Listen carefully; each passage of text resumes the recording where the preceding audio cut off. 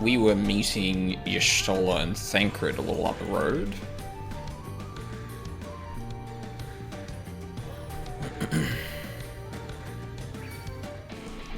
Oh my...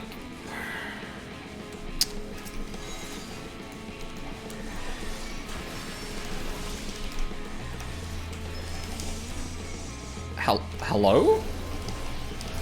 Thank you.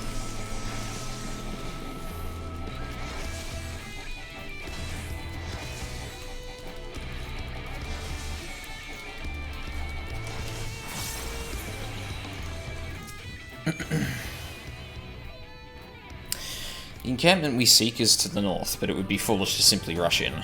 A guard has been posted at Cleric to keep watch over the children. Perhaps he has aught to share of their recent activity. But we must tread Oh, excuse me. But we must tread carefully. There is a chance we may encounter them along the way. Stay close and stay alert. I would avoid a confrontation if possible. They rejoice in dealing death to others, claiming that, in doing so, they cleanse their victims of sin and usher them unto the sunless sea. I would rather not sully my hands defending myself against such madmen.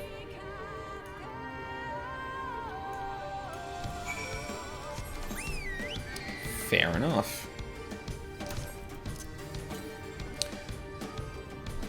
Northeast. That's the way we're going. Oh, literally a Jin.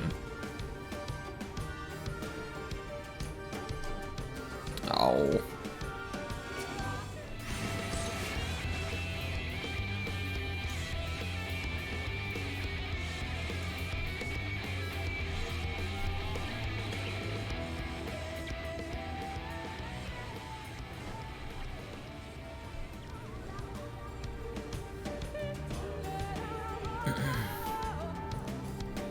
Blessed Watchman.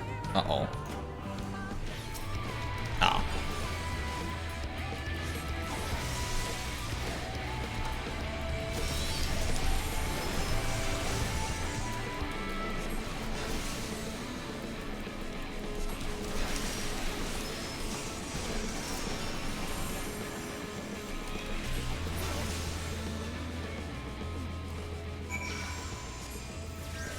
Physic do much healing? Not a lot, no.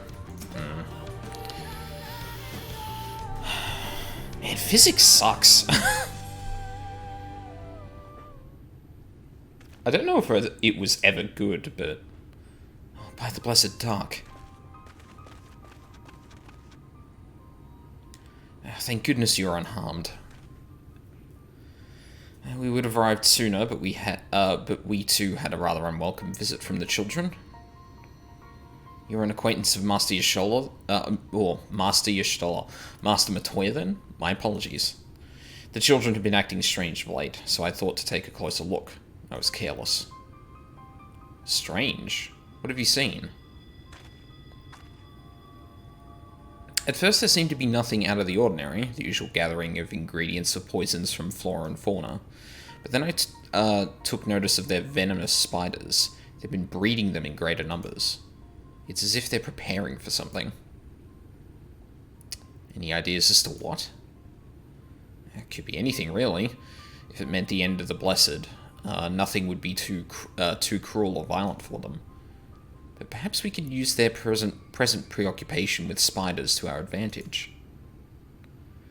If we were to introduce a threat to the nests, where they keep them, the children would be compelled to save them. Bees, for example, are a natural predator of spiders. Set them loose on the nests, and we have our opportunity to sneak into the encampment. Or their encampment.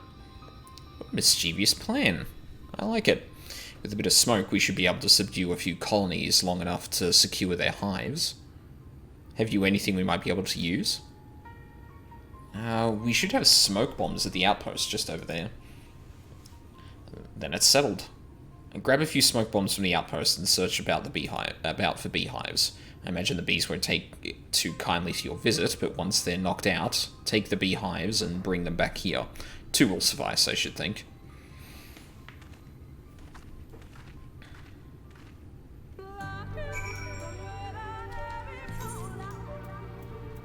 Oh. Hang on.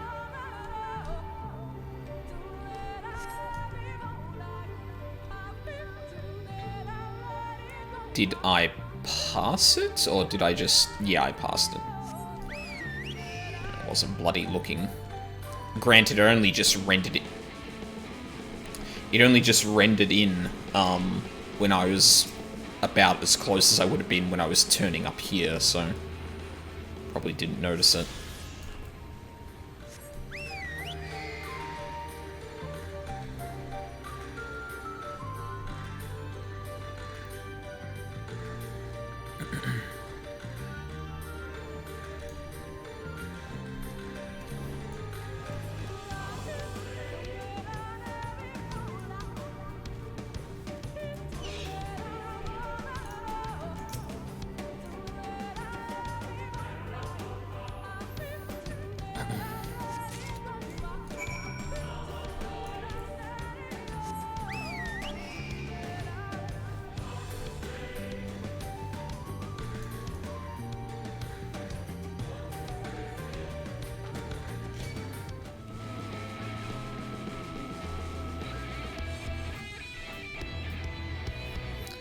There'd be a beehive.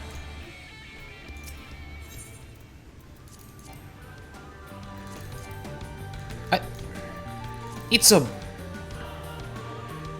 Could have just thrown it, I guess, but...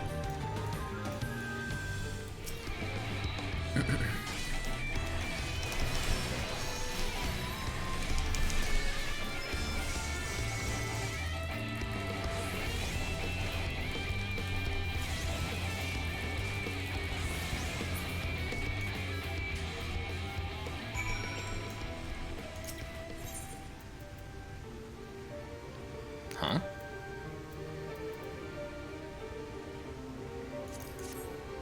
Oh, okay. Right. I see.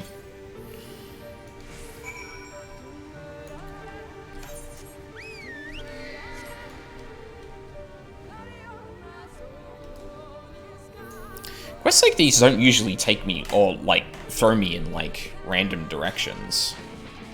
They usually have, like, a big circle for, like, hey, look over here. Interesting.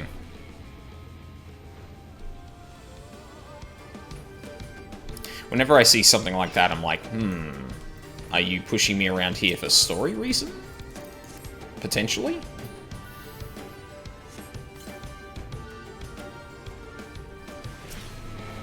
Oh no, 2B.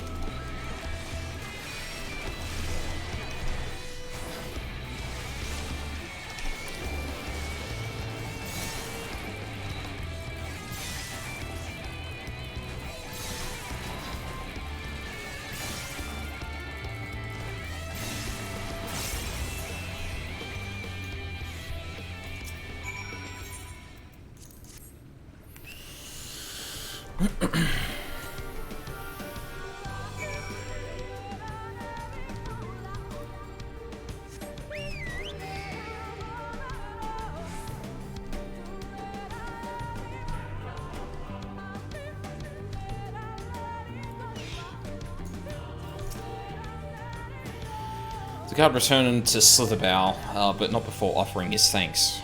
As for the beehives, Thancred and I were successful in acquiring what we need. How did you fare? I have 2. For God's sake, don't let them out. That's pretty good. This is more than enough. The children are certain to be displeased. Let us hurry before the bees begin to stir. Of course, a beautiful plan. Shnoller is ready to move. The children's settlement is to the west, a place they call Woven Oath. According to the guard, there is an airway apart from the entrance which leads to the spider's nest. If the fates are kind, the way will be clear.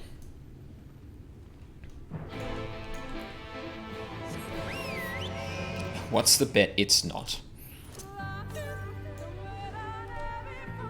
Okay, going in the right direction.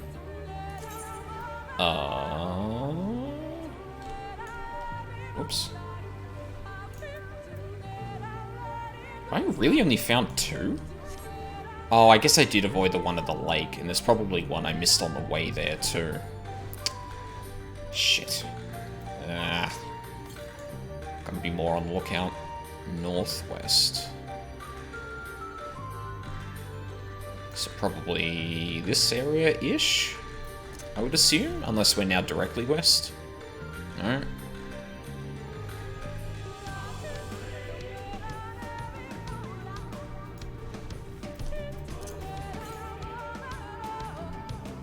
Directly north.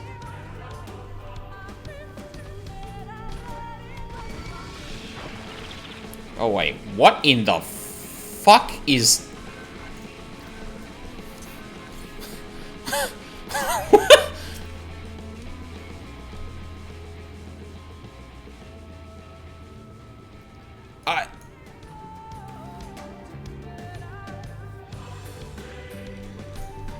That was not what I was expecting that thing to be. Like, I was expecting something to crawl out of it, but...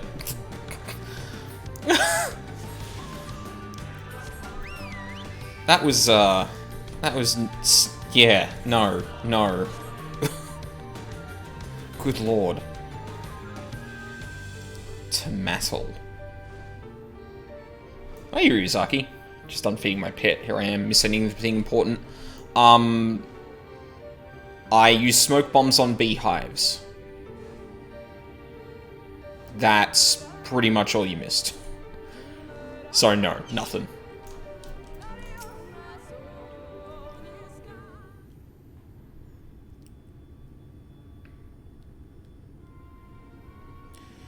Up there is the airway. Do you see it? A bit far, perhaps, but we should be able to toss the bag through. Though we should probably loosen the ropes, keeping it closed, enough that it falls open when it lands inside. May I do the honors? Sounds like it would just piss the bees off. Well... Hang on. I'm actually going to look that up, because I'm pretty sure... Because the idea was that it would knock them out, but I'm not sure... What does smoke do to bees?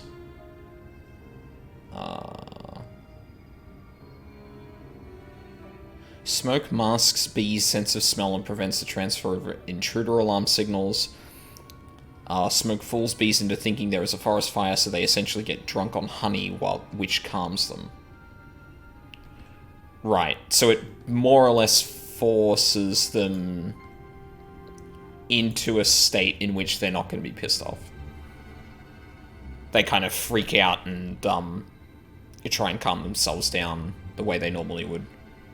That should do it. Now we wait. What is that? Bees! By the abyss, they're everywhere! Help! Someone help! We have to save the spiders! Sounds like our plan is working. Well, high as fuck, let's get wasted. More or less, I would assume it's probably a... self-preservation move. Although, yeah, I'm not... Actually, hang on, I wonder if that thing I looked at, it says any more about, like, why they do that.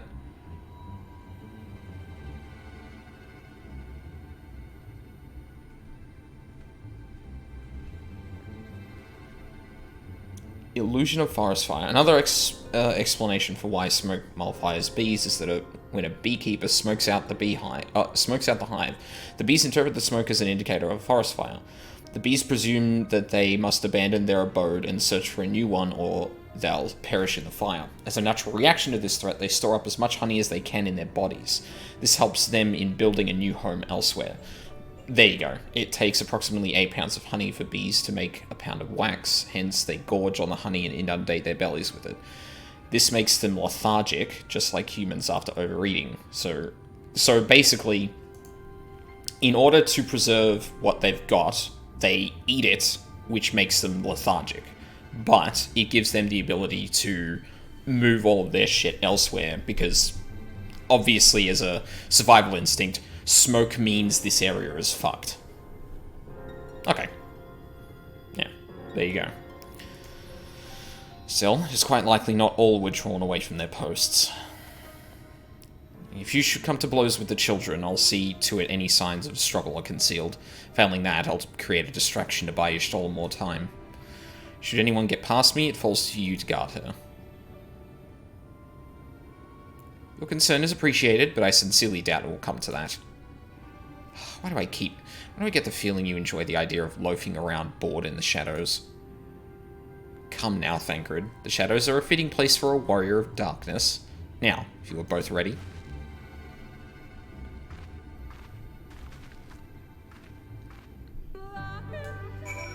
Yeah, so they don't get drunk. It's more like, oh god, we have to save everything in our home, so... yeah. Although it's kind of unfortunate, now that I think about it, that it makes them lethargic, because, like... you'd think that'd, like, kind of prevent or inhibit their ability to actually get away, but... I guess... wow, there is a lot of you. Okay. Guess we're gonna go for it. Wow, only one of you... out of context, that's fucking hilarious. Like, I'm waltzing in with this giant bird, and, like, one person on guard at the front is like, hey! And then he gave up because I walked too far away from him. I think we should be good here. That was surprisingly easy.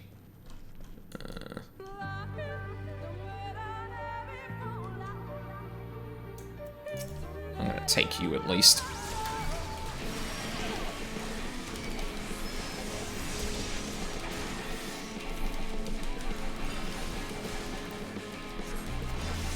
Oh. I don't know why I didn't summon Bahamut, but now it seems a bit of a waste. Nah, you did.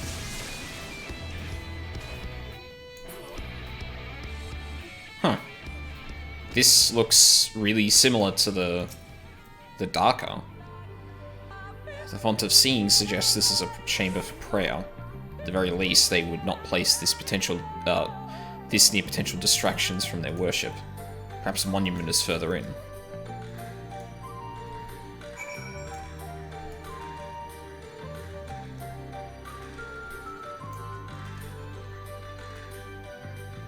Yeah, here we go.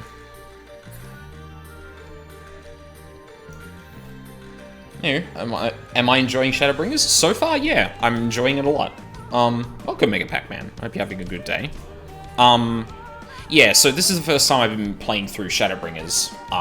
In fact, the first time I played through 14, period. Over the last, like, 2 or 3 months. And, yeah, I'm enjoying it. I think I'm enjoying Shadowbringers more than, the other ones, which I already enjoyed a lot, so... well, I mean, ARRs, and... I was expecting it to be kind of iffy, so I already knew it. I was already prepared for it not to be great, so I had what fun I could with it.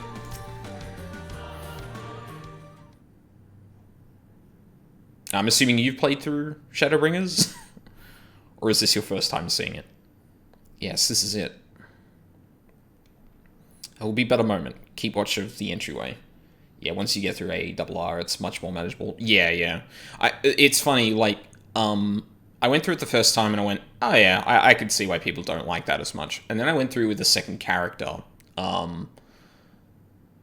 And I think, like, going ARR, Heavensward, and back to ARR, I was like, oh no, I know why people can't stand ARR now. Can't sleep, thought I'd see how streams are going. Oh, fair enough. I've been a bit like that myself, actually. For some reason, like, I'm even staying up until, like, really early hours in the morning, and I'm still just like, I can't sleep. I guess I have to put a stream on to kind of, as background noise while I try. Second thought, would you mind examining the murals on these walls while I look over this? At a glance, I can tell they are old, predating the founding of the Blessed and the Children, in fact. That looks like something that shows the warriors of light or darkness. We're not like to come here a second time. It would behoove us to learn all that we can. Because I could definitely see a mage with a pointy hat. Wait, let's have a look at this real quick. Yeah, there's the bard, there's the black mage. That would be Ardbert. This is the paladin, and that's the Lalafeld, who is the white mage.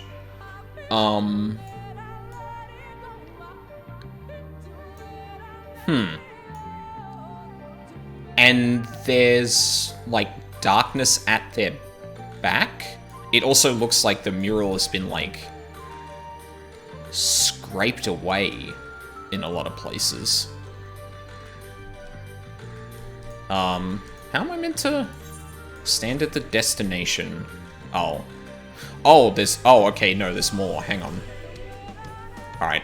Before the game tells me what this is, I'm gonna see if I can make any sense of it. I say, and then immediately look at one of these and go...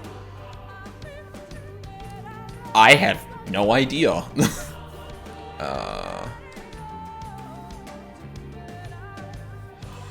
This looks like a reference to, like, Egyptian sort of hieroglyphs and stuff like that. A lot of followers, like, praising something. Interesting. Alright, do I have to click on you, or do I have to... Oh, no. No. Can I make one suggestion for flavor, or do you want super blind? What do you mean by flavor? Ron Khan mural, faded mural, and primitive mural. Like, in regards to...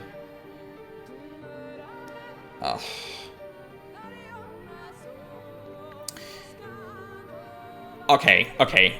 Let's see if I can. Let's see if we can't figure a good way out of asking about this. Is it something that will help me appreciate something later on, or is it something that's going to be hinting at something later on,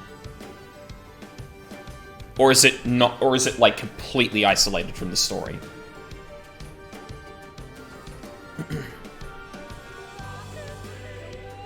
Okay. Alright, then yeah, shoot. Obviously don't tell me exactly what it is, but if you want to give me a pointer as to where to find this in this observation target Y'shtola. Okay.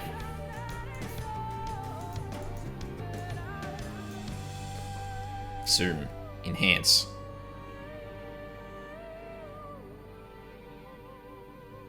So I think the game... Ah, they knew. That's good. The mural appears to be ancient. A warrior in the middle stands triumphant over what appears to be a creature of shadow. Other figures surround the warrior, rejoicing in their victory. Okay, so... potentially the Warriors of Light defeating the Shadow. Actually, now that I look at it, this being like stark white, this might be some reference to the Sin Eaters. The mural appears to be very old. A ruler sits atop a throne, attended by their subjects. Okay, we don't get much out of that. Now this one. The mural appears to be fairly old. A knight shields himself and their comrades from an encroaching darkness. Oh, right, it's their backs, right. From an encroaching darkness. The central figure is considerably faded.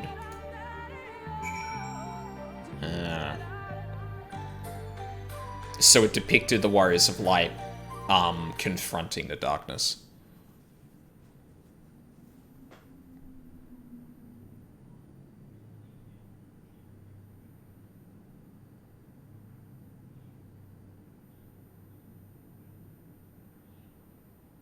These paintings, they seem familiar. Depictions of heroes throughout history. The Age of Gods, the Empire of Ronka, and this.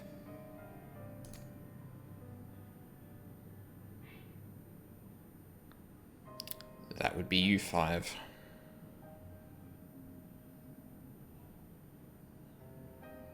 There was a man, a researcher who pored over these pieces. Go on. He offered us work when we needed it. Slaying beasts, delivering provisions. A funny old bugger he was. But he had a good heart. Oh, I guess we are 100 years past when you...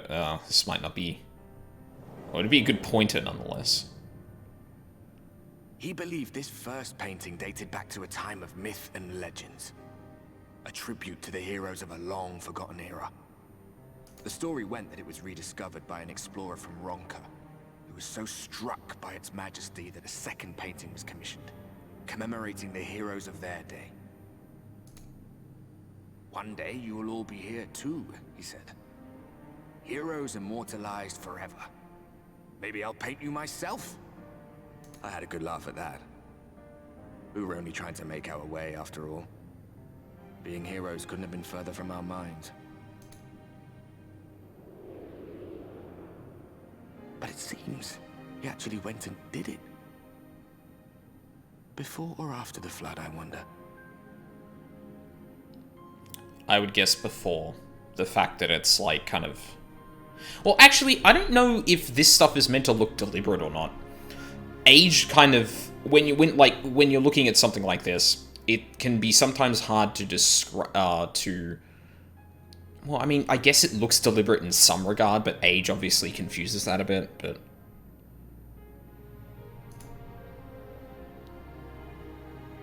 Rather faded, isn't it? Compared to the others. Or did someone try to scrape it off the wall? Well, maybe the man himself once he came to his senses. Yeah. That would be the most salt in the wound for you, so... That's probably what happened. Do you suppose your deeds will warrant an addition to this collection? Or some other kind of monument?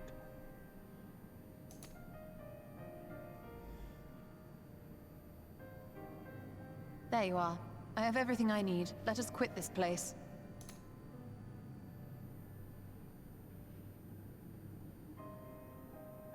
Is something the matter? We should go. The others are waiting. Shouldn't Y'shtola theoretically be able to sense Ardbert? Oh, actually, I guess,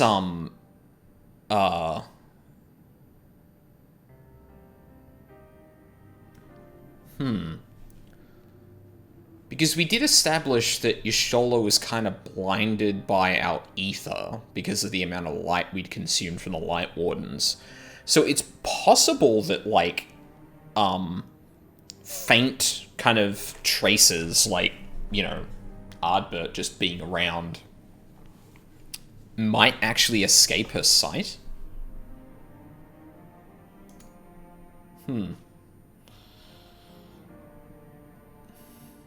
Hadn't actually thought about that. I feel like that's going to be important, actually, now that I think about it, because that, like, severely compromises Y'shtola's ability to kind of navigate in some scenarios, or differentiate between people there. Actually, hang on, I want to go over something Ardbert said there.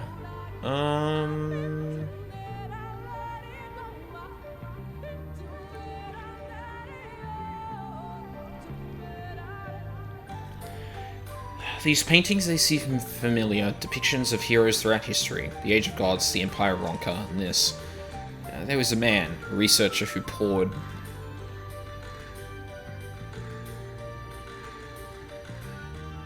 That's a hell of a amount.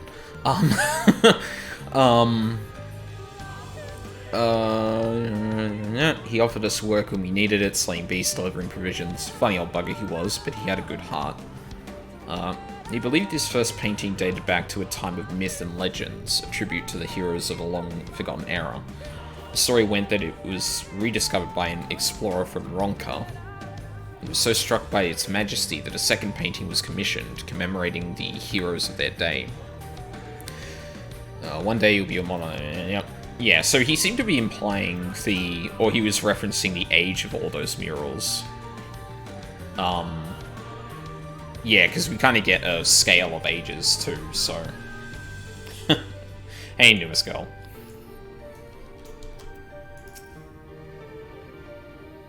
I believe I now have everything needed to finish deciphering the tablet. Tell me, Aldine, did the murals appear to be of any significance? What the fuck is wrong with my mouse? I really need to replace this thing. Depictions of heroes? From the Age of Gods, the Ronkan Empire, and immediately before the Flood. Very astute observations.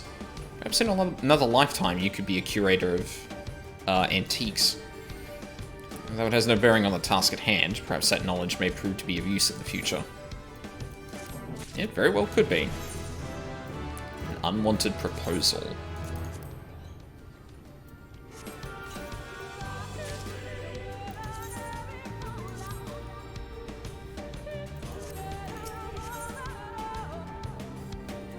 Y'shtola's thirst for knowledge sated, she seems content to return to Slitherbow. Let us hurry to Slitherbow. The others are waiting. After we've returned, the two of you should should rest a while. No doubt Runar will be eager to have you sample his cooking. As soon as I discover anything of import, you will be the first to know. Before I do that... 401 Southwest? Fuck that. That's fine. Get that another time. Oh, there's another quest. For a thingy.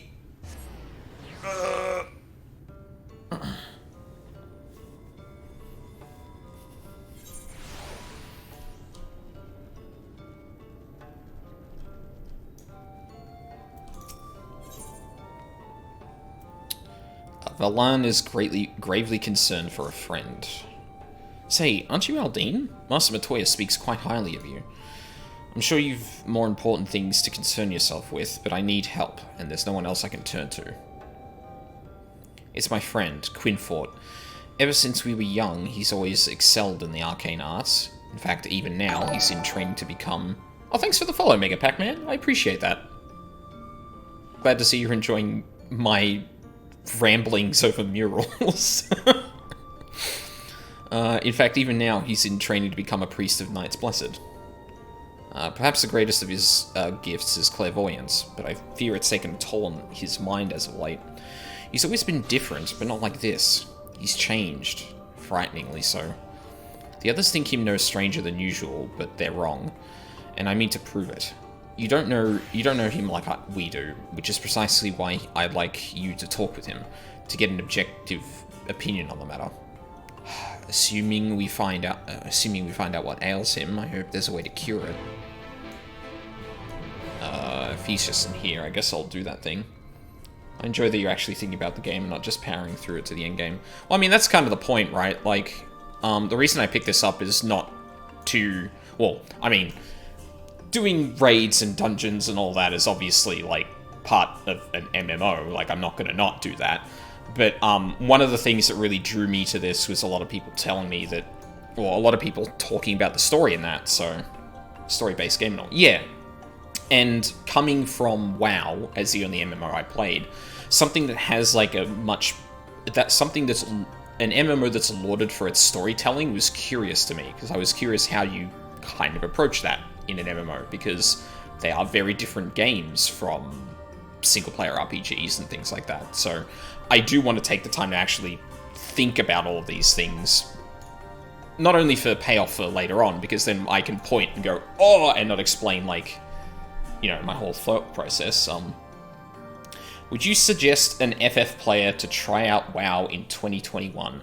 So I haven't played Shadowlands. I'm not going to be playing any Blizzard games for the foreseeable future, because I strongly disagree with a lot of Blizzard's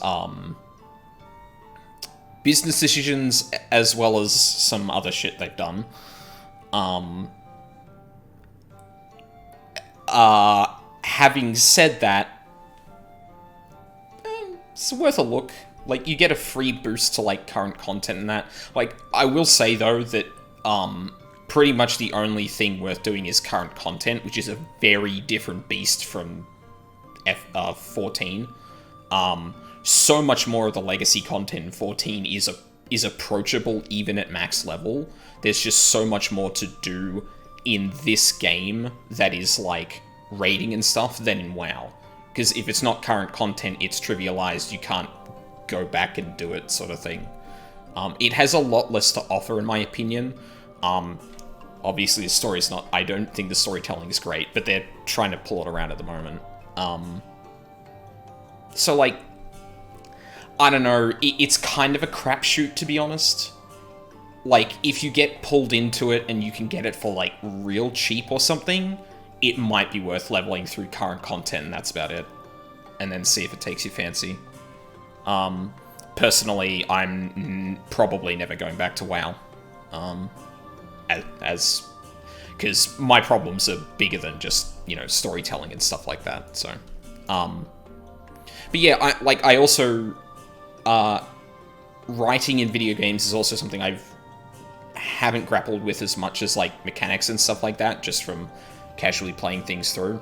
And one of the things I miss from, like, my earlier years is doing, like, English literature and writing character stories and stuff like that, so I've gained a renewed fascination with how games do that as well, which is another reason I keep stopping and pausing over every story beat. But, yeah. It's kind of what I do in a lot of streams, like, particularly, well, the ones that have narratives in them. I also play Path of Exile and blitz through it every time, so it definitely depends on the game, but that's the kind of thing I do on stream regularly. Sorry, I just talked for like a full minute and a half about nothing.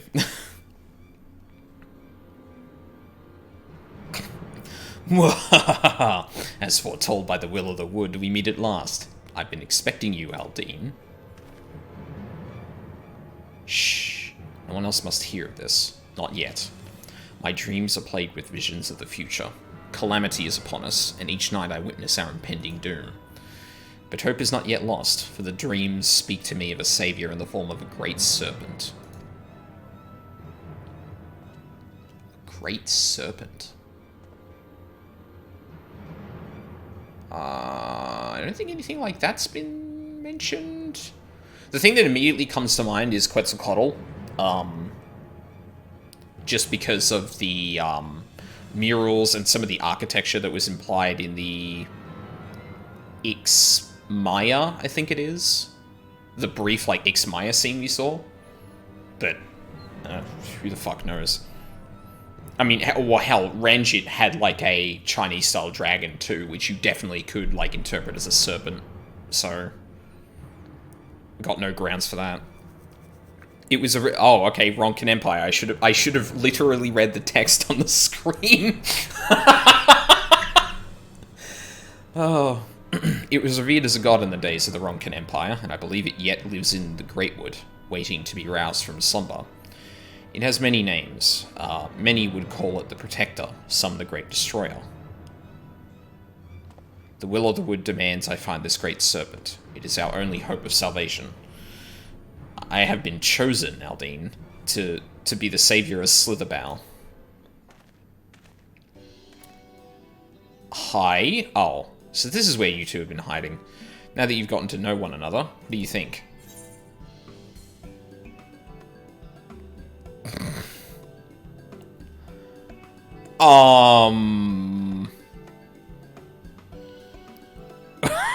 Okay. Hi, Warrior of Darkness. Can you talk to my friend? 2 minutes later. Okay. Diagnosis. Come on now. I fear his mind is beyond saving. His dreams are an ill omen. See, my gut reaction here is like, there's probably a kernel of truth to those dreams, and it is an ill omen. He shouldn't do what they say, though.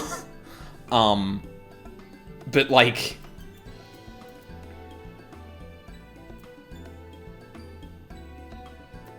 Yeah, they're too mutually exclusive here. I wish there was like a third option of like, he's probably getting dreams, but like... I'll go with that. Because there's still possible interpretation for the thing I want to say. No, I did... Damn it. You believe him? Oh dear. I fear I've made a terrible mistake. Please don't tell me you two have communed with the will of a star or some such nonsense. Actually, a snake. Valen, please, we are in the midst of an important discussion. When you first began talks of these dreams and delusions, I held my peace, but I won't let you drag anyone else into this. Such narrow-minded thinking is why only I have been chosen by the wood, by the great serpent. Yes, Quinfort, whatever you say. You mocked me for the last time, Valen. I will summon the great serpent this very day and prove to you the truth of my visions. Yeah, that's bad. Quinfort, wait, where are you going?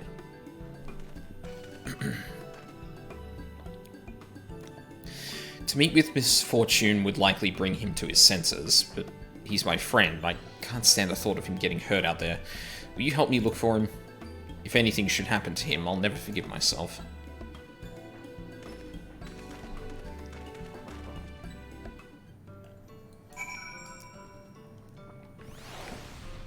Alright. Sorry, we gotta stop the main quest for 1 minute, because, important shit is happening here. Quinfort is either being communicated to by some spirit, or...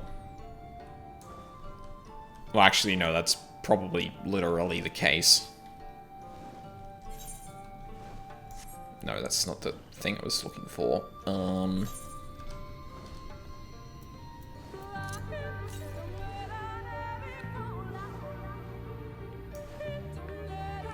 125 southwest. I really got to go back there at some point.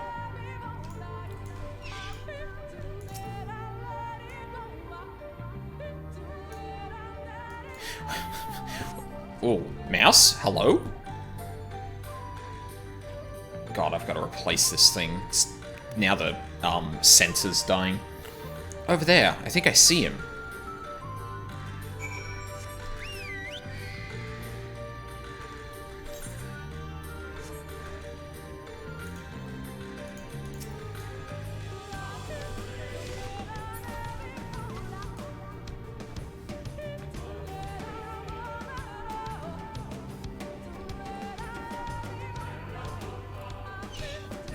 Is he like... Oh.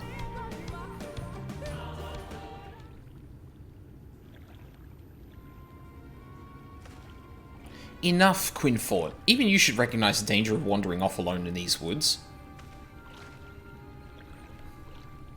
Laughter. Oh god. You really have gone mad, haven't you?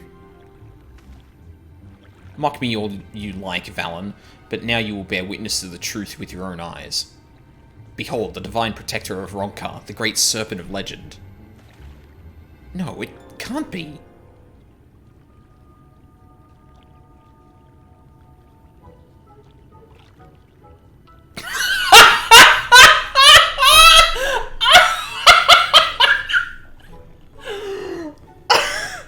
Tsuchinoka real! Oh no! God damn it, that's good. That's real good. Fuck me. That's the Great Serpent? I see nothing great about that. What is it, exactly? I refuse to believe that it's a serpent. Please tell me you're joking. Do not be jealous, Valen. The will of the woods works in mysterious ways, and this serpent is the key to our deliverance.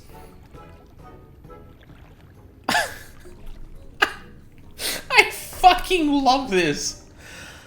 Oh my god. It's just like... Wait, what was the name of that, what was the name of that quest? The Great Deceiver or the Great Devourer? Deceiver. Oh, there's another one. Wait, what?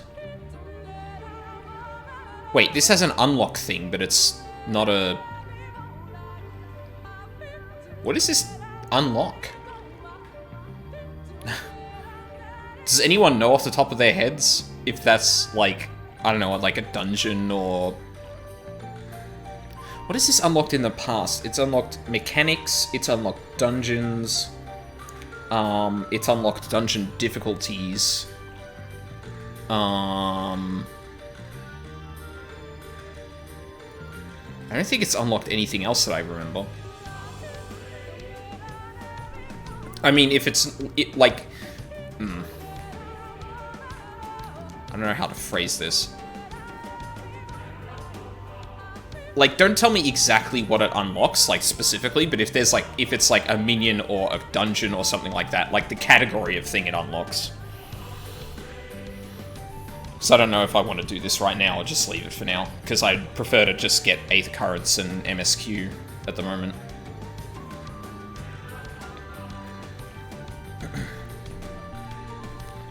It's an optional quest.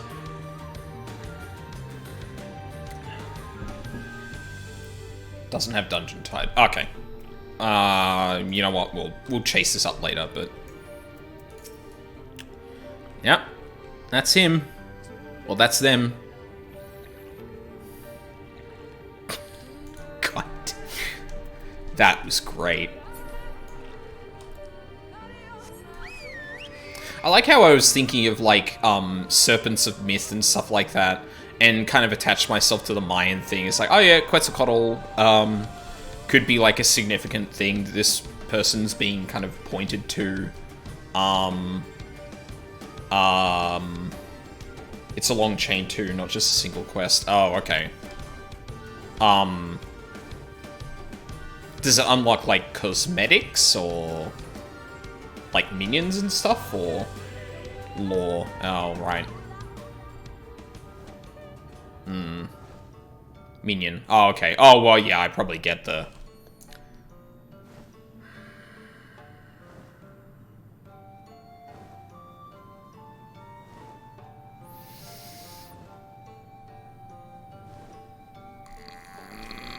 You know what? I'm gonna do that.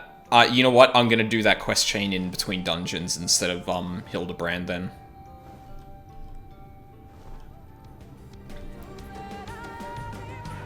Like, I think what I want to do going forward, I really should have thought about this earlier, but, I probably want to, like, focus on doing quest lines that are related to the expansion I'm doing as, like, parallel paths. Like, the raids and trials and stuff are probably going to take a long time to do that, and, like, if... Well, they're not quest lines I could do simultaneously to queuing up. Like, they kind of interfere with that a lot, so, yeah. Yeah, oh, I understand that there's nothing going to be locked. I guess from a pacing perspective, just for stream-wise, you know, if I had the opportunity, what I would have done is done a lot more side quests as an optional thing, instead of, like, leveling a different class, or leveling a different job and stuff like that. I got called a boomer in a Discord server because my first Pokemon game was Pokemon Red. Wow. Okay, hang on a second. I have something to say about that, but after this. Oh, great serpent, I beseech you, grant me the strength to defend the Knights Blessed, to stay the impending calamity that threatens the Great Wood. I can't believe this is happening. Look, if you want to keep that thing as a pet, I won't stop you, but we really should return home. No, you're right. To remain here any longer could place the Great Serpent in danger. But the question is, how do we transport it? I will not stand to see the Great Serpent base itself crawling on its belly like a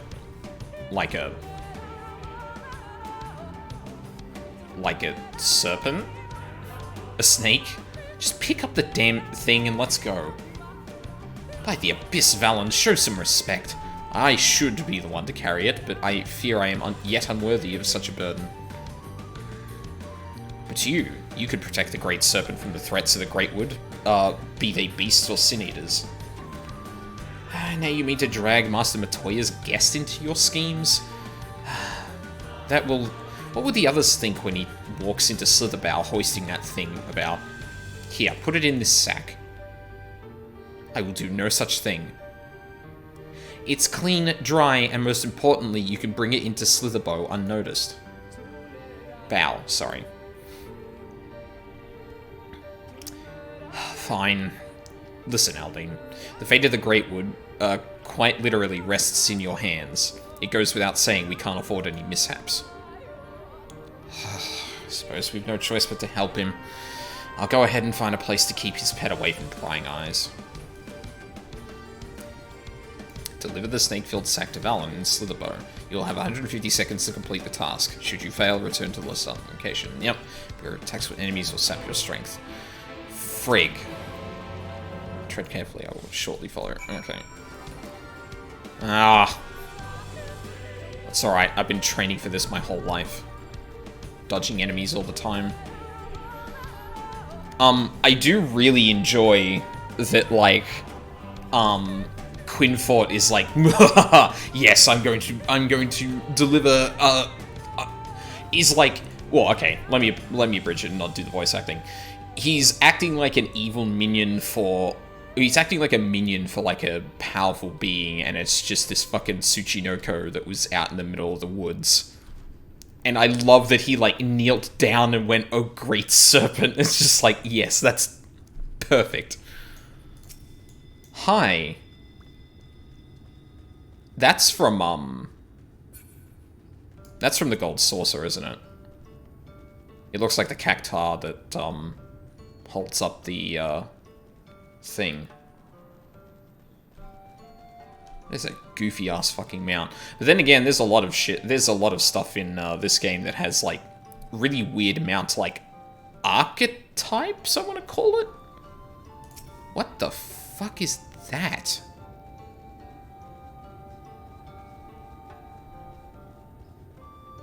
Oh, I think it's a chocobo that's just got a lot of decorative armor on. Okay, that makes a bit more sense. Yeah, I think it's still the most expensive mount there. I don't keep up with Gold Saucer stuff. Now, fair enough. Alright, I brought it here. Should be safe for now, at least. Let's have another look at this, at the Great Serpent, shall we? Tsuchinoko real. My god, it's so fucking cute.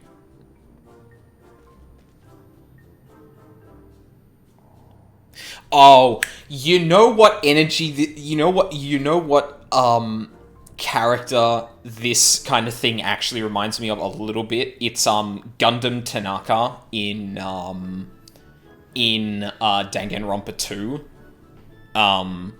where he treats, it's not spoilers, but he treats his hamsters like they're malevolent gods, and it's the best. This is a little backwards dynamic where he's more serving them, whereas like Gundam feels like he's comrades with his hamsters. But yeah, it's still that same thing of like you have this guy who regularly laughs like an evil villain, but then he pulls out his accomplices and they're all cute pets.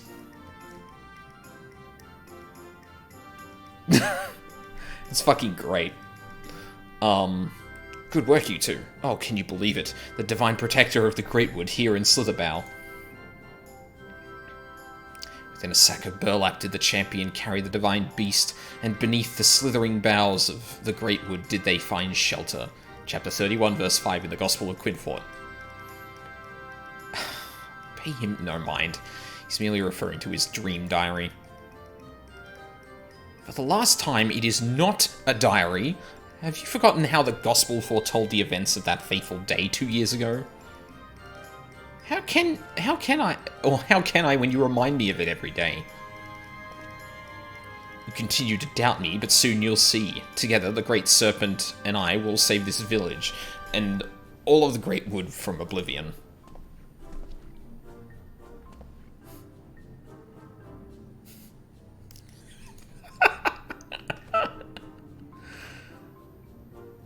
God, what have we gotten ourselves into?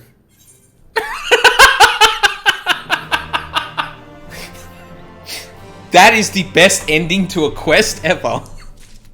That's fucking amazing. Snake the lead. Valen is ready to put all this nonsense of visions behind him once and for all. I hope you're satisfied now that your new pet is safe here in Slitherbow. And thank you, Aldine. I now understand what's been troubling my friend all this time. I feared this might strain our friendship, but I don't believe this is something we can't overcome. Take care, and may the shadows keep you. Wait. Huh? Oh, please, Quinfort, there's no need to involve him in this any longer. I've been giving thought to the Great Serpent's chosen form, and I think I now understand why it chose to present itself to us in this way. Really? Look closely at the pattern of its scales. I believe they represent the network of currents by which ether flows through Raktika, the very life force of the Greatwood.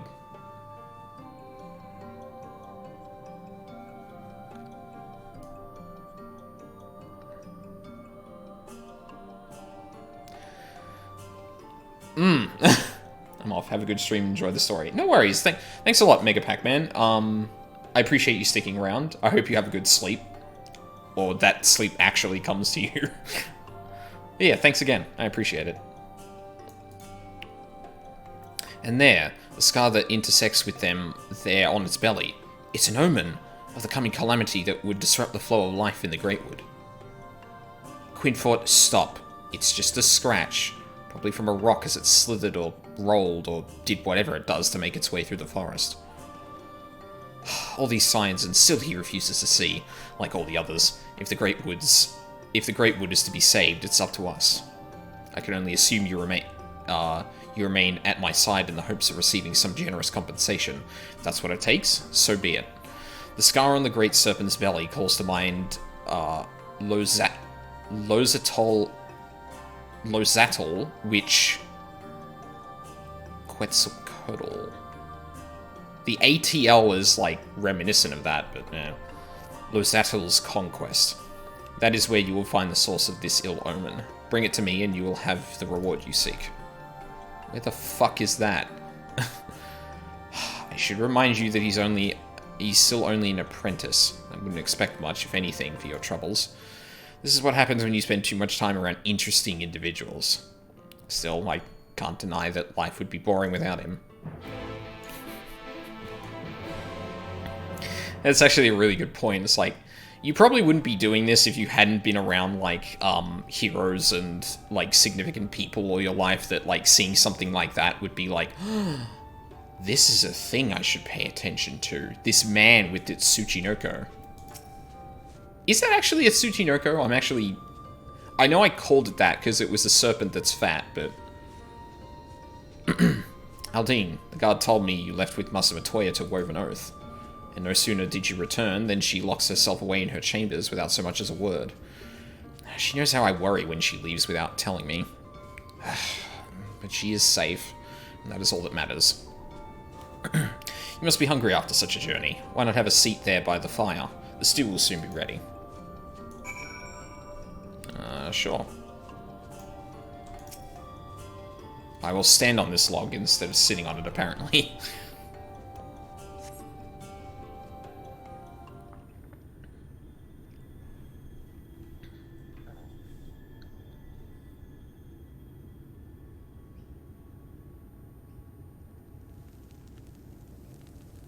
You know, the last time I had dinner with someone...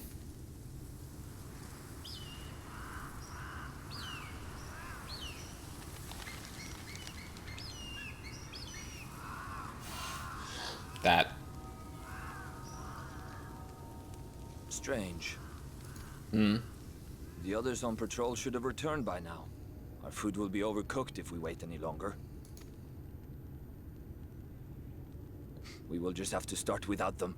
Would you call Master Matoya and the others?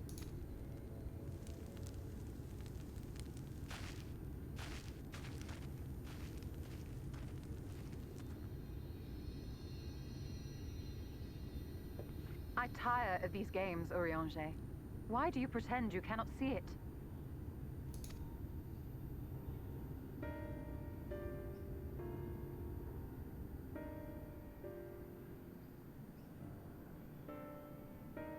The blessing may spare him the fate of becoming a Light Warden. But you cannot be blind to the nascent corruption. He is not as he was in the Source.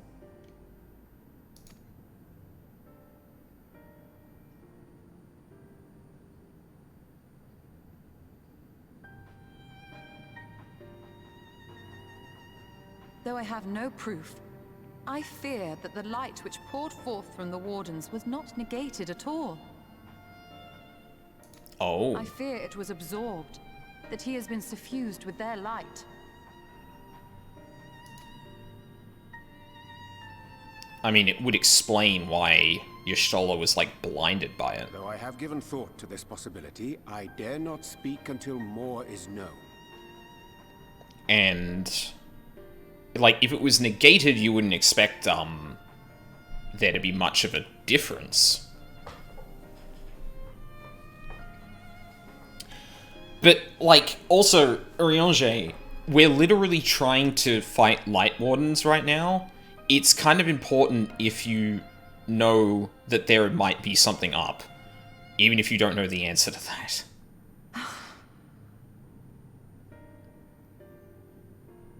By the time you deign to enlighten us, it may be too late, if it is not already.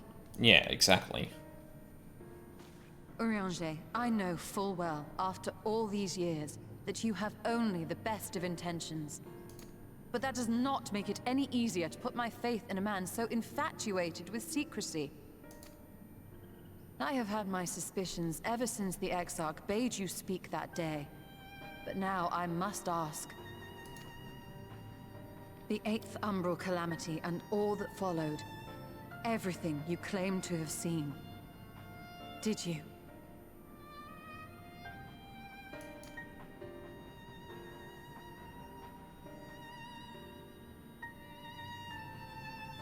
Help! Someone help! The Umorans have come for us! We're under attack! Oh, fuck.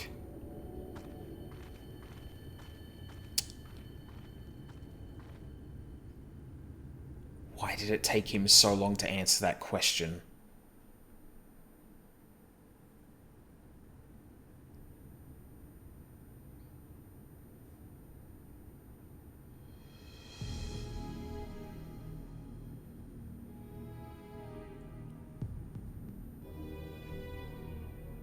Ran cheat. Oh. Oh, I forgot about this.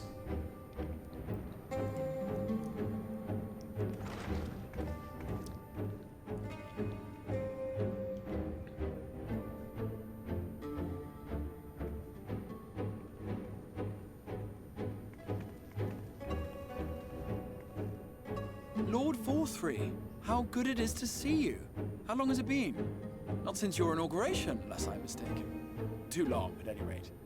May I say how humbled I am to be invited not only into your city, but your home. You are as generous as ever. And you as disingenuous. Let us dispense with the pleasantries.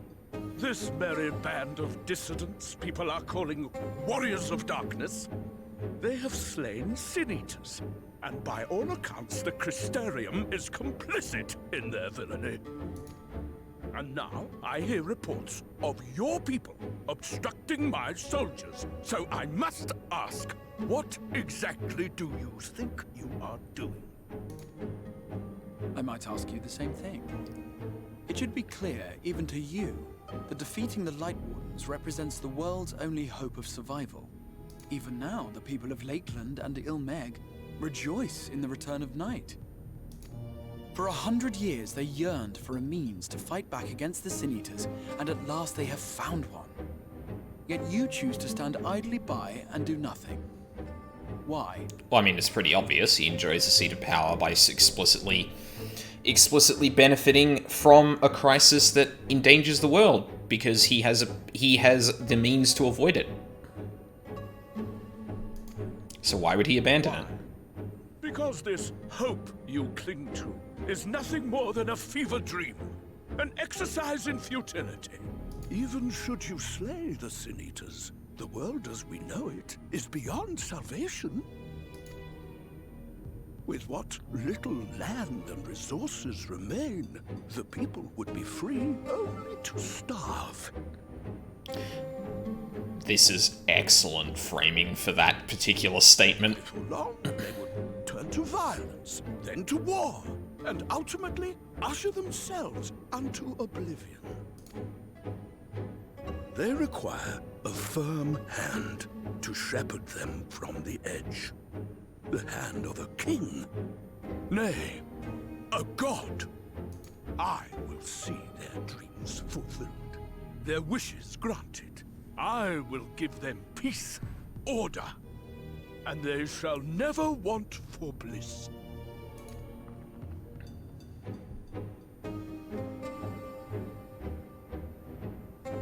Men are fickle creatures who entertain vague ideals without the faintest notion what they cost. But a little fear can go a long way towards helping them realize what it is they truly need. Sanctuary. And they shall find none in this world save that which I afford them. That is why the Sin-Eaters exist. To unite the world under my dominion. A paradise fit to grace the 8th Umbral era. What was that? A minor epiphany, nothing more.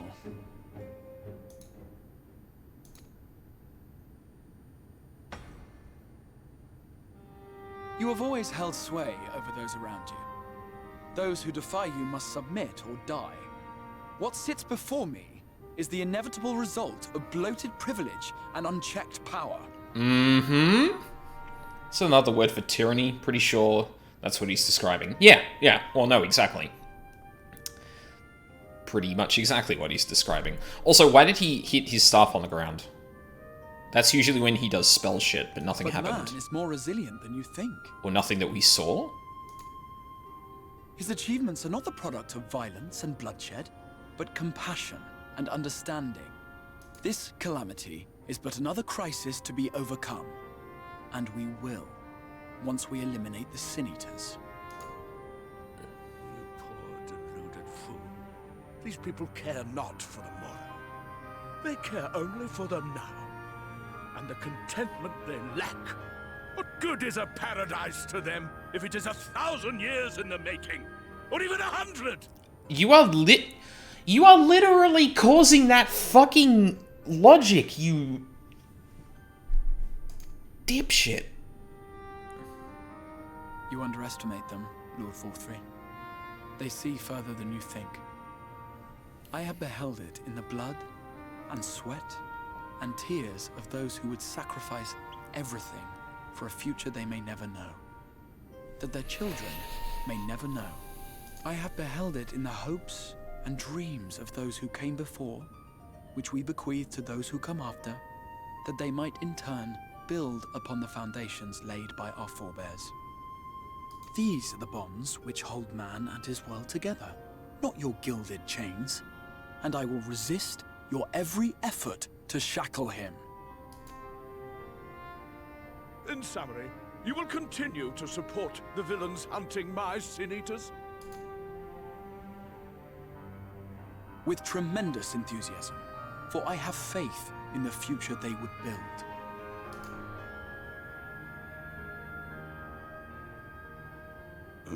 Why do I even bother?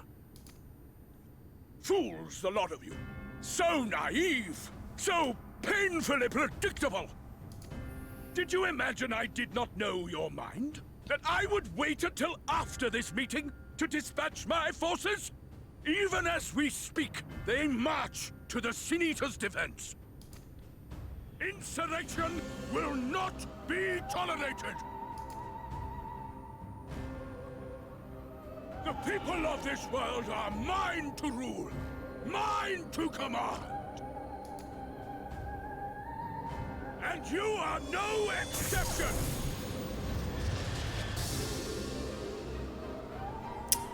What? Yep. How did he? Yep. He tapped his staff and kept a double there. Fine! I will not stand for this! Do you hear me? I knew that was going to be a thing.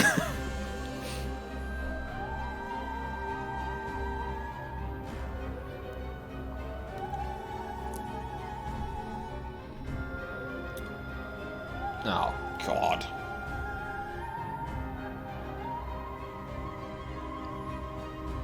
Yeah.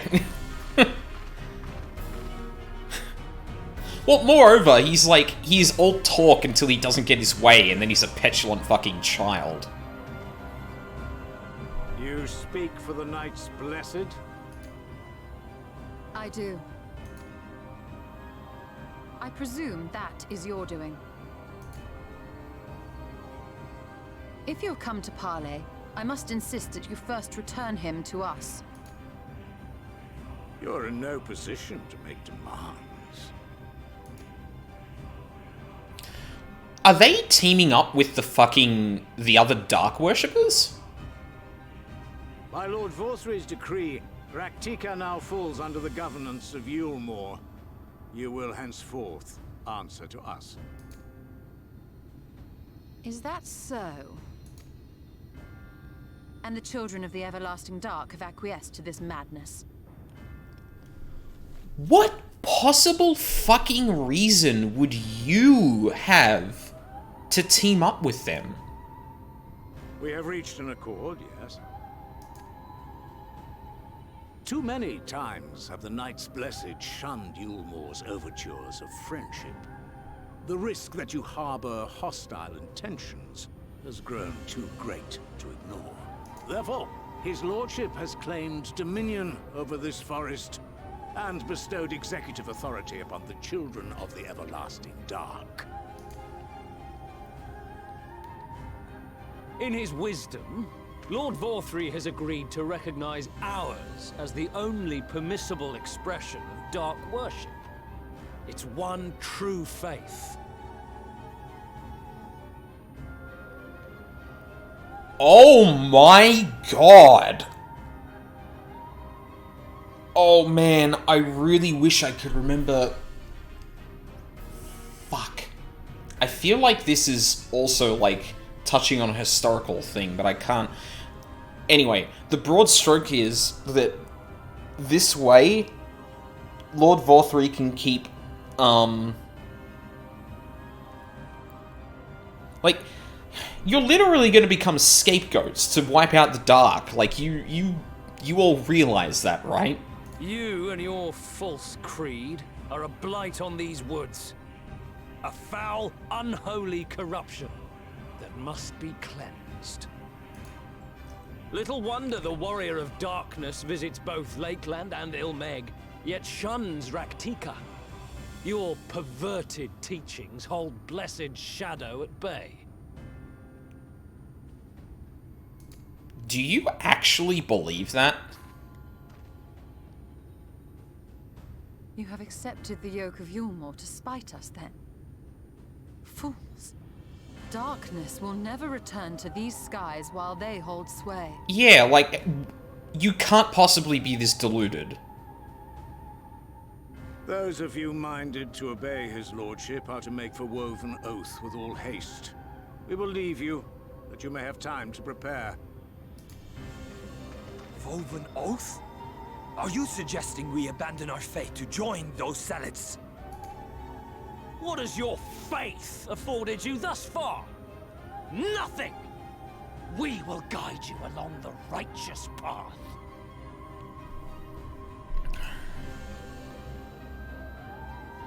And should we refuse?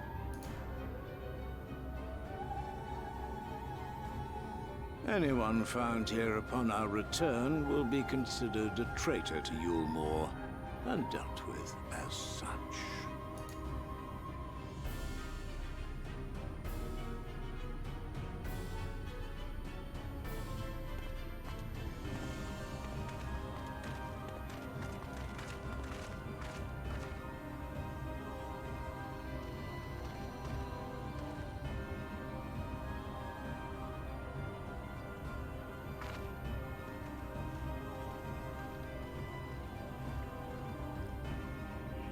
We will discuss these developments after I have tended to our casualty.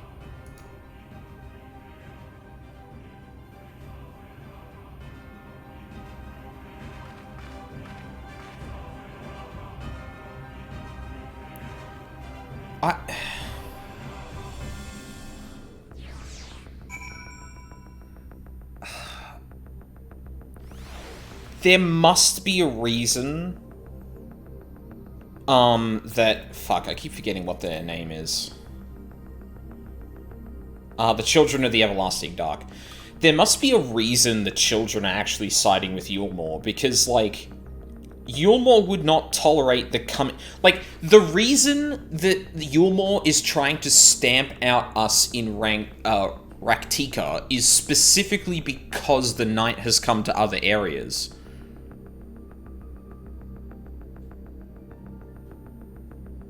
Like, what fucking... Hang on, I actually gotta think about this, because I'm trying to, like, separate my own knowledge from what they would know. So, 2 regions have night restored. Yulmore moves into Raktika, approaches the Children of the Everlasting Dark and says, hey, we'll make you the official religion of the Dark, so long as you... like, answer to us. And you can wipe out, and you can get rid of the Knights Blessed. Like, they know that Yulmore is allied with the light, are tyrannical to like, an extreme degree, and wouldn't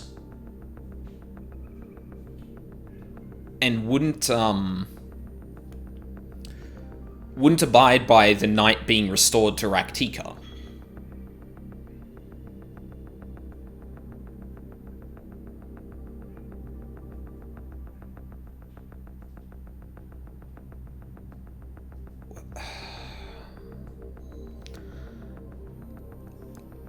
So either I'm missing something, like either they have knowledge we don't, or there is something about our side of the story that they don't know. Or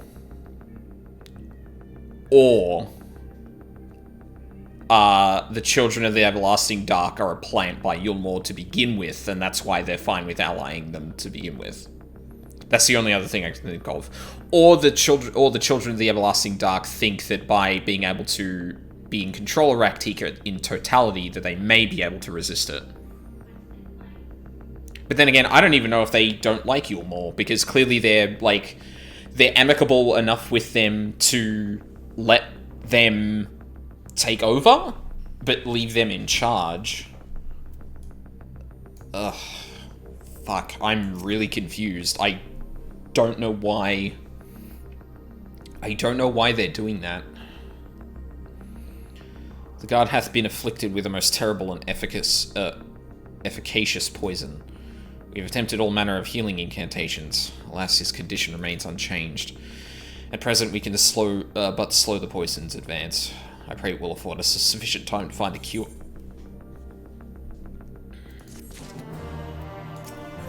Put to the proof. Briange wears a somber expression.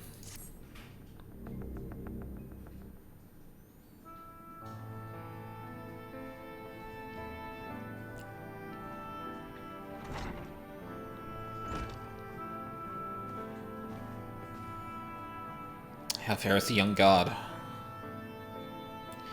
Poison spread throughout his system long before he was brought here. At present, there is naught we can do but try to ease his pain.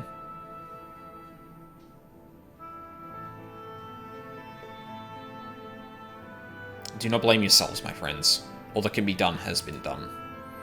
Even had we reached him sooner, it would have made little difference. The children employ countless poisons. Finding a suitable antidote is a nigh impossible task. What of the rest of the Blessed? How have they taken the news of Yulmore's generous proposition? With anger and dismay, we cannot hope to oppose both them and the children.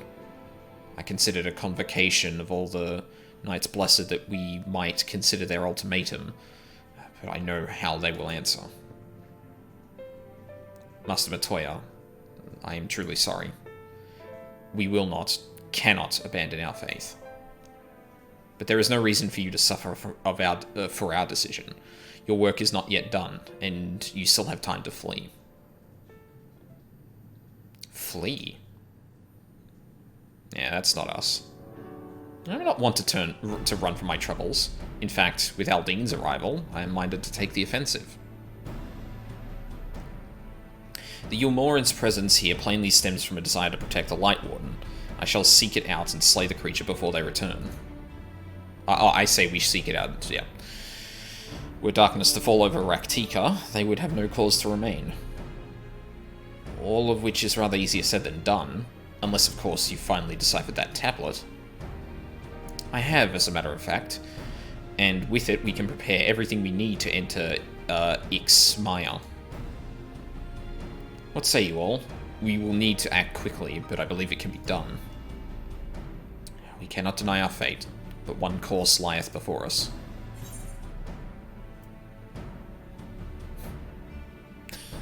We are villains, are we not? We slay the Night Warden.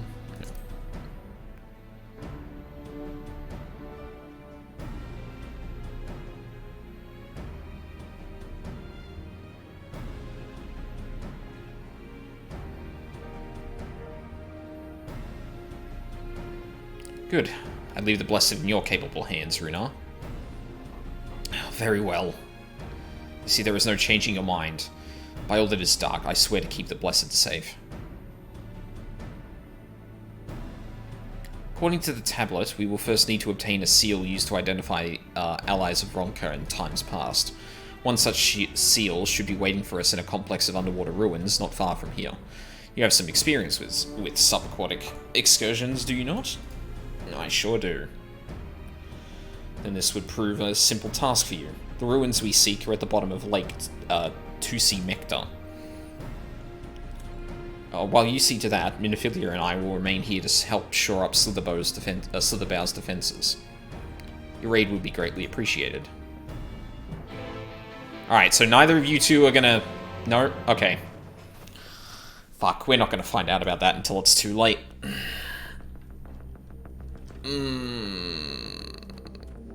Good.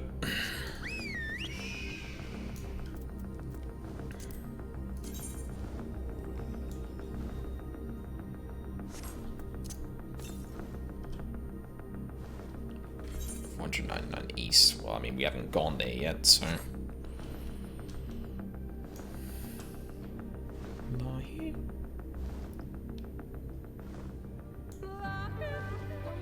There it is.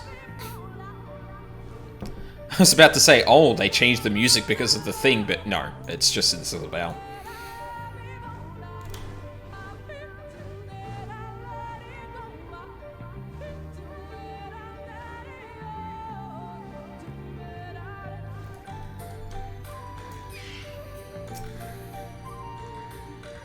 There you are. Ready for a swim? Probably not in a swamp. The seal we seek should be stored in a chamber somewhere inside the ruins beneath the lake. However, the entrance is seemingly protected by a subtle locking mechanism rooted in the symbolism of Ronka culture. The Ronkans sought to live in harmony with nature and considered certain animals to be sacred. Foremost in their pantheon was the snake, portrayed as the protector of the wood, an arbiter of life and death. Below it were 4 others, each equal in rank: the Coel, the Calibri, the Opo-Opo, and the Wolf, characterized as the bringers of liberty, words, enlightenment, and harmony, respectively. To open the chamber containing the seal, tablet states that one must pay due deference to the 3 of these beasts by placing one's palm on monuments wrought in their image, and that this must be done in a specific sequence. If my interpretation is correct, the order can be discerned from the 3 commandments which follow.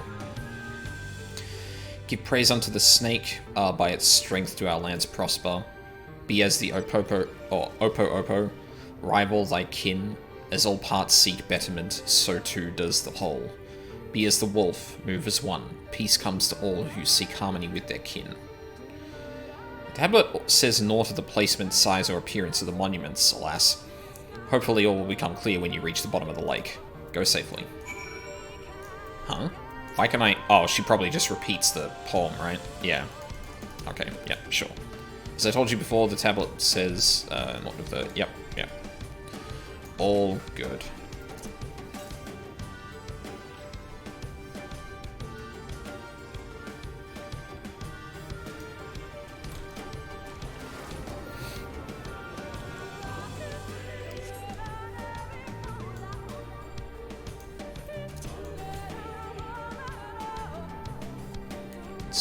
South.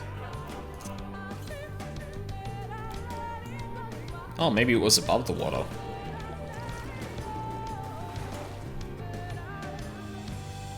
Southwest, it said? Oh, it's up. Okay. I hope I can get that.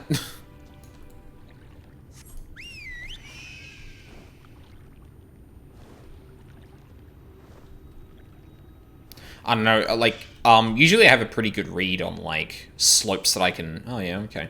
Usually I have a pretty good read on, like, slopes that I can walk up and down and ones I can't, but this game in particular has been kind of eluding me in that. Maybe it's because I haven't done too much platforming or anything like that, but...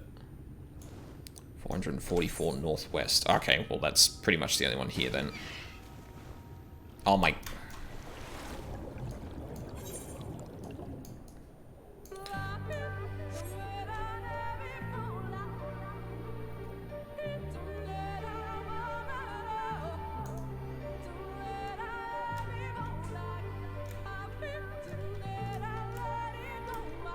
Further down? Oh, okay, it must be in the trench somewhere. Oh, yeah. So it said, Serpent, Opopo, and Wolf. Right? Find a statue of a snake. You sense something stir elsewhere in the lake. Oh, really? It's just gonna tell me where they all are? Oh, that's kind of disappointing, actually.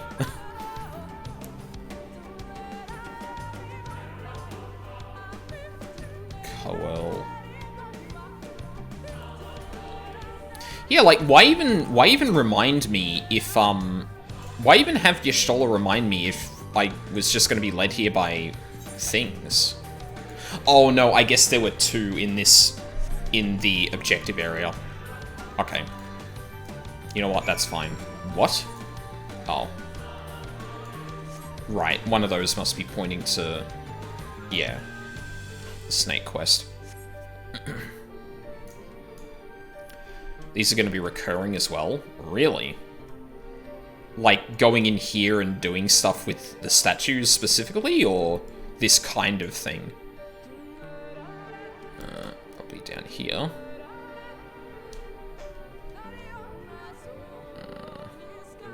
Wolf. It was Wolf, wasn't it? Yeah, Wolf. Shit.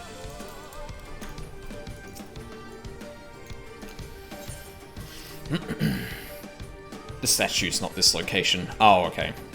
Once more you sense something stir elsewhere in the lake. Perhaps the chamber containing the seal is open.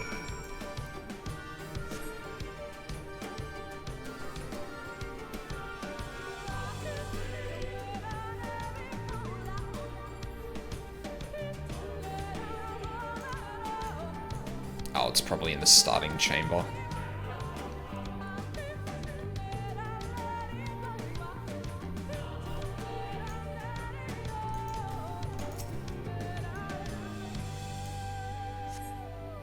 A door opens to reveal a pedestal upon which rests a medallion. You take it and secure it inside your clothing. Nice. A small medallion bearing the image of an owl, the insignia of Ronka.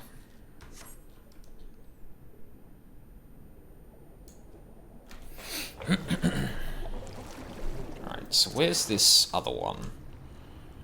257 northwest. So it's like... you know what? I'm here already. I might as well go look for it. Because flying underneath a lake is pretty quick anyway, so...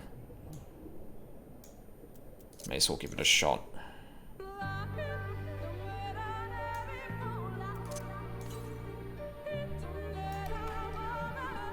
$185... 90 west?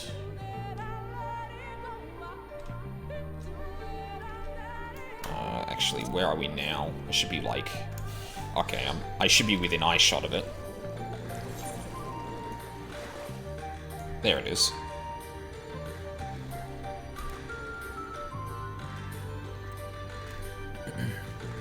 But yeah, like, I can easily imagine that like, sequence is really important, given that, like, they literally hid a, oh, actually, not that one.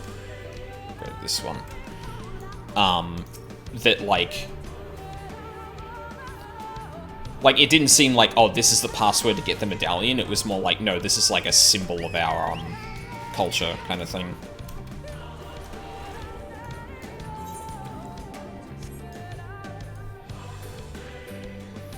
Like, I hope the next time the next time I approach that, it seems to come out of nowhere and it doesn't actually prompt me for...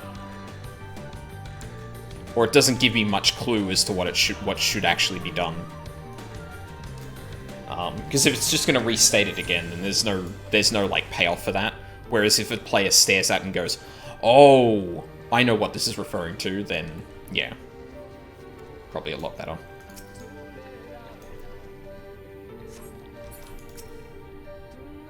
Did you find it? I sure did.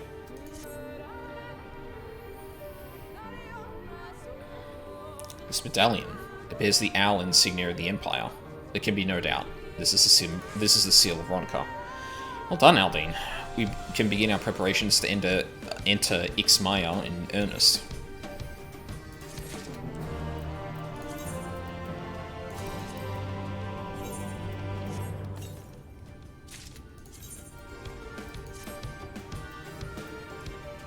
Ooh. Oh, that's fucking cool. Holy shit, that's a great one.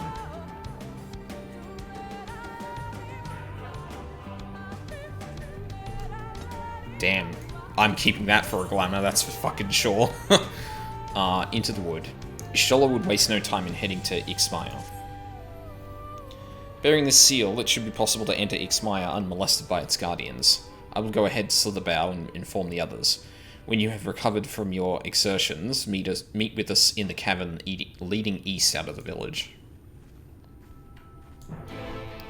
I think I've got every blue spirit, was it? Oh no, I haven't got gloves. But yeah, I got like several pieces of it. I'm actually really surprised I haven't seen the chest yet.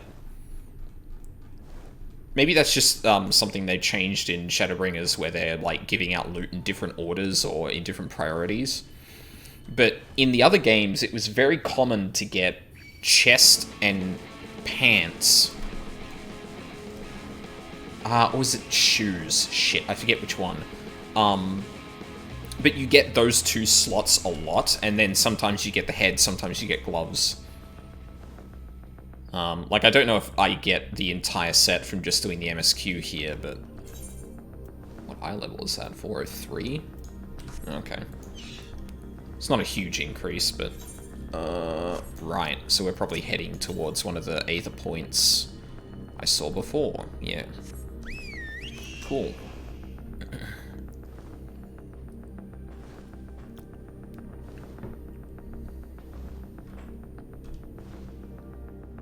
Oh shit, the gang's back together. Oh, well, missing Alfino and Alizé, but... Good, you're here. Runar opened the gate for us but moments ago.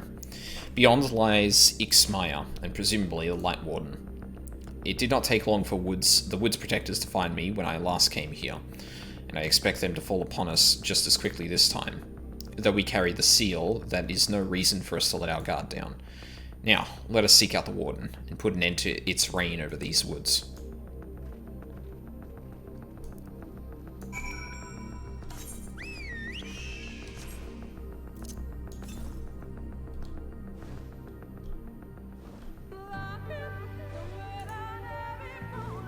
I was honestly expecting a different song for this area, but... 31 East...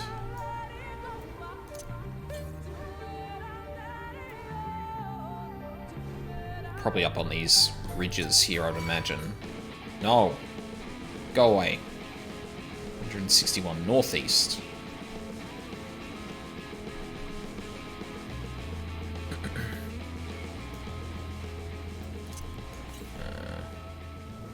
68 North? Ah.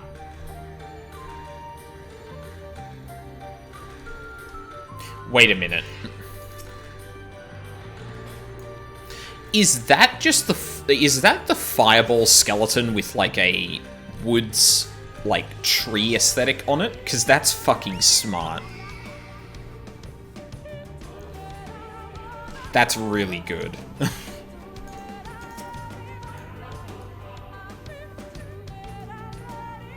Holy fuck, it is too. Well, sort of. I think they've got like a different face, but... I am now LOL Dragoon. Did the classic 2. Jumped into in a Titan landslide. I imagine that's a common thing. Far too common.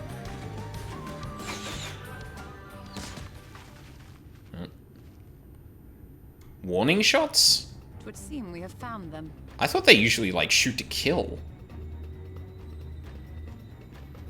Oh, of course they're Viera. You trespass upon sacred ground! Begone!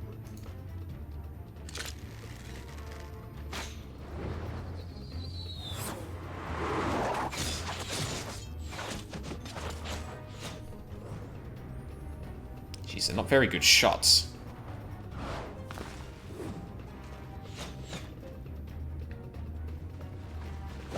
Wait! We did not come to...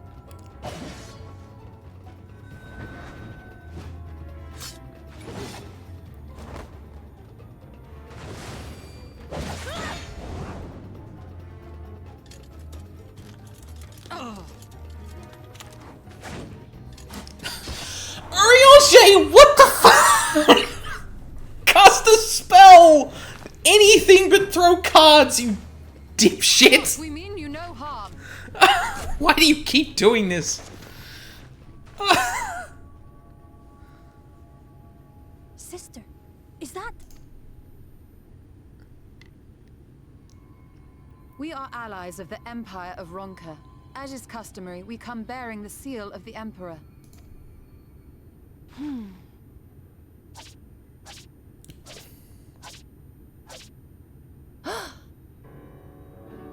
It appears to be genuine. Then perhaps there's yet hope. Perhaps. We acknowledge your seal, but we must be certain of its authenticity. Follow the azure flowers to our village. There we will judge if you are friend or foe. Try not to stray from the path. All right?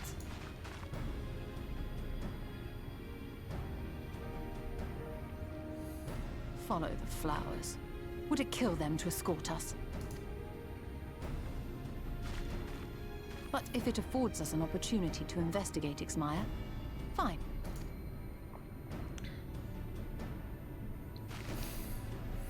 I can't get over that. Having not played Astrologian, I don't know if, like... I know cards are involved, but in terms of, like, its offensive rotation, I don't know if throwing cards is a thing, but I severely doubt that it is. So, like, every time Oriange does that, I'm like... Are you just pretending to be an Astrologian? They literally have a skill called Draw. Okay, yes, I know that, but that's not what I'm saying. I'm saying, like, why in the fuck is Oriange literally throwing cards? I'm pretty sure that's not, as far as I understand it, I'm pretty sure that's not... They do yeet cards? Okay, never mind then. Astrologian is literally that then. My mistake.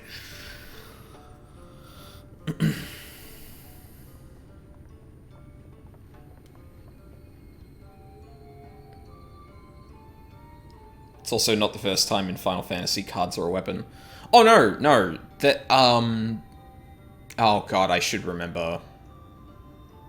I feel like that was the thing I knew about just through osmosis, but I can't remember where. I was gonna say 10, but I don't think that's it.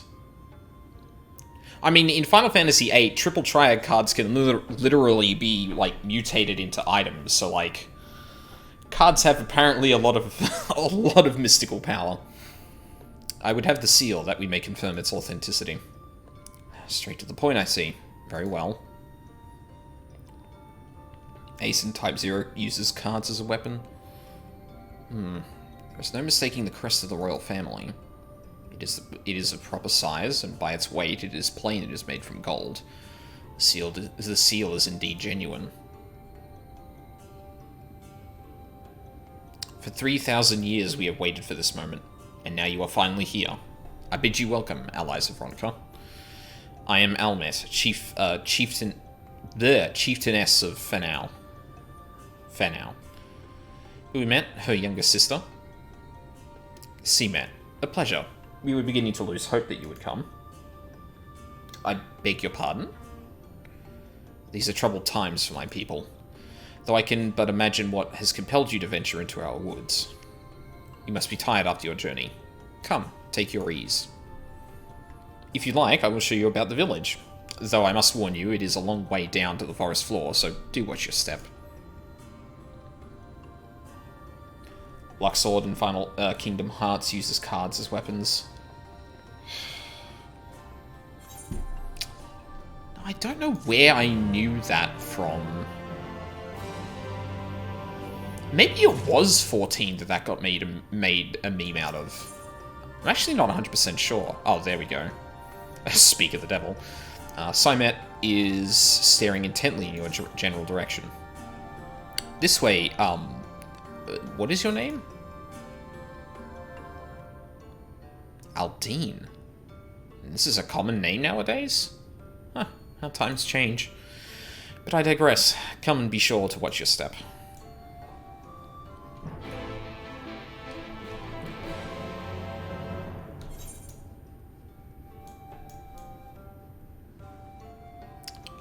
I should have made fucking Slitherbow a favored instead of a free.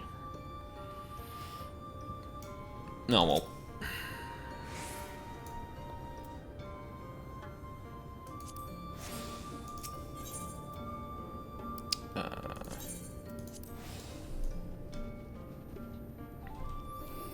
There's also Gambit, but then again, he uses weighted cards and kinetic energy Yeah, Gambit is not, Oh, well, I mean, I guess depending on how astrologians wield their cards, it might be similar to that. But I knew, like, Gambit was a thing. It was just something in Final Fantasy that I thought was, related, but... yeah. As bearers of the seal, you have a right to know what became of the Empire, and my people's purpose here.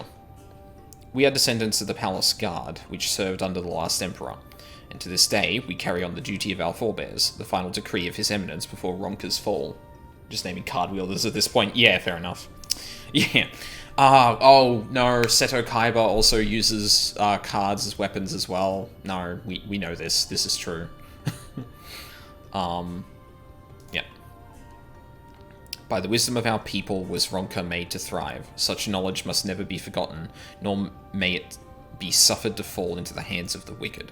Keep it secret, keep it safe, and look to the coming of our allies. Unto them you shall bequeath our all, and thus will Ronka live on. By his command, we have remained in the Raktika Greatwood, guardians of Ronka's ruins, and the wisdom held within. I hope thou wilt not think the question impertinent, but did thy people's famed longevity perchance play a part in the Emperor's decision to entrust this mission unto thee and thine? That was one reason, yes. We V's would easily live to see 3 of your 11 lifetimes. Oh, 3 of your elven lifetimes. Oh, Jesus Christ. The only other time cards are in Final Fantasy is literal weapons Setzer in 6 and one of the Dressifiers in 10-2. Maybe that's where I was thinking. Maybe that's where I got it from. Because, like, 10 and 10-2 are the only Final Fantasy games, like, I know a decent amount about. Maybe 8 as well. Just from, like, osmosis and that. We're also the fiercest fighters. There are none more fit than us to stand watch over the remains of Ronka. But our duty has grown ever more perilous in the wake of the flood. Settlements such as this one were plentiful before the light claimed dominion over the land, but now Fenau is all that remains. Our numbers dwindle year by year. Before long, there will be no one left to honor the Emperor's wishes. And do you believe we are the allies for whom you have waited? Why the fuck would you ask that? You have the seal, do you not? After 3 millennia of waiting, that alone is nothing short of a miracle. Truth be told, I'd begun to think you would never come. Sister. We are glad of your presence here in the Greatwood. The wisdom of Ronka is yours, should you wish it. You need only ask. Daredevil's enemies is fond of using Ace of Spades to kill people. Oh, there you go. You come in search of the Light Warden. My apologies, I do not know where it makes its lair. Umet. Uemet. Do you recall any sightings of this creature? Not these past 30 summers. Jesus, 30? But that would mean... How old are you exactly?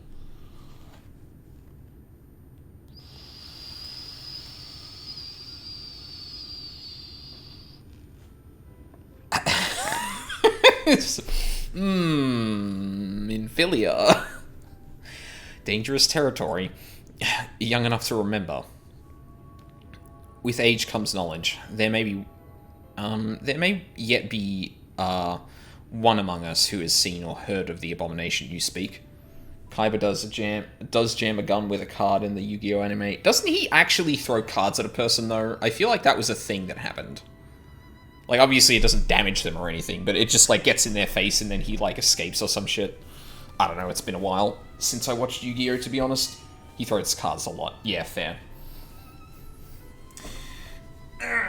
Get off, Jumper.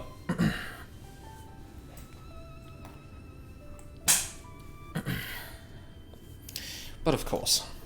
Then we should split up and inquire individually. If someone knows something, I would hear it while there is yet time to act.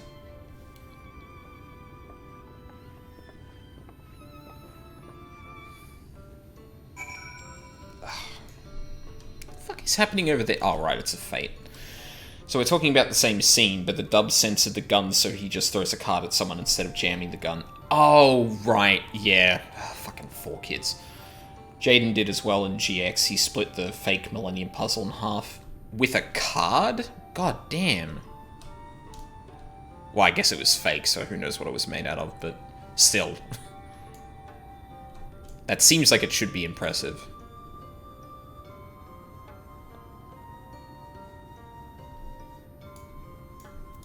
Hi. You search for the Light Warden? I cannot say I've ever laid eyes on it.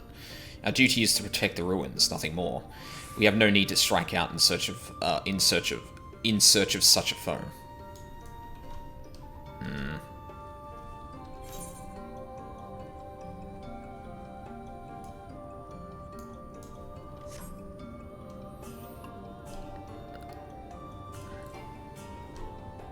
Oh, I can still mount here. I'm really bad at remembering that. Or differentiating between areas that I can and can't. It was not my intention to pry, but your voices carry far. I know what it is you would ask of me. Unfortunately, the answer is no. I have not seen the Light Warden. I patrol the ruins perimeter regularly, and if it were hiding nearby, I would know about it. I suppose that is probably fair and accurate. Can we? Yes, we can. Oh, fuck off, really? Oh, god damn it. Let me do a jump shortcut. Fuck this game. Does that person have Lisa's fucking... Wait, no, come... Hang on. Fuck. Examine. Oh, not really. It's just kind of...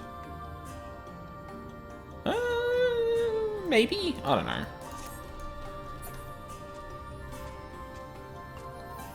Sort of seemed like it, but it might be a little different. But, like, I understand why they, like, blocked off the sides here, because if you jump wrong, then you just fall into the abyss, and they probably don't... I don't think they have a mechanic for, like, if you fall into a void outside of, like, dungeons and raids. Or, and trials. No. An outsider? But how... Oh, by the gods, allies of the Empire. My sincerest apologies for failing to note your arrival. It was the Warden you wished to know about, yes? My mother, may she rest in peace, told me at once of its appearance in these woods. Before settling in Fenau, she lived in a village near Raktika Falls until it was destroyed by the Sin Eaters. While out on patrol one day, she spotted a swarm of abominations, one of which was different from the rest. It was larger for one thing, but what struck her was the way its fellows seemed to revere it. She was convinced that what she had seen was the Light Warden. Your exchange with Corille has taught you something about the Light Warden's possible whereabouts. Nice. Oh, I should keep this going. I don't know why I haven't been doing that.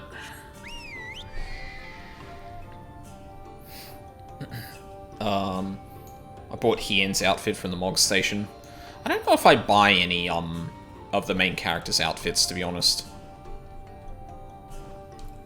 Like, when it tends to come to MMO characters and, like, glamour and stuff like that, I tend to try and, like, set out their own style where possible, but Light Warden? No, I have not seen it. But I have witnessed the horrors of the Lesser Eaters, how they are wont to hunt in packs and carry off their victims rather than consuming them on the spot. I suspect the Warden is a grotesque, corpulent thing, waiting patiently for its minions to bring its next meal.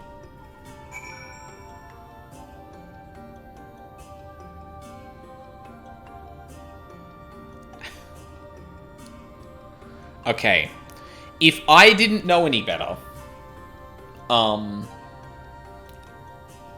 Have you seen the Alphino cosplayers in-game? I don't think so. If I didn't know any better... if the Light Warden here was not corpulent, and, what this character is saying is meant to hint at anything at all... We have met, like, one corpulent character in this game. Gemstone Trader. I've really got to go back and do these at some point. The time has come for the V's to share more of our culture with the outside world, small as it has become. As my contribution to these efforts, I am happy to offer a variety of goods from the forest in exchange for any bicolored gemstones you might happen upon. Nice. Yeah, right.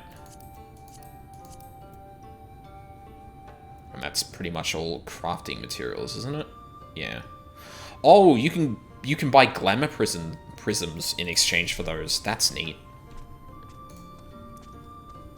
I like glamour prisms. Fun fact about Yu-Gi-Oh! There are multiple characters that practice drawing cards. As in, like, practicing drawing from a deck? Because, like, yeah. Of course. I mean, listen. We're talking about a universe in which, like, that is, like, the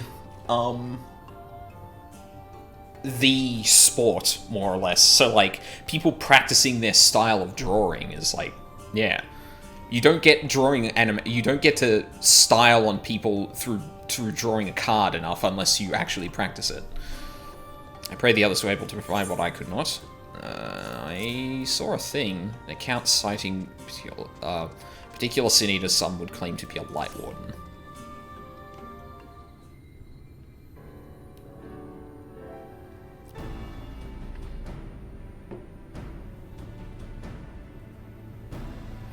Raktika Falls? Why was I not told of this?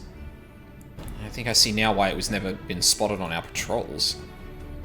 I've never heard of this Raktika Falls. I can but assume it lies deep within the woods of Ixmaya.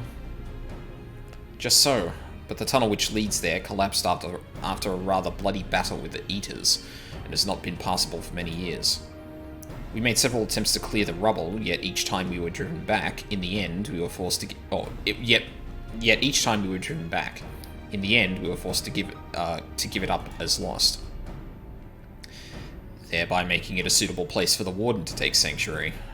There is perhaps one way to enter, though it would be at great peril to you and your companions. The Quitana Ravel, a temple to the northeast. It has been sealed for centuries, but within is a path that leads to the falls. Can it be opened? For the allies of Ronka it can. First we must go to the Kamol Astropolis. Once the flow of magic is restored there, the path through the Kitana Ravel can be opened.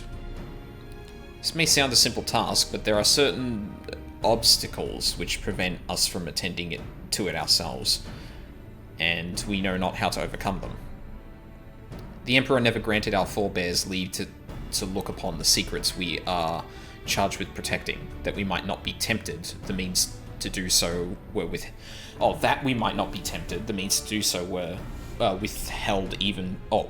from us.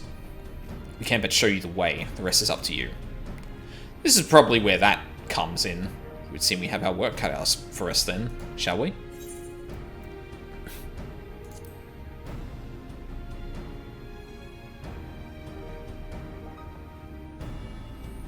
Let us be about it then.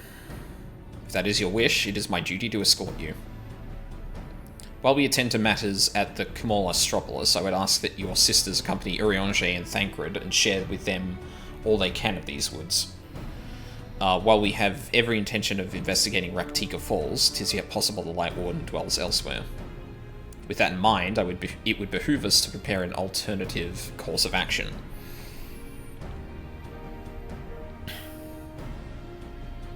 You met? See-met? I leave them with you. I leave them to you. Yes, sister. Should our present course prove false, doubt not but that Thancred and I shall find any and all possible paths forward.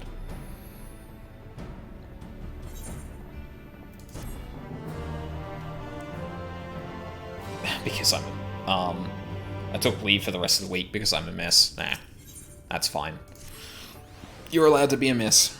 What you seek lies in the heart of Kamol Astropolis. Unfortunately, it too is sealed shut by order of His Eminence. If we are to open it, we must first look to the morning stars. Come, I will show you the way.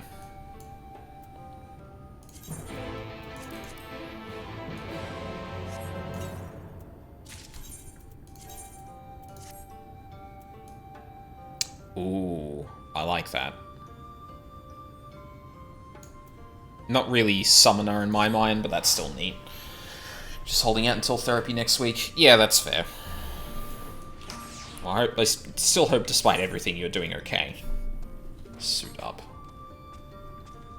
Where are we headed? Okay. Heimet is elated to have someone who can aid her. As I live and breathe, an ally of Ronka. It just so happens I have a vital task I would entrust to none other. Our V's are on patrol. Our V's on patrol require new raiments, and I would have you deliver them to them at Bow Rest. They should be expecting you. I pray there will not be a repeat of your incident with Chieftainess Almet. Okay, so where is that? Huh? Oh. Fuck. Damn, okay. I guess I'll go and get that later. That is way too far out of the way.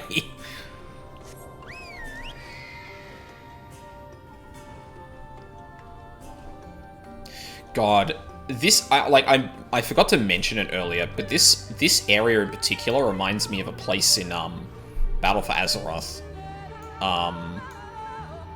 Which is part of the troll civilization.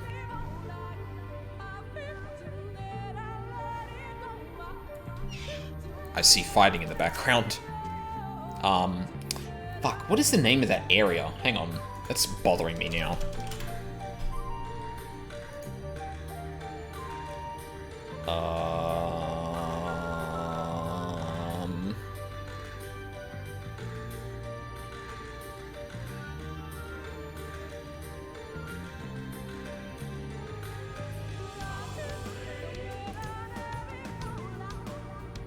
No, raids. Raids is probably a better thing to look through. God damn it.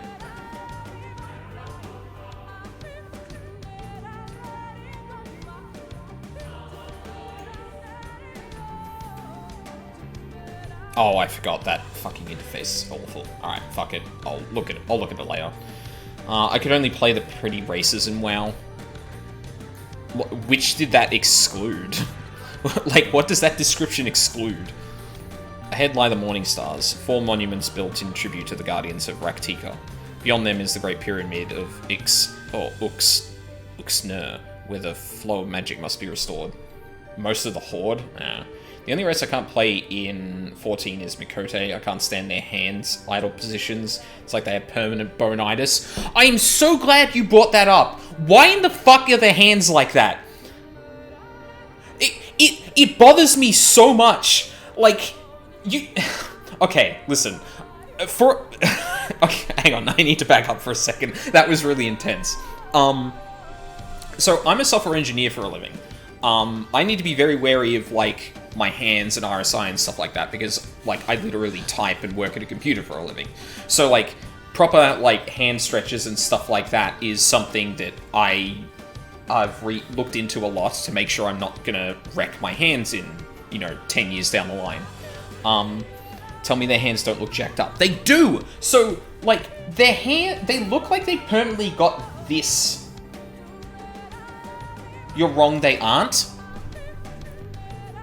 Hang on a second. Beyond them is the Great Pyramid of Uxnir, where the monument must be restored. It is said that the monuments are themselves the keys to opening the pyramid, though I know not how. That is for you to discover. Another puzzle. Wonderful. I would have a closer look.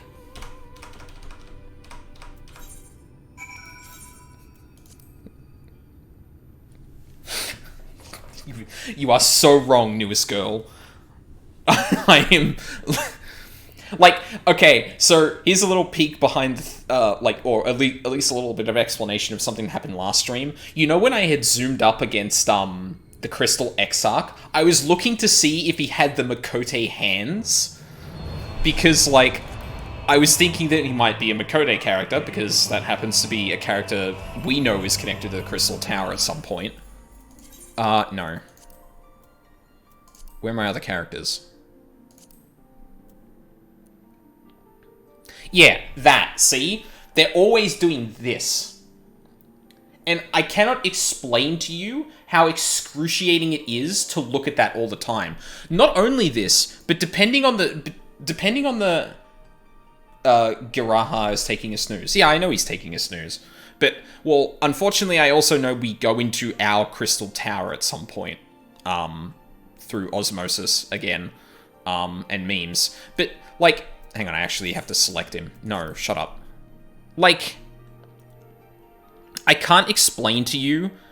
Yeah, this finger here, it's like... It's back like this. And I can't explain to you how... Every time I look at that, like every time I look at this finger right here, it causes me to cringe physically. This man's hands are going to be gnarled into that position when he's 40. Like, it's so bad. Oh, fuck. I'm sorry. I don't know what you people are on about. It looks fine. It's okay. So here's another thing is that it looks worse in certain glamours, and I wish I could remember which glamours it looked bad in. Whatever. I wish I could remember which glamours it looked bad in, because there's some where I feel like his hand is going even further back, and it's like... But here's the problem. Even if you can stretch your hands like that, you shouldn't be resting them like that. You're putting so much tension on the balls of your... Well, actually, I guess that's kind of more that. But, like, on the underside of your knuckles, with your hand being, like, back straight like that. Like, it's the reason that you see a lot of keyboards have, like, a, like, if you've seen ergonomic keyboards, you'll notice that a lot of them, so, let's say it's, like, let's say it's in front of me, right? Most keyboards kind of sit up like this, where they've got the feet in the back. But a lot of ergonomic keyboards are actually slanted away from you, so that you can hang your hands over them like this, because that's the way your hands naturally sit. Like, if you just leave it, even on the table, even when your fingers should potentially fall backwards, they're curled inwards slightly, because that's their natural state. If I tried to hold that hand position even for a year, I'd have arthritis in 6 months tops. Exactly, yeah. I would have RSI if I, like, worked using that. Like, it's awful. It sets me on edge every time I fucking see it. It's the worst. And granted, like, obviously I have an extreme reaction to it, because I know how much attention I need to pay to my own posture and stuff like that to make sure I'm not fucking over my hands long term. God, even demonstrating all of that has, like, the knuckles of my hands, like, actually kind of aching. It's... Ugh. But yeah, like, that's why, when we were looking at the Crystal Exarch, I was like, does he have the Mikote hands? But then I realized, like, no, he's probably a unique model too, so... Your knuckles are weak, pathetic. Then again, I'm not sure how much my opinion matters as a Lalafell. Ah, that's fine. Your knuckles are weak? No! My hands see a lot of use. And the worst part is... Yeah, devil potato, whatever. I actually I don't think it popped up on the screen, but the fourth character I made was a Lalafell. Now that I'm talking about characters, a brief aside. I got to Stormblood's warrior questline. I feel 100% vindicated for choosing an Al-Ra as my warrior, because the storyline is explicitly about culture in the steppes surrounding what are essentially warriors. It's great.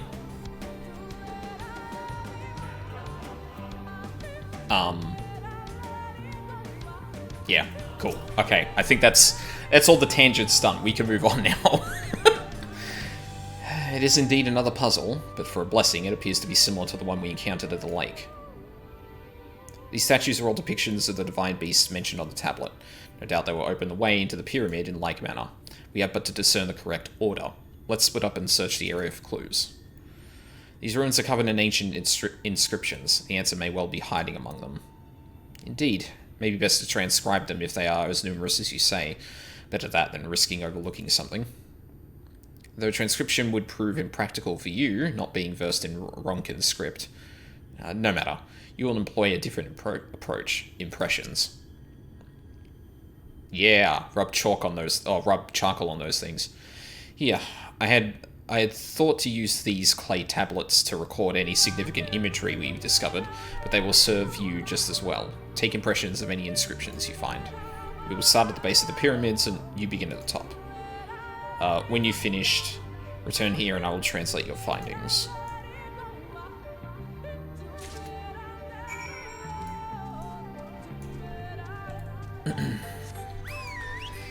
I've been maining a lot of Dark Knight, still want to get hands-on time with Monk after this rework. Yeah, I'm slowly going my way through it. I made the, oh no. I made my fourth character a Thaumaturge before I can make her a Red Mage, because I discovered that, like, all of the options for, Uldar, none of them matched what I wanted for that character, and also I don't think any of them start at 1. Or you can start off as, like, one of them is Rogue, but you obviously can't start off as a Rogue on a fresh character. For whatever fucking reason. Clay tablet.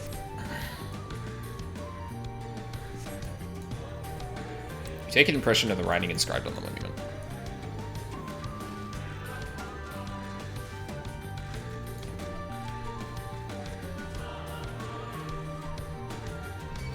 That's really neat.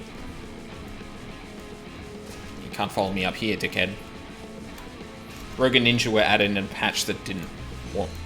Well, so that's not... But that's not my... Oh, Jesus. AoEs are hard to... AoEs are hard to avoid when most of my traversal is upward. Yeah, get fucked. Rogue and Ninja were added in a patch they didn't launch with the game. Wasn't Lancer... Doesn't Lancer start from level 1? That was added in Heavenswood, right?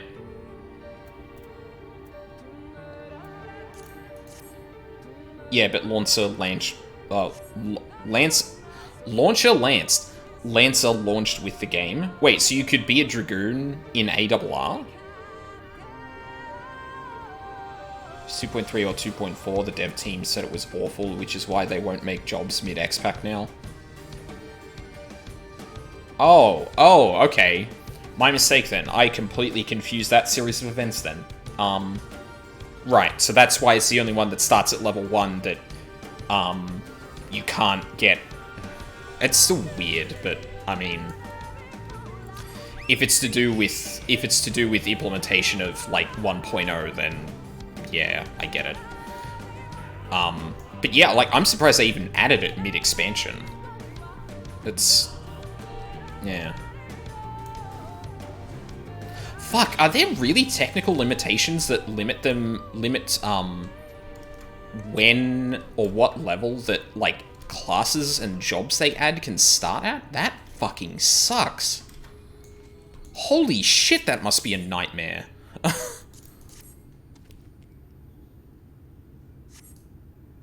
I mean, I guess it's less content for them to do from start to finish to implement it. But, like, having a, like, not allowing someone to start with a class that starts at level 1, despite the fact it starts at level 1, fresh in the game, is really weird. Or it's a really weird technical limitation, rather.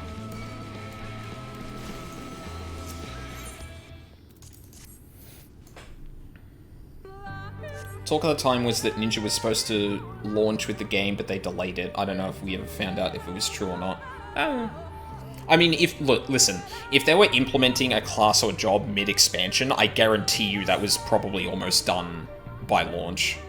There is no way they would just decide to do that mid-expansion. I guess as they found out, it's a really fucking bad idea. But, if it was meant to be an ARR, they were probably already had the patches in mind for... Or they probably already had the patches storylines in line, which meant that you get into contact with Yugiri, and she mentions that she's going to teach people in Limsa the ways of the ninja. And then not having the rogue or ninja classes would be kind of weird at that point, I guess. Ninja was so broken when it came out, it was the only melee DPS that people played. Like, as in overpowered, or...? Well, I mean, I guess that's kind of self-explanatory if they were actually playing it. Yeah, OP as heck. Yeah, that's always a shame. But then again, not surprising, because they didn't have much time to fucking implement the thing. I trust you've made good use of those clay tablets. I sure have.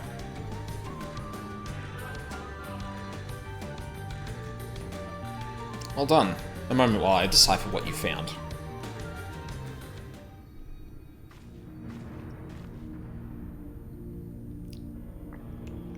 Apologies for the delay. Nothing we saw at the base of the pyramids gave any hint as to the solution of the puzzle, focusing instead on how to proceed having solved it. Your findings, on the other hand, appear to form a riddle. Once assembled, it reads as follows. Come together, share despair. Go thy ways, dread burdens bear. Mark the crown, heed its call. Avert thy gaze, forever fall. I'd assumed that the puzzle would involve a sequence, but from what Almet and I were able to gather, it is a matter of suffusing one of the statues with ether. Huh.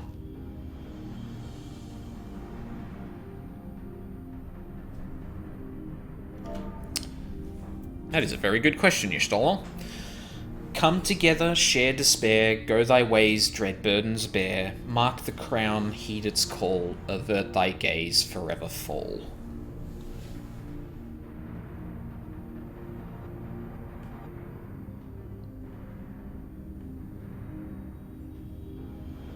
These sound like directions. Come together is a bit vague. But mark thy crown, heed its call sounds like you're meant to, like, walk towards it or something. Off topic, but I was thinking about how the closeted queer kids always seem to find each other in school. Yep. Yep. I unknowingly fell into that group.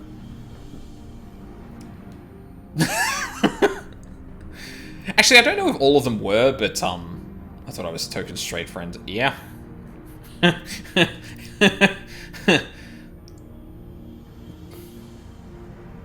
Who is this?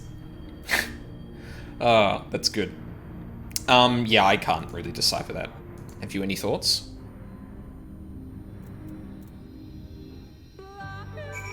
Oh!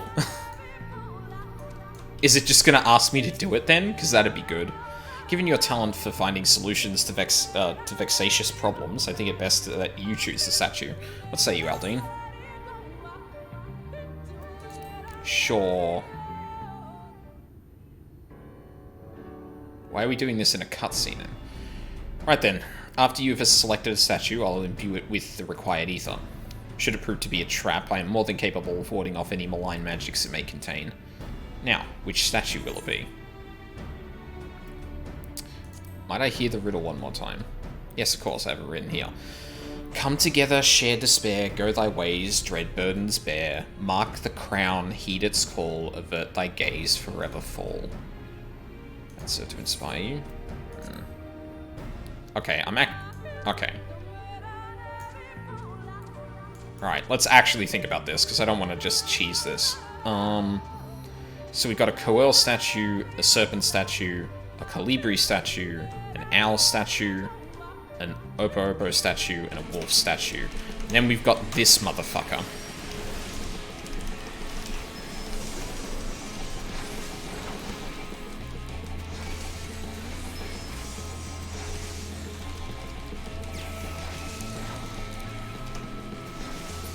How? Okay, I guess you didn't get that. I don't think the cube is an option. No, well, I mean, I killed it, so I hope I didn't break the quest. Come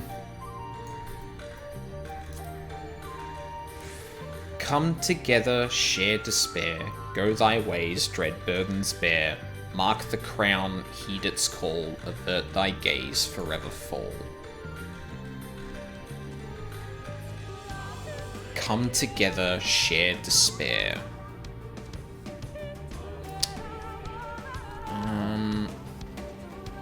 No, there really isn't any markings on the pyramids that... yeah.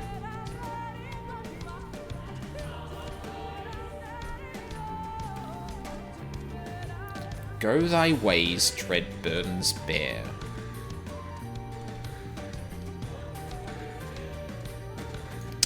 Fuck. You know what? You know what sucks? Is because I logged out, I don't have the dialogue that was spoken when me and Y'shtola were looking for the seal, which would have helped here.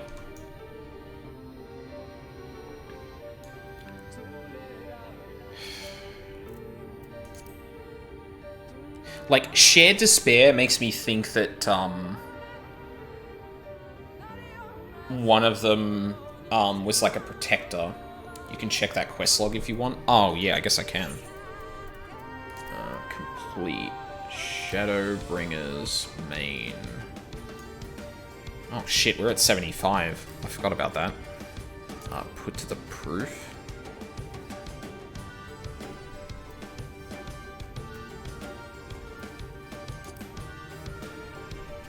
Wait. This would have been the one. Right? Am I... Yeah, it doesn't have it in there. Fuck. Well, luckily I'm streaming, so I can actually kind of cheat here.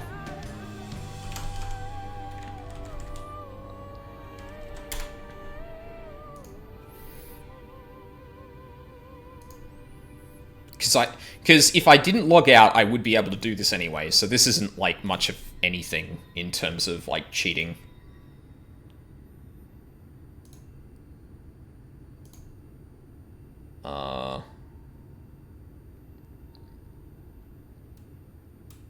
No, it's before this.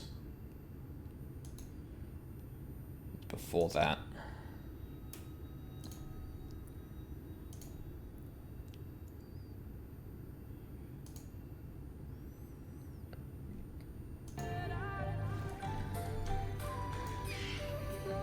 Here we go.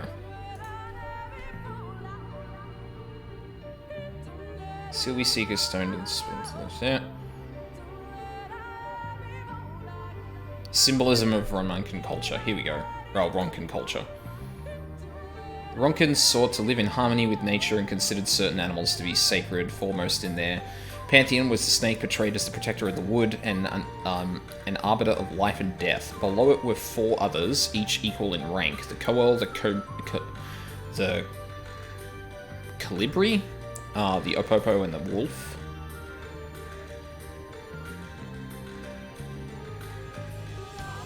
Come on. God, I read slow. Holy shit. Characterizes the bringers of liberty, words, encouragement, and harmony, respectively. I don't know if that actually helps me. this quest was a popular topic on Reddit at the time of release? I bet, because there's, like...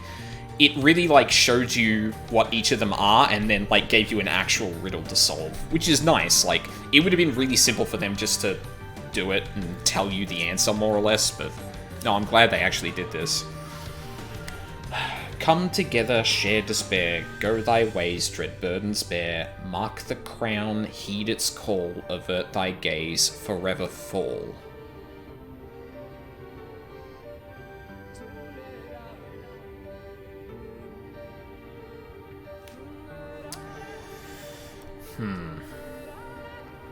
What was the symbolism of those things again? Liberty, words. What does that say? Enlightenment and harmony.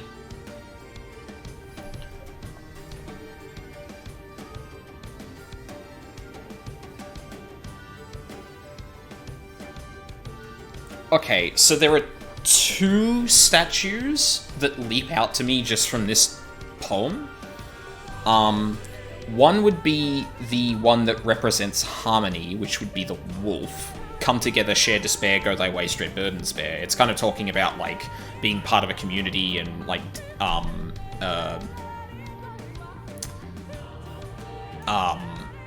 like, sharing each other's burdens. Then there's mark the crown, heed its call, avert thy gaze, forever fall, which seems to be talking about the serpent, because it's meant to represent the, wait, is that meant to... Trade is the protector... Oh, the snake is the protector of the wood. So it's either wolf or snake. Is what I'm thinking. Wolf or serpent, I mean.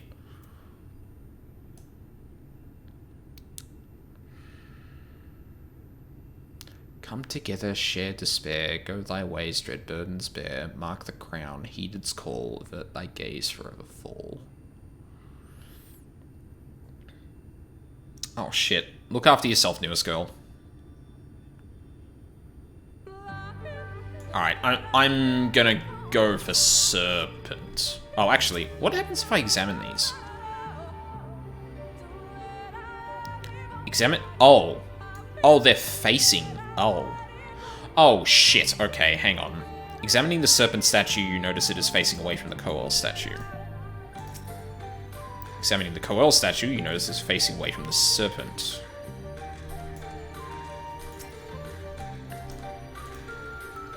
Examining the Colibri statue, you notice it is facing south towards the woods. Examining the wolf statue, you notice it is facing up towards the Opopo statue. Oh my god, how many times do we have to teach you this lesson, old man?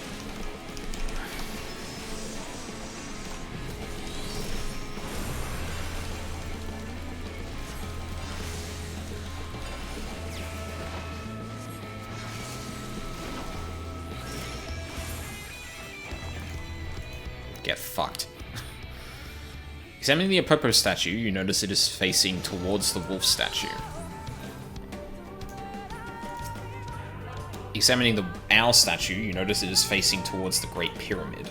Okay, so maybe I was right that direction's got something to do with this. Come together, share despair, go thy ways, dread burdens bear, mark the crown, heed its call, avert thy gaze, forever fall.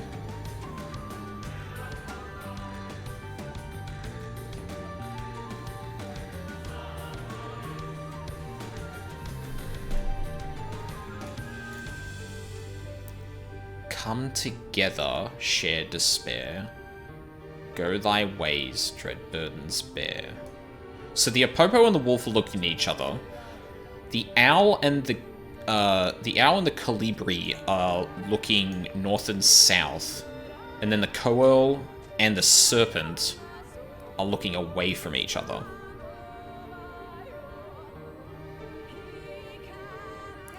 Like, so mark the crown could be referring to the owl or the serpent, because the owl, that was in the medallion description, I don't remember what it was, but that was something to do with the royal family.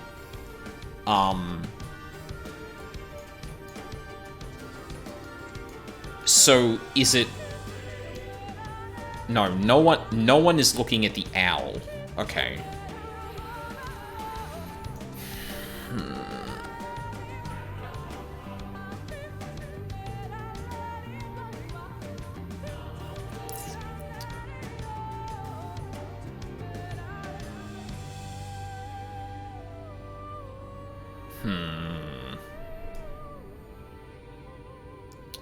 Come together, share despair, go thy ways, dread burdens bear, mark the crown, heed its call, avert thy gaze, forever fall.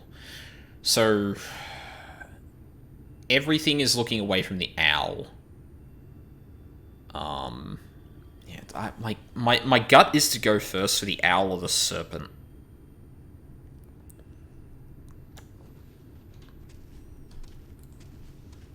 You know what? We'll give it a try. I'm gonna go with owl, I think.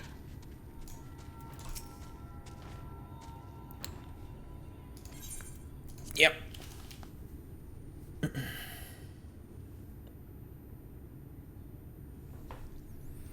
Right then, after you've selected a statue, yep.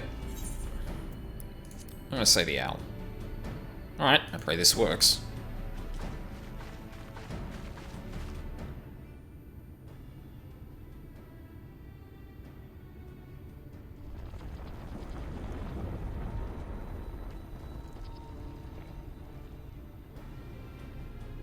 The Aether has been absorbed. You really do have a talent for these things. I actually don't know if my logic was right, though. You really do have a talent for these things. So your logic was way off. Yeah, I figured. Because, yeah, because there was clearly directionality to that, and I was basically leaping at the first thing I could think of that was leaping out to me of that. Which is Mark the Crown. So obviously it's something to, like, I feel like it was something to do with that. Is there, like, an explanation, or is there a solution that explains how the poem actually maps onto that? Because I would be curious to see. Come together, share despair, so the two looking at each other are bad. Go thy ways, dread burdens bear, so the two looking away from each other are also bad. Mark the crown, heed its call, so the owl looking at the pyramid is correct. Avert thy gaze forever. Oh! Okay, I understand. Yeah. Right. So it was very literal in its, in that the poem is suggesting the one you should actually be... Well, yeah. Fuck. Mark the crown. Yeah, because that would have been the Great Pyramid. Yep. Well, I'm glad I fell ass first into that solution. If I went for the serpent, I would have been like, okay, back to square one, I guess. The way should be clear now. Come, let us... Someone approaches. Uh-oh. Sister! Sister! Task failed successfully. Yep. Seamet. What are you doing here? What has happened? Ulmoran soldiers. They have entered Ixmaya. Ulmoran soldiers? And what are the Blessed? Nothing specific, but it seems the Ulmorans had little interest in the Slitherbow or its people. According to our scouts, their general and his men made all haste for the gate of Ixmaya upon finding it. Together with Thancred, Umet, and some few others have engaged them at the border. You are to return and resist Umet at once. They are not to set foot near the ruins or for now. We will see to matters here and return as quickly as we can. Understood? Yes, sister. Be careful.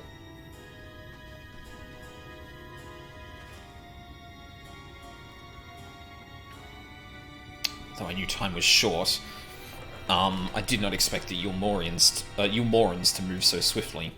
But we have come too far to turn back now.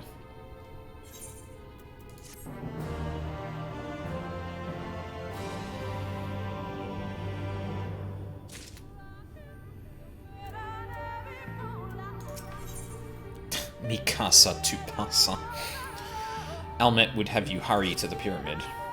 Time is against us, friend. Quickly, into the pyramid.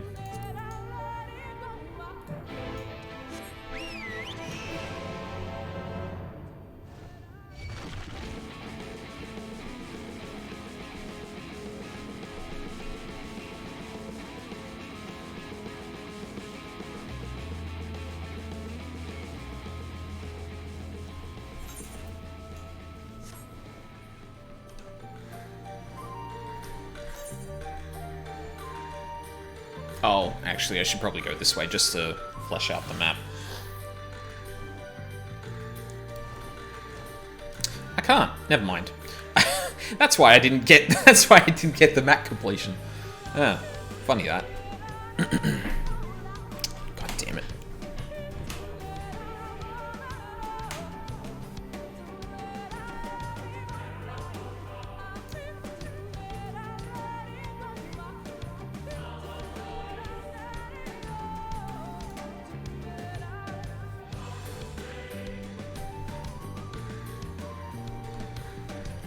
Whoa. That is a chunk. I was gonna say that is a chunky lad, and then I saw the goddamn face on its stomach. Jesus.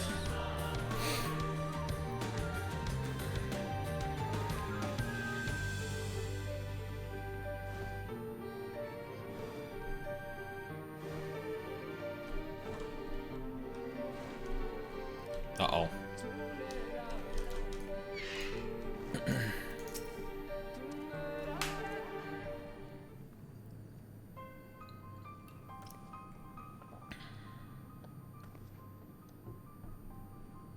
The switch should be through these doors in the confessional of Tupasa, the Elder. But why is it not open? Magic appears to be flowing through the walls, but it's being obstructed as it approaches the door.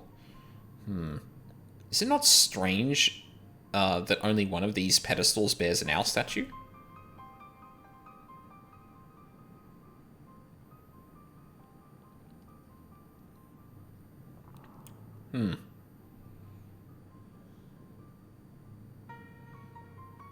Strange indeed. The second statue is likely hidden to keep the door sealed. We can cover more ground if we split up. Almet, take the chamber to the south. Aldine to the other one to the east. I will search the chamber to the west.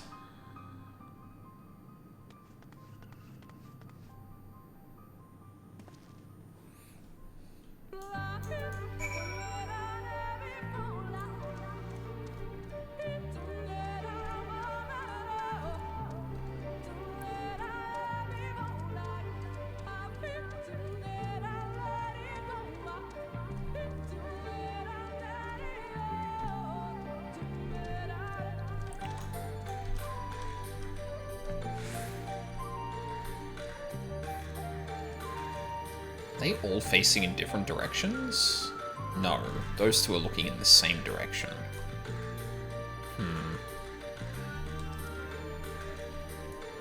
Interesting.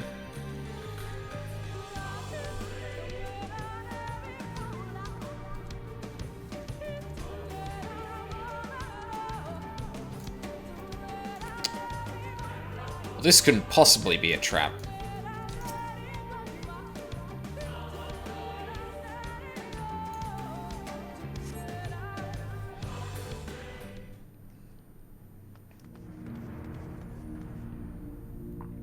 I've looked everywhere and...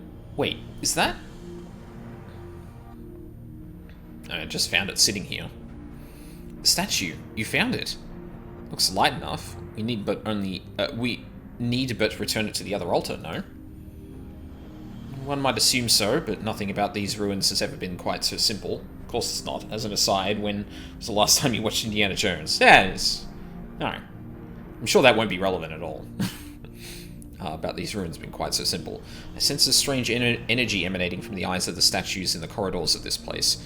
Should this figure be moved, it would not surprise me for them to suddenly stir to life. A trap, then, for the unsuspecting as they attempt to return this to its rightful place. Precisely. Caution would serve us well here. Which is why I would ask you to deliver this statue to the main chamber. An abundance of magic yet courses through these walls, for my eyes distractingly so. I believe yours, on the other hand, would more aptly perceive the traps for what they are.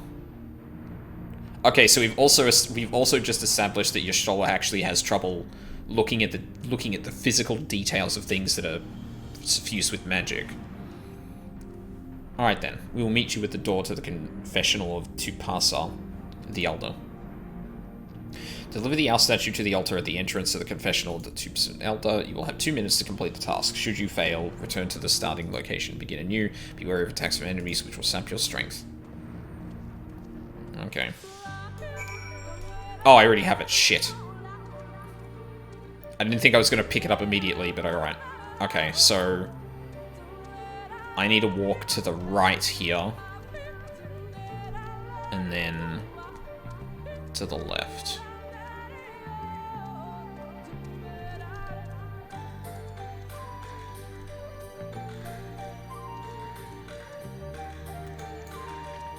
I don't remember the orientation of the owl heads in the next room, though.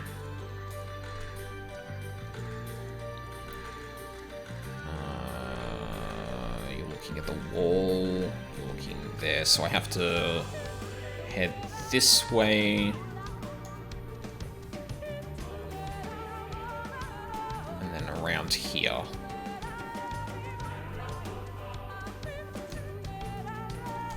Easy.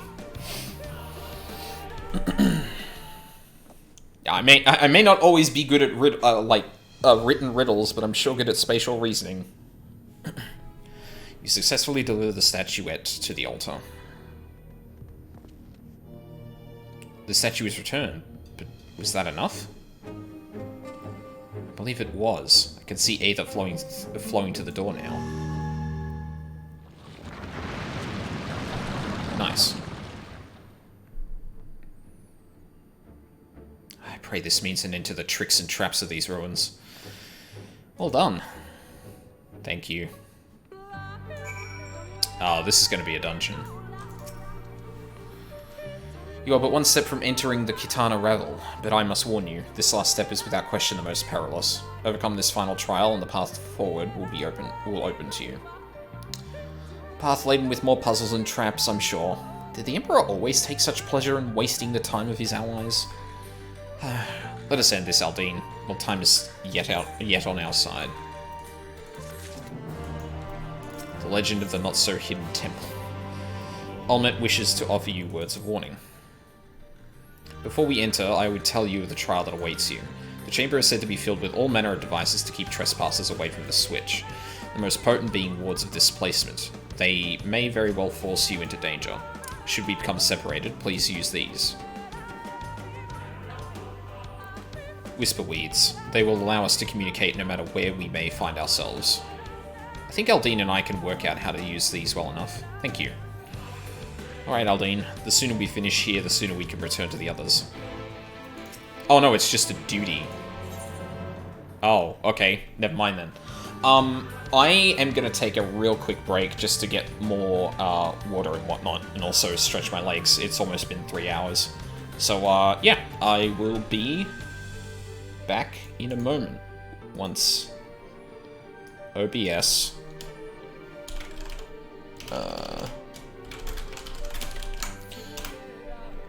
decides to save the changes I made there. There we go. Alright, I'll be right back.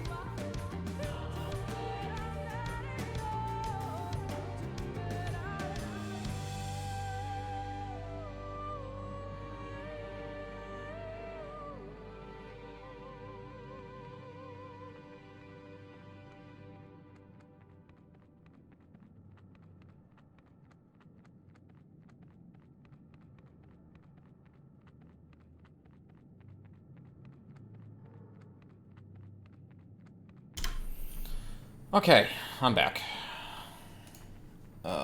Just give me a second to check on something real quick.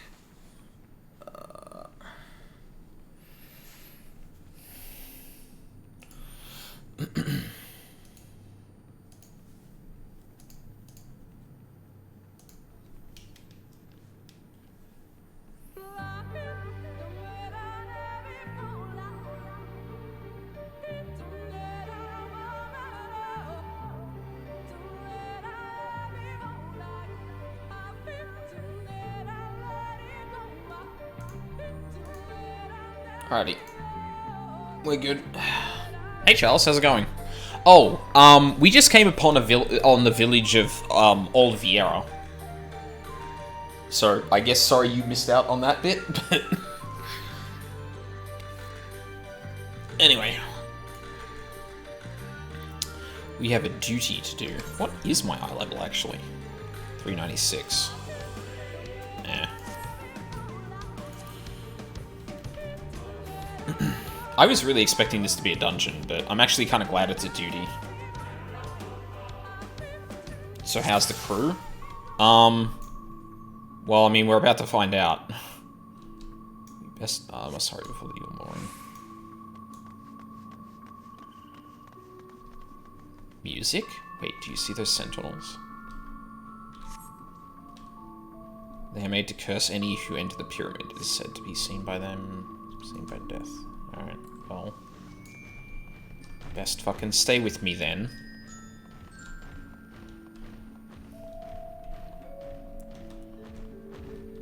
So yeah, it seems like Urianger and Thancred are all, helping Yulmore in...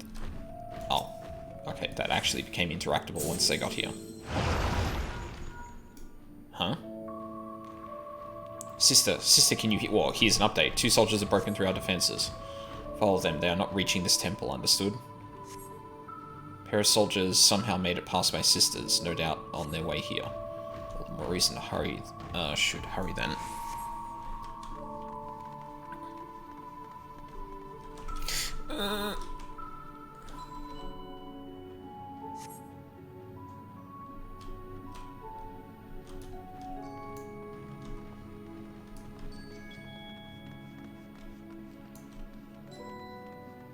Have I got sprint? I do.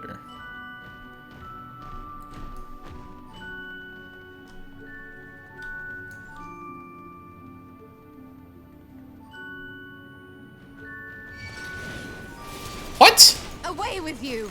Oh. This ends now!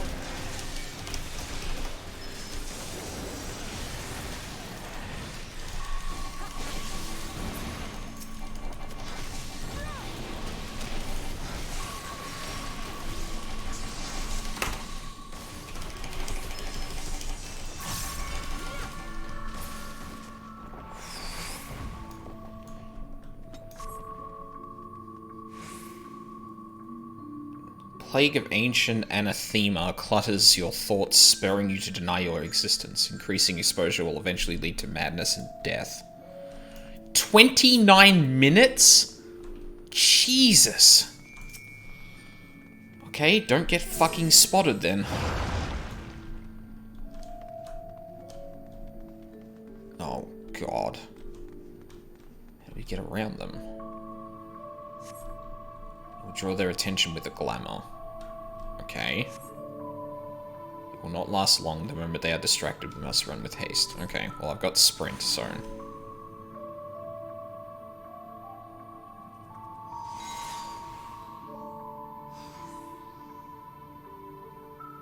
Okay, but...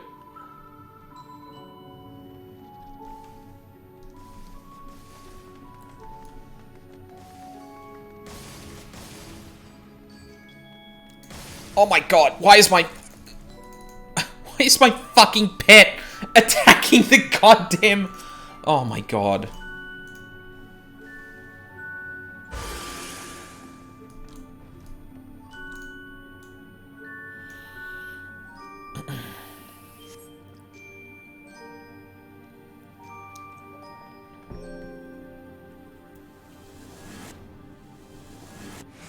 come on, I was first.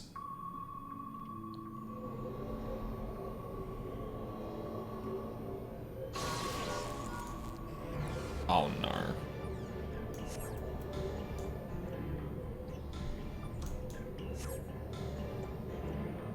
Oh my god. Is this what I think it is?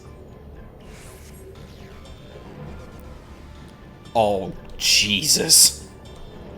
No.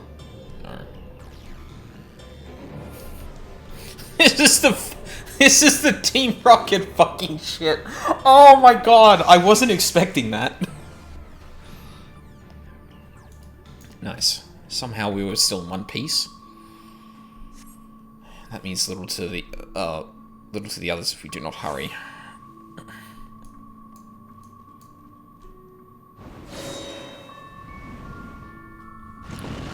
Oh god.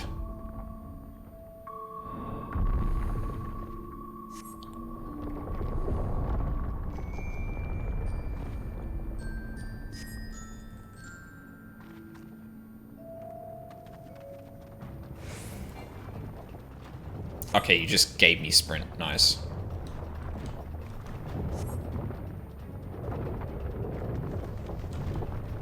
Oh god.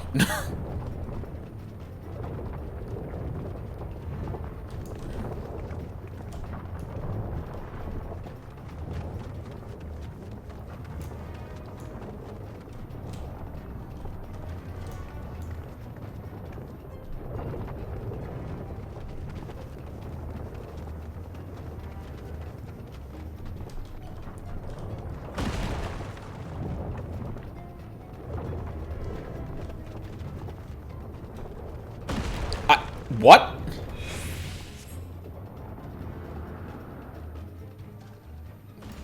Okay, sure. So yeah, crew's doing well, obviously. Nothing wrong going on here. There is no going back now. I'm afraid it's not much further. They've reached the temple. I fear they are too fast for us. Be careful of the traps inside. We are nearly there. It's unheard of for anyone to outpace the V's. What is this man who comes first? Could it be Ranjit? Yes. So we have precious little time.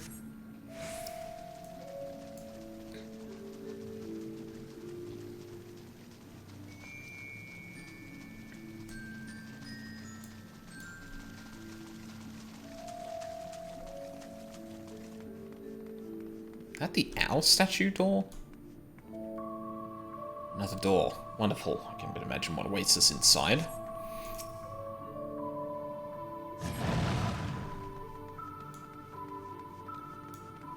Oh, fuck. How? Be gone!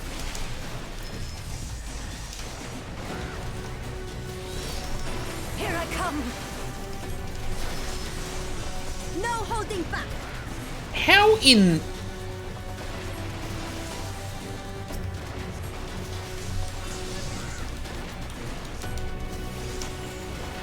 Oh god, wrong button. Fuck.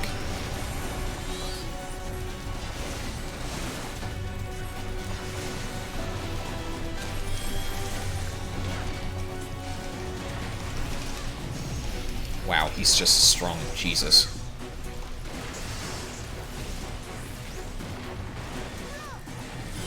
This, and that, and this!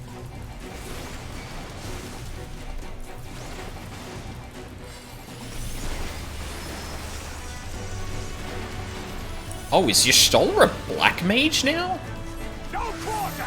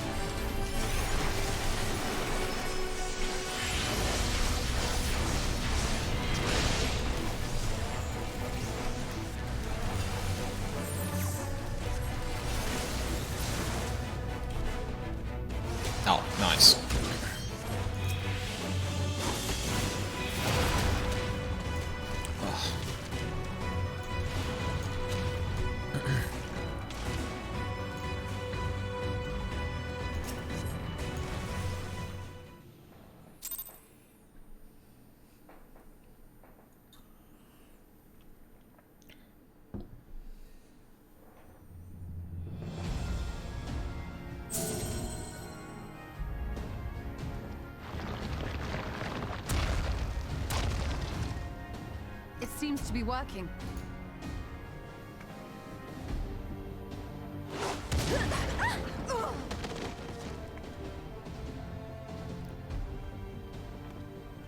How the fuck did you get here so fast?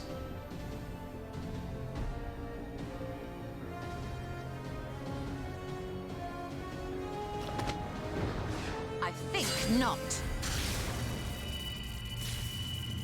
You stole her?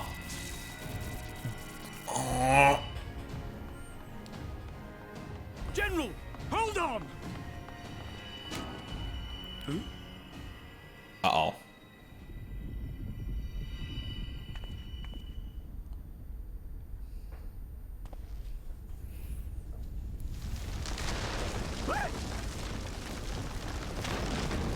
Oh, damn it.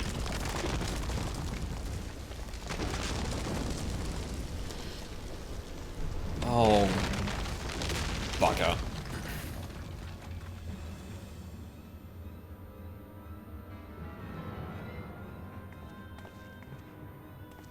Expertly done.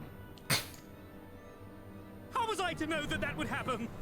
It looked like any other part of the floor. You stepped on the only part of the floor that had a jewel in it, my dude.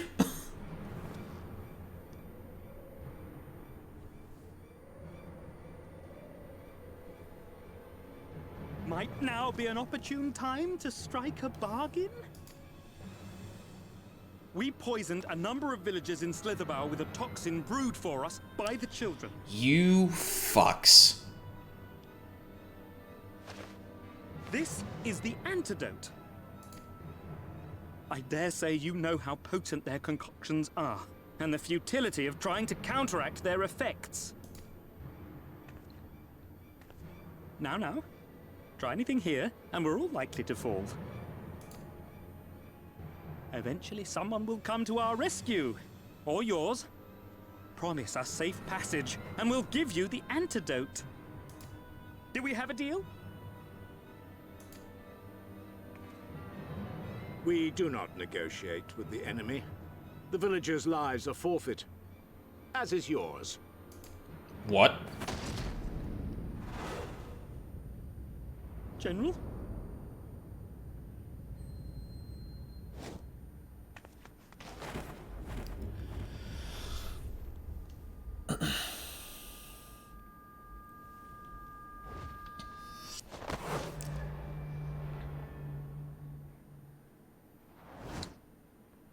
Do not fail.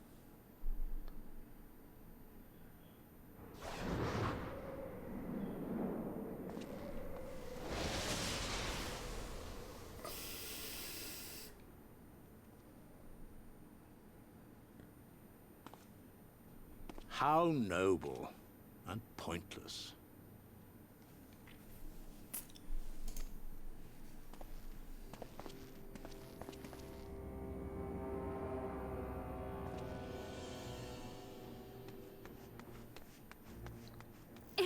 Is everyone all right?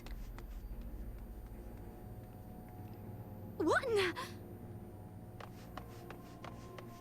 Oriage! At once! Down with you!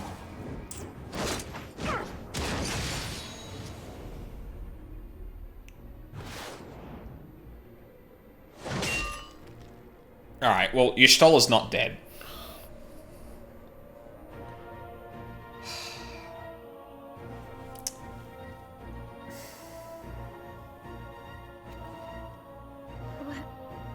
Where is Y'shtola?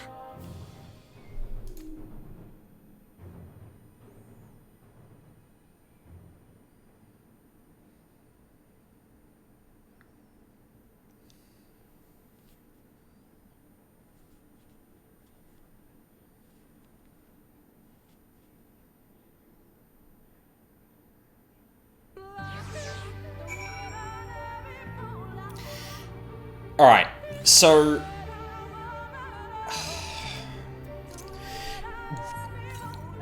So, I'm probably going to be repeating myself from that time I lost my shit over Xenos returning before I understood what Xenos returning actually meant. But one thing this game did, I feel, misstep with, like, earlier in the expansions, was where,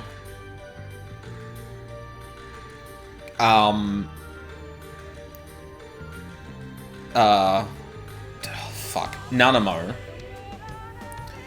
was seen to be poisoned, but did not die. And it was sold to us like she had died, granted. And she didn't. Now, one of the things that can do is lead to death being meaningless. However, because of what happened at the vault, they are not, because of what happens towards, in Heavensward, they're very clearly okay with killing off characters.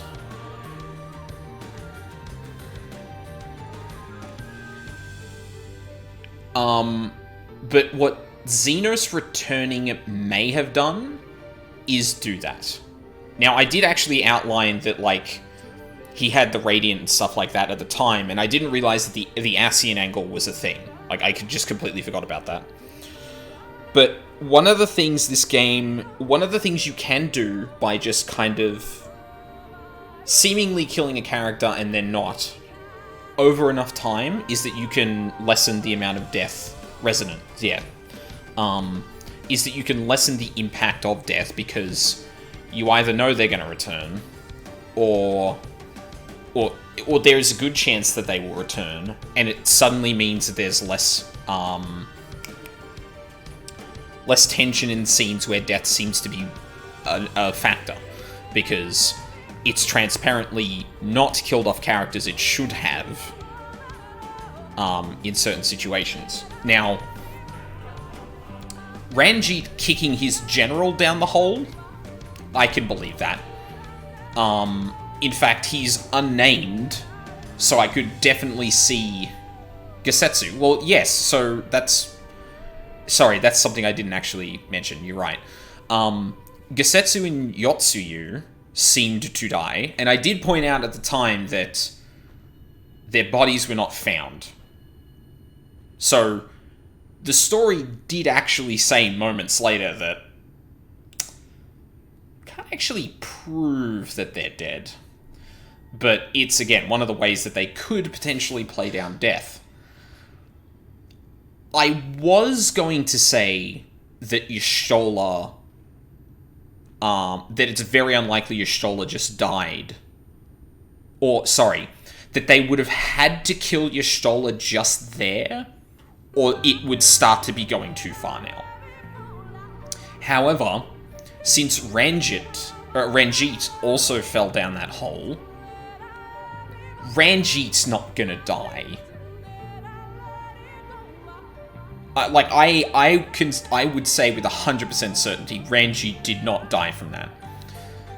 And it would make sense if, okay, they may not kill off Y'shtola, but now she's captured by the Yulmorans. That's still bad. That is a consequence for her actions, for being noble and trying to save the people, the Blessed, over herself, with little regard to her own life. That's fine.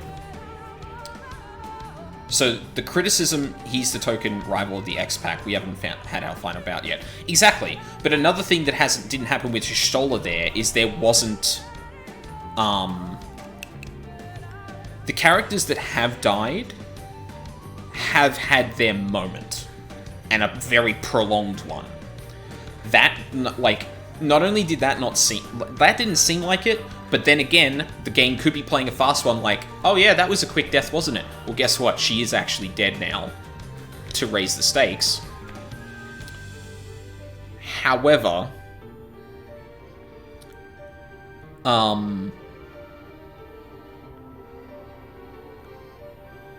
I just lost the last point I was going to make. Fuck. Yeah, I don't think she's dead.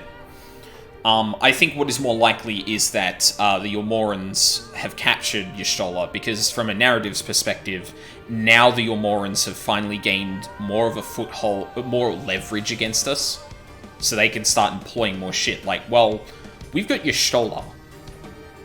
if you want to see her alive, you will stop doing what you're doing. Or we have to try and charge Yulmore and free her. In fact, now that I'm talking about it, that would make more narrative sense than Y'shtola just died in the pit.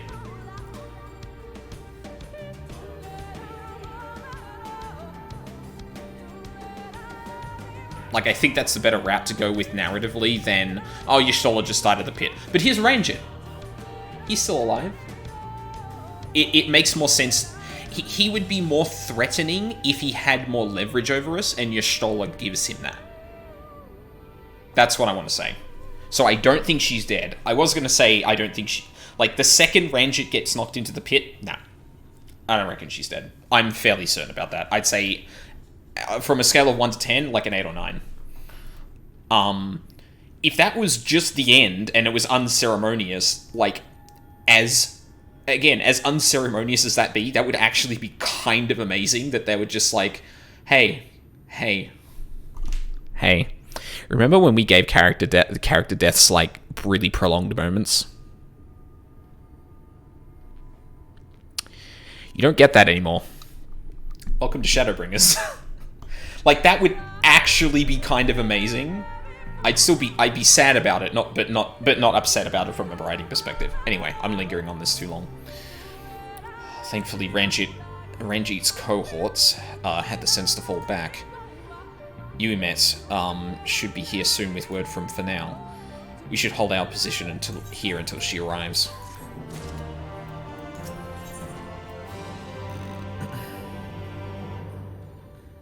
This is why I love KH. What? Because, like, it kind of just randomly, would randomly kill off a character and you wouldn't actually know if they were alive or not because of the way it treats death, or which part of that?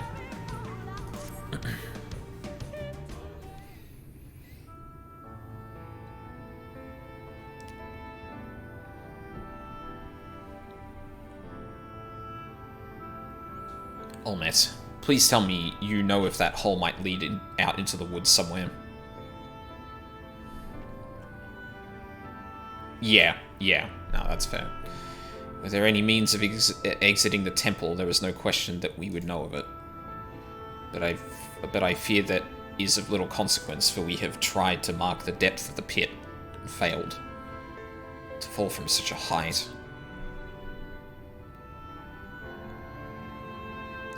But she's also, like, magically inclined. All I know is I have to fight Xehanort one more time, so he's actually dead. Like, she's also magically inclined. She wasn't, like, she wasn't unconscious falling down. And the other, yeah, I'm looking too much into this, I feel. Sister, I come bearing news. The Yulmoran soldiers and the children have fled Ixmaya. They abandoned Slitherbow as well, though they yet remain in the swamps near Lakeland. Unfortunately, a number of the Blessed were poisoned while fending off the soldiers. One we believe to be of their order was found lost in Ixmaya, feverish and badly wounded. He was taken to Fanal for treatment, but I fear there is little we can do for him. He and the other Blessed will not last long without an antidote. Then we must act quickly.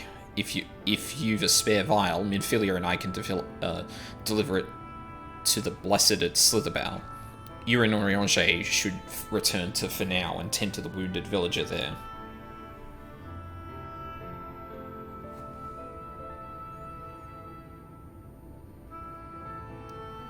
There was also the gust of wind, so maybe.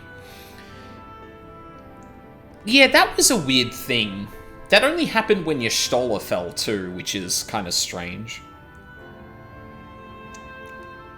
Like, in reality, it could have just been luck, but, like, there was a reason that appeared. There was a reason the game showed us that and made a point of it. What it was... I know it seems callous of us to leave, but she leapt into that hole for a reason. We have to save the Blessed, whatever it takes. Alright. My sisters and I will remain here. We must be certain no soldiers are still lurking about.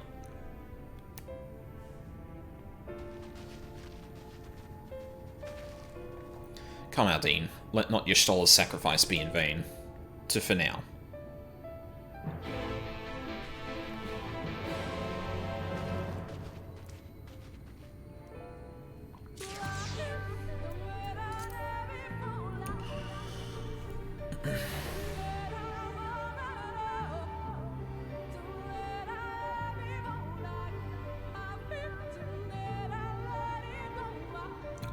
Oh, okay. There was one of the Blessed that was in Ixmaya. Oh, we're here. There was one of the Blessed that was in Ixmaya that got, poisoned as well. Right. I misread that for a second.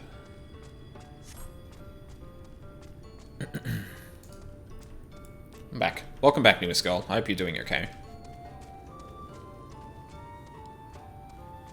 Kills any move the game's make every time. Yeah. Oh, of course it was Runar. God damn it. Heavens forfend. Runar. 'Twas he who forestalled the Yomoran's procession, and in so doing afforded thee time to traverse the temple. Quickly, the antidote. Special restorative, uniquely crafted to cure poisons concocted by the children of the everlasting dark. Not... Ugh. That sucks. I wish I could offer more, but yeah.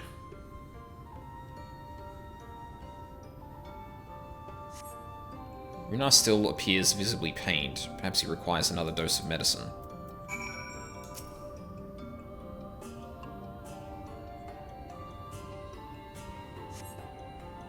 The medicine seems to take effect as the color slowly creeps back to his cheeks. Helped having a familiar voice in the background. Well, I'm glad I could at least do that. It would appear the worst hath passed, though his wounds yet want for mending.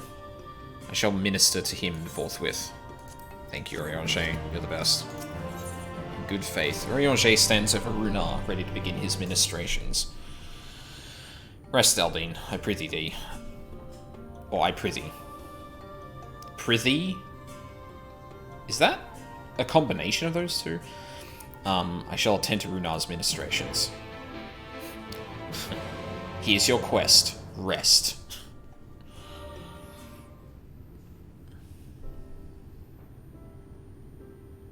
He talks cool. You mean Oriange?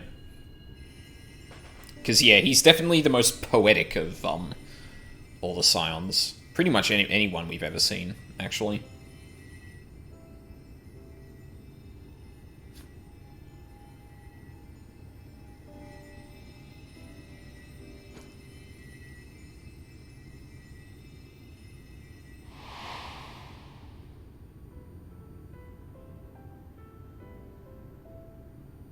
It's a fucking good shot. It's really hard to throw something like that accurately in midair.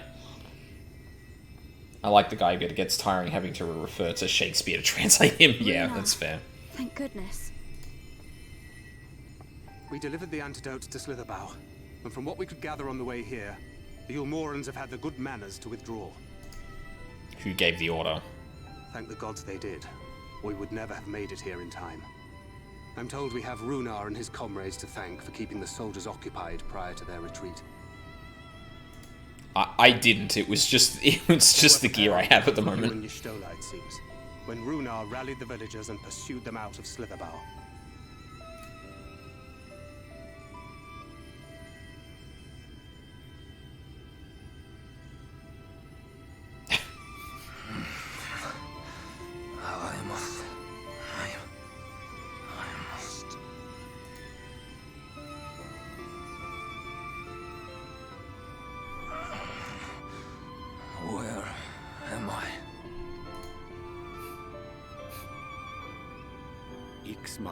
In the care of the Vis.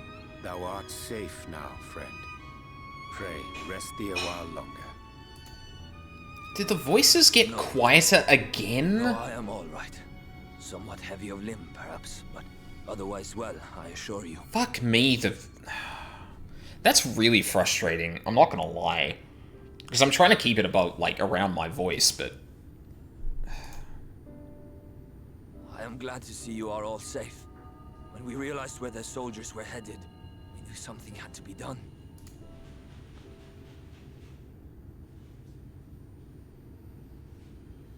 Well, it is the game, but it's frustrating that it goes all over the place. Do not see Master Matoya. She was with you, yes? What happened to her?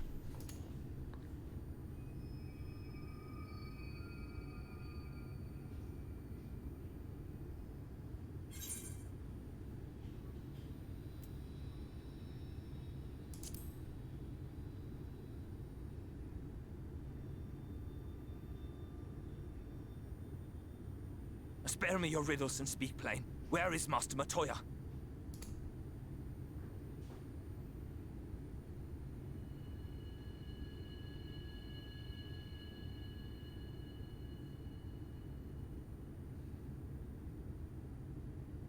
No.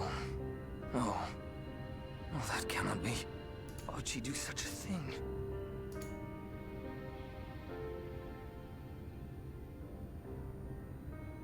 Was there no other way? I cannot believe that she... We must begin the search immediately. I will come with you.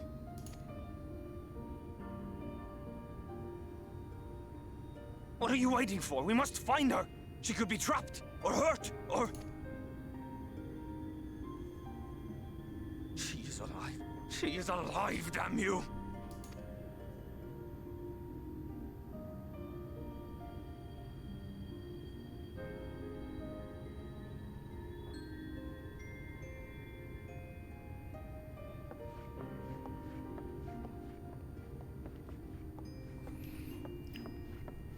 Forgive me for interrupting, but our scouts have apprehended an intruder.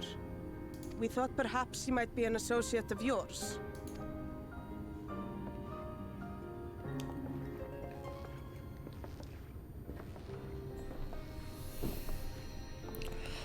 Oh my lord, dude. Oh, look who it is. This is not the time to be dealing with your shit. Wow, this is embarrassing. In my defense, they are surprisingly tenacious.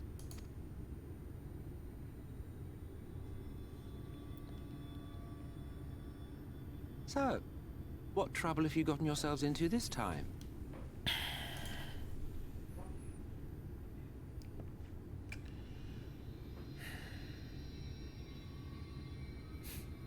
I can just teleport down there and see what's up. It's probably the easiest way. We know Ascians can surprisingly good at investigating endless abysses. What an intriguing turn of events. If the journey of the Eyes of Nidhogg is anything to My condolences, by the way. It is never easy to lose the ones we love.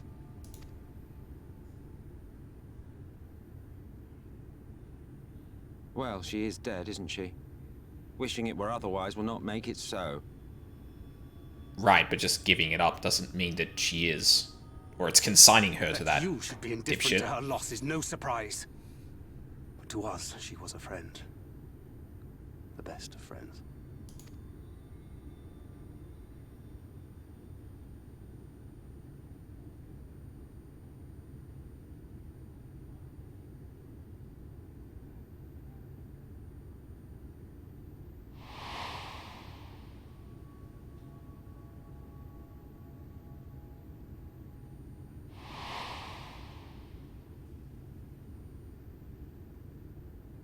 You have something on your mind.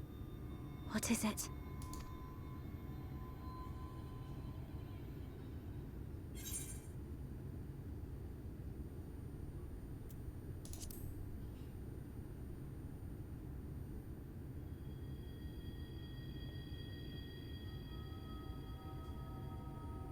Pray recount to us again that which thou witnessed in the ruins, omitting not the slightest detail.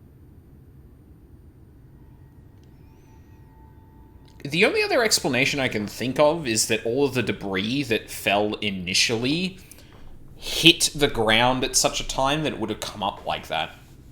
But again, there's a reason the game showed us that, and I don't think something like that would be the case. She used the same teleportation magic she used to get Thancred and herself out at the end of ARR. Flow. Fuck! Oh my god! I was joking! Literal seconds! Oh my god!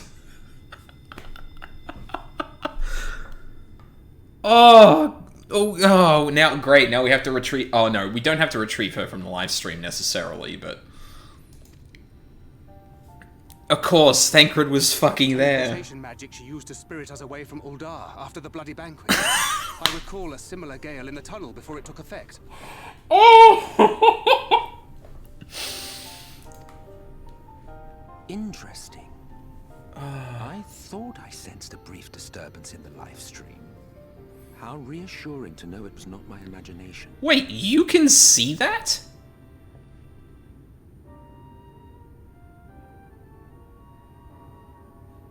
I felt it only once, I should mention, which would suggest she is still adrift on its currents. Oh god.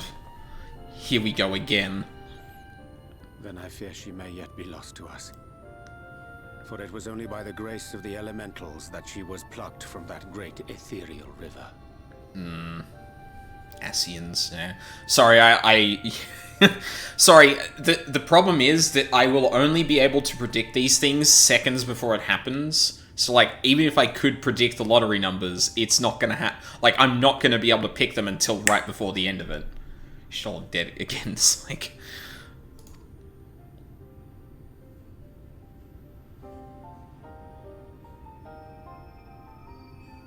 Ah, very well. I'll go and fetch her.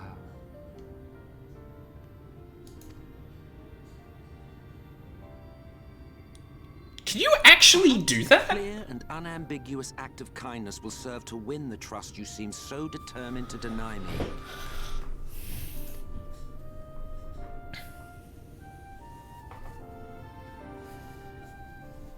Yeah. I mean, like I said, I was thinking of the, like, worst case scenario. I also noted that, like, she didn't fall down there unconscious or anything. Like, she could have cast shit. But I guess I was focusing on the options of, like, it being the worst case scenario. She's the 14 rep in all the crossover stuff. He's an enigma. Well, I mean, nah. I only want to help, said the man holding a dagger in his sleeve. Is he?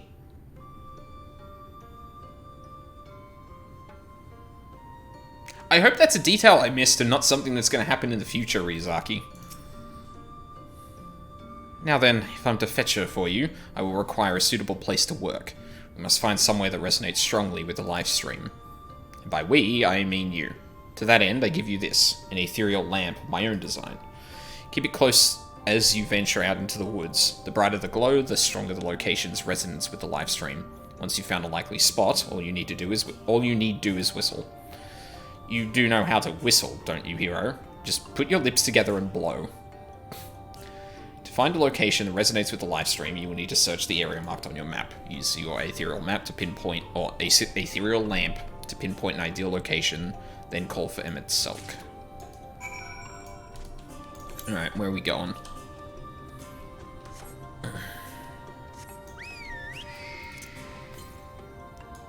It was an expression. Oh, yeah, right. No, you're right. Talk to him. Sorry, fuck. For some reason I thought, oh yeah, I'm talking to him and he's a quest objective, so naturally he doesn't have anything else to say. Well, what are you standing around here for? Go get searching. You do want to save her, don't you? Oh. That was nothing.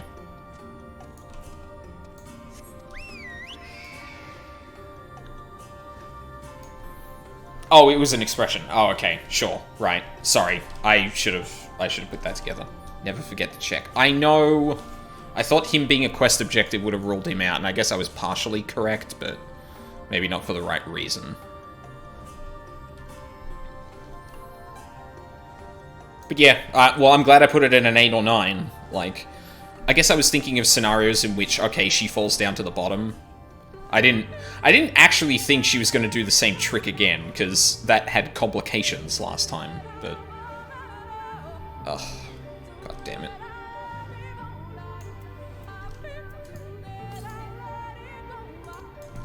Faintly in the center. Let's go south.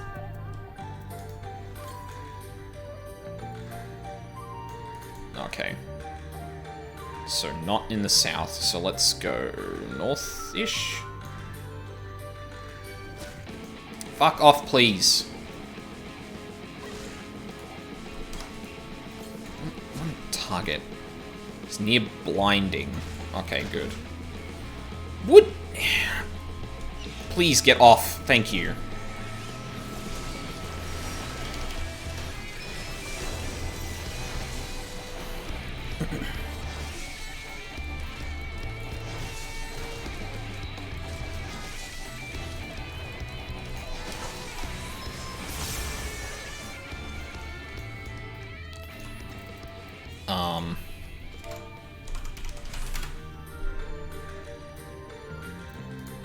Wait, didn't it just say...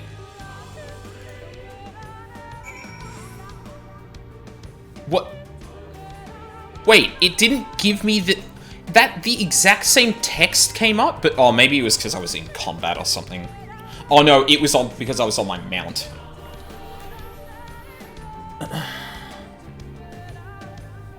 Ugh. That's definitely why.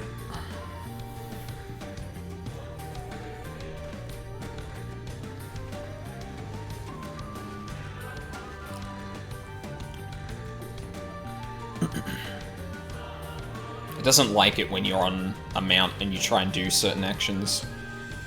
Yes, this place should serve well enough.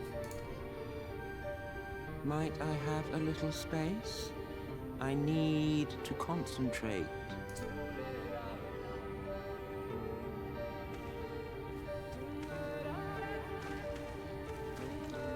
I'm gonna turn the voices up a little bit again.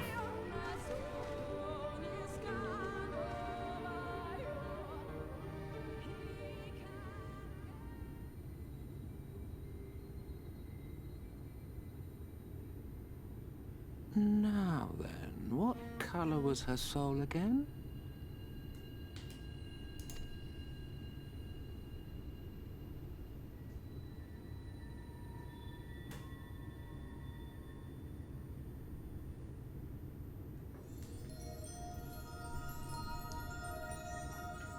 Ah, there you are.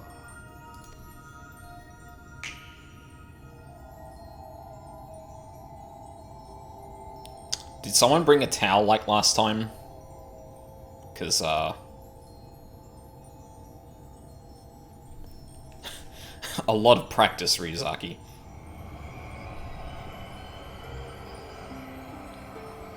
Now what, are you going to be double blind, or...?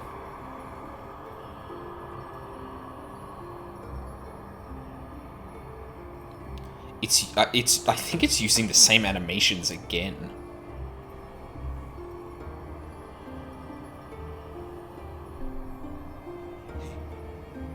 He's done it. He's brought her back. Blind and deaf this time. She's naked again. Someone get Alphino. Oh.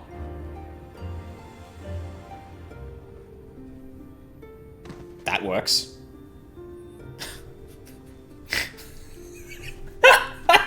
Oh god. Okay, hang on. I have to say something after this cutscene ends. Y'shtola, are you all right?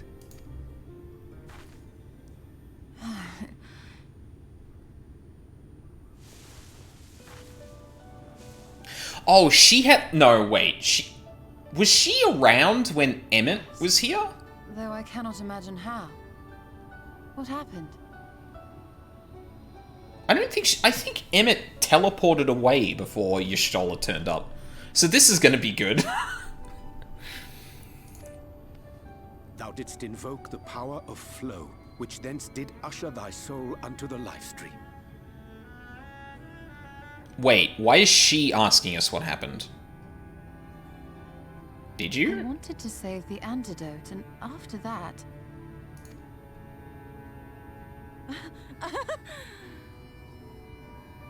I did something exceedingly reckless, for which you will just have to forgive me. At least you admitted that it was reckless, because... Jesus Christ, why would you try that a second time? He poofed before she showed up, and he hasn't been around since. Yeah, I figured. Or I realized, rather.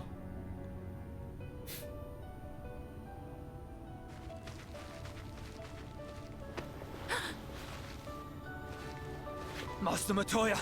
Oh, thank the heavens you're alright. I had nearly given up hope.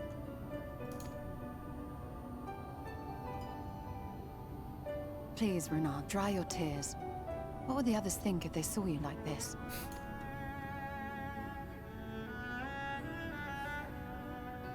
Come now. Did you really think I would go gently into that dark night with so much left undone? So many mysteries left unsolved?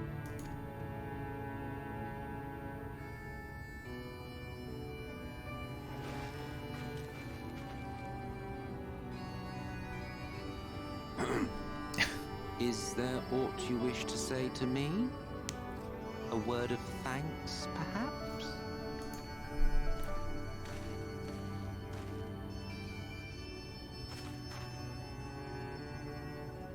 Selk, the Ascian of whom I spoke. 'Twas he who plucked thee from the live stream. Oh, Oriange has already told her about him. I see. Thank you. Differences notwithstanding, you saved my life, and for that I am grateful.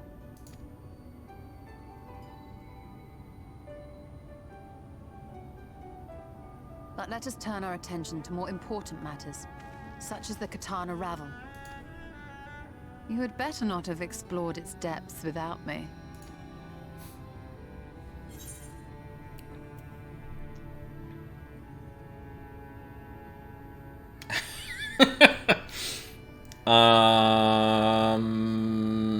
Yeah, I mean, I'll be honest, I wouldn't know where to start.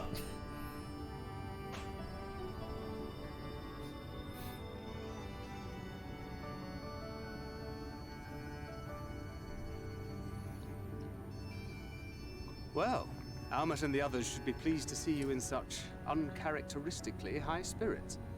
Let us return to Fanoff then, and discuss the coming expedition.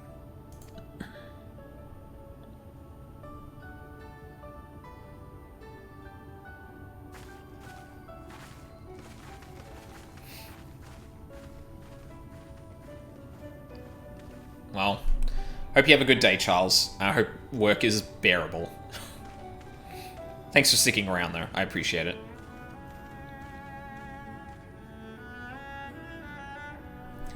Ow. What the fuck was that? Oh.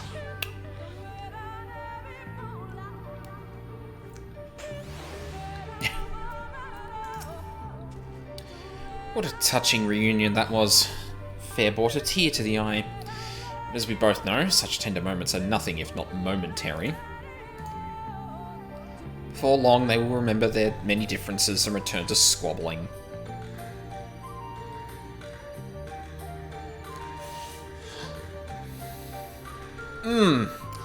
Erring a little too close to,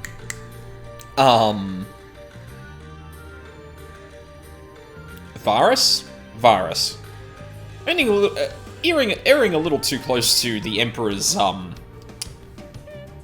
impassioned reasoning for being a massive fucking racist. Says the Arcbringer of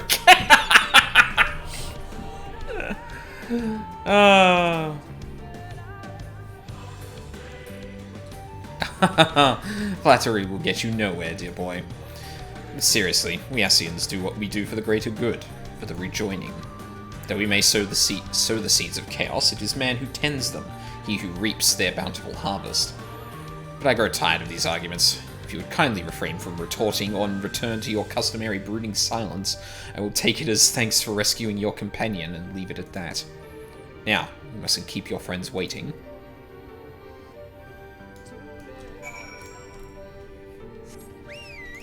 like grandson, like grandsire, eh? Yeah. Amazing what indoctrination will do. You know what? I'm gonna go down and do this while I'm here. Also, I should look for ether points, because I'm pretty sure there was one somewhere around here.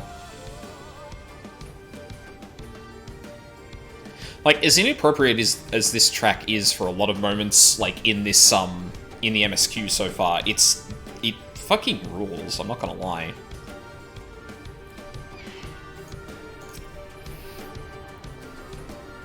Oh, I need another.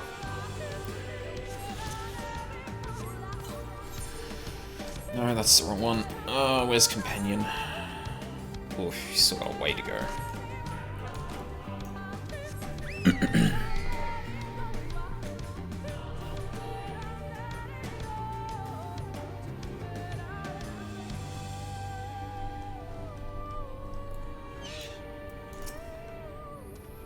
Oh, what a sight. It is not often we see so vaunted a hero as yourself in this remote area. What do you need from me? I have a thing for you. Our new attire. Wonderful. Indeed, the fabric and designer everything Haymet made them out to be. This will aid us greatly. The leather is made from the skin of rails, and is unsurpassed in quality. They are bestowed upon all who become of age and complete their rites. The particulars of said rites, well, best save that for another time, lest they give you nightmares. Okay. An outsider come from the village. How did you... I have a thing. Ah, Haymet spoke of you. An ally of Ronka, yes? Welcome to Bowrest. This outpost serves dual purposes here. Here we keep watch for any who would intrude on our home, and also for beasts that would feed it.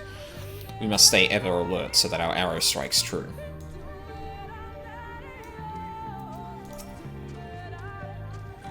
Did not expect an ally of Ronka to come to Bowrest. What brings you here?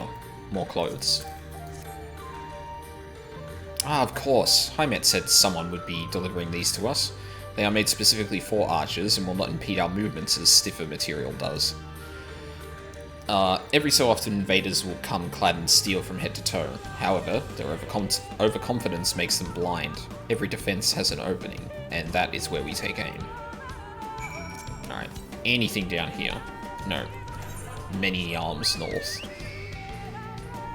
Might actually even be on the edge there. I actually wasn't looking for ether points when I was up there before. I should go back and do that. So I think we're getting close to, yeah.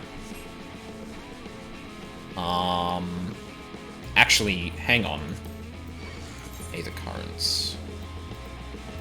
Snake the Lead is not, an Aether Point 1. So there's one more quest for an Aether Current. I keep calling them Aether Points, Jesus Christ. Aether Currents.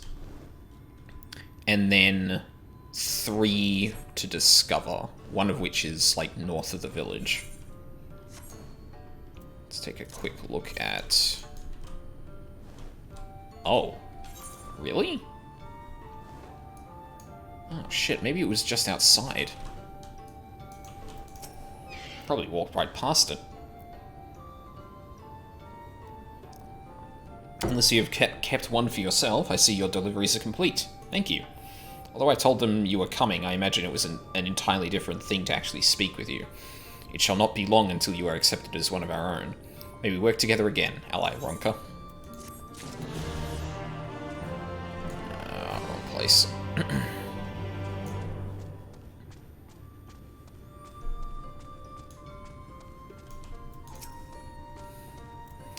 My apologies for having put you all through such an ordeal. I could see no other way to save the Knights Blessed. Happily, both they and I yet live, thanks to you. But our work here is not yet done. We must make ready to enter the Kitana Ravel, and put the Light Warden to the sword. Now, the burden of knowledge. The entrance to the Kitana Ravel lies open, and Almet would see you on your way.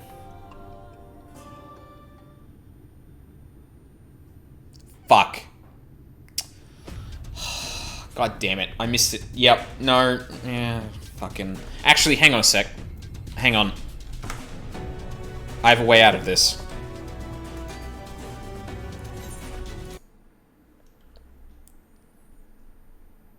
think that should salvage it. Hang on a second, I'm just gonna hide this game capture in case it captures, fucking... my details here. Yeah, I did Alt F4. Well, actually, Alt F4 doesn't seem to work in a cutscene, so I just closed it from, the Windows taskbar.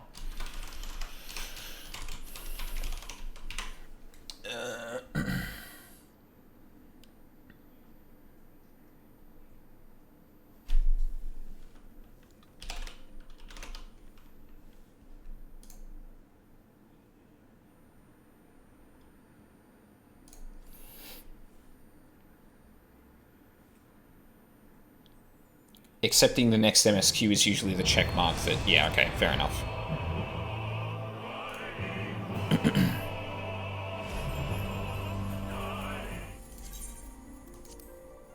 Oh, Jesus, there we go.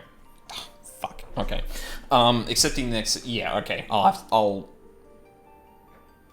I mean, I probably won't remember that. I'll probably fuck it up again, but I'll talk to Emmett whenever... Like, whenever a quest... I assume whenever a quest updates, it probably changes the dialogue everyone talks about, or everyone says, so, I'd have to talk to Emmett between every kind of point I can. Oh, that may not necessarily be true, but it's probably the thing I should do. Now, if I'm right, I should be... Yeah, okay, cool. Right. Because depending on the cutscene trigger, you can be in a situation where it will just repeat. Told you I tire of these inane arguments. Shouldn't you be getting ready to slay the Light Warden next or something? Fuck. God damn it!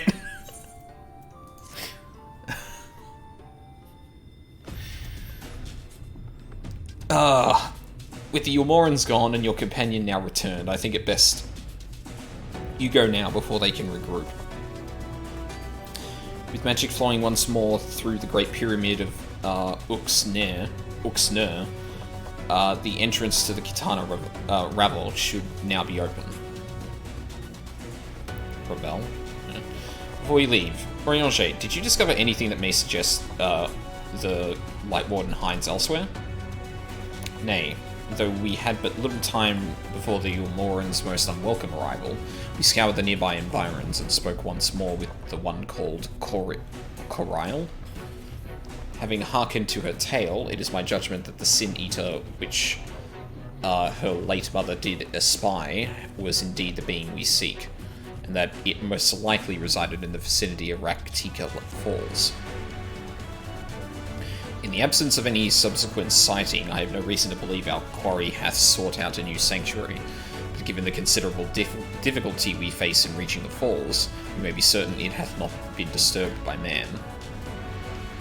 Then our course is clear. We must navigate the Kitana Ravel and make for Raktika Falls. Though you see it as but another obstacle to be navigated, the Raktika Ravel is the oldest and most sacred of our temples. The accumulated knowledge of the Empire is said to reside within. Knowledge which is rightly yours as allies of Ronka. You are welcome to explore. I fully intend to survey every elm of it once our mission is complete. Were the Emperor still alive, he would be overjoyed to hear you say so. But I must warn you, though the way is open, it will still be heavily guarded. To discourage trespassers, the test the worth of our allies, it had to be so. Be careful in there.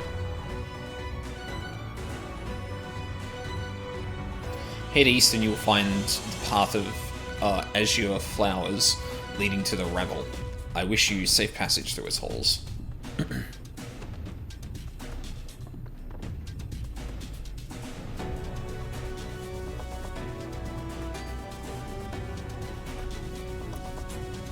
Emmett's literally just standing there.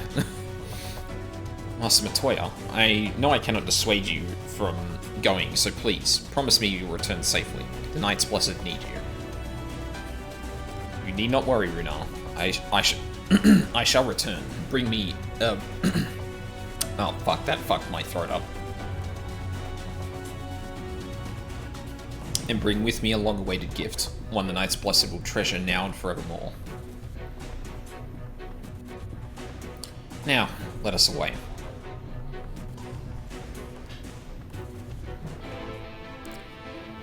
Yep, Emmett just stood there doing nothing. Lest you doubt, I won't be helping you do battle with the Light Warden. To accompany you thus is quite taxing enough. Now, if you've no further questions...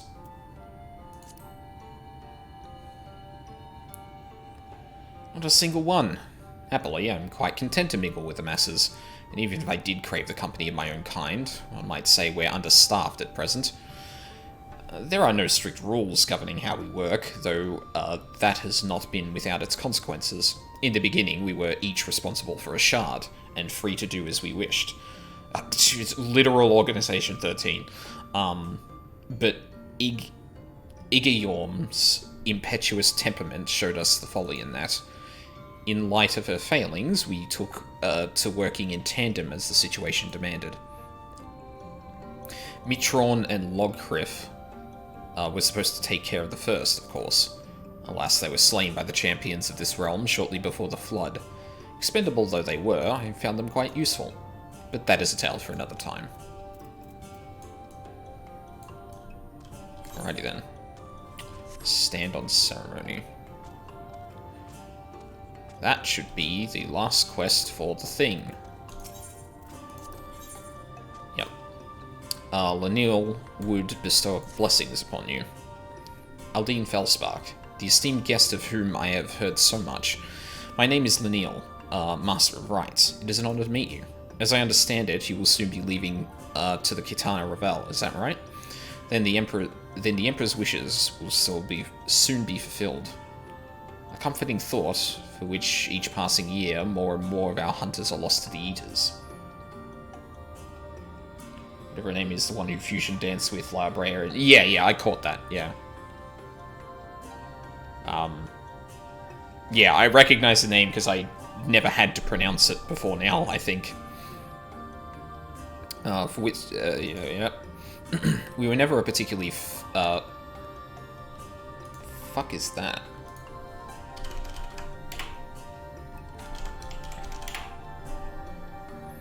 Producing or capable of producing an abundance of offspring or new growth. Fecund.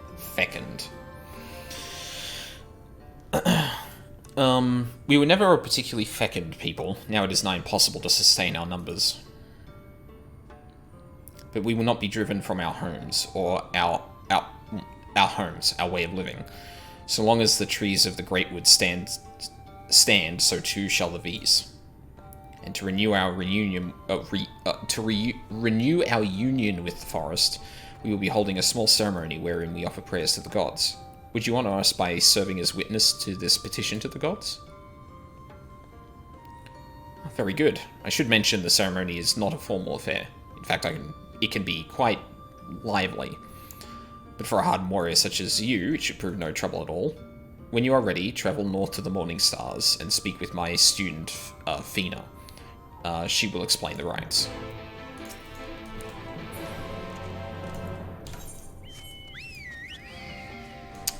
You know what? This would be a good opportunity to grab that Aether Current that's somewhere north of here.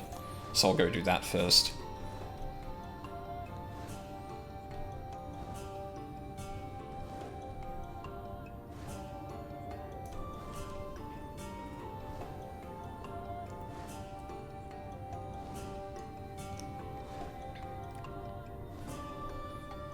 Ah, there it is.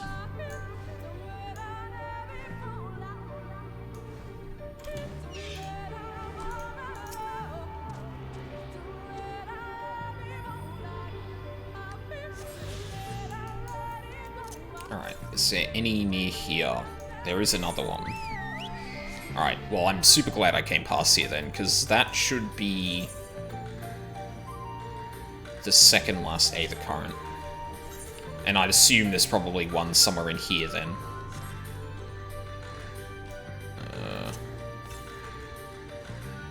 85 north. Okay, so it's probably on on this pyramid then.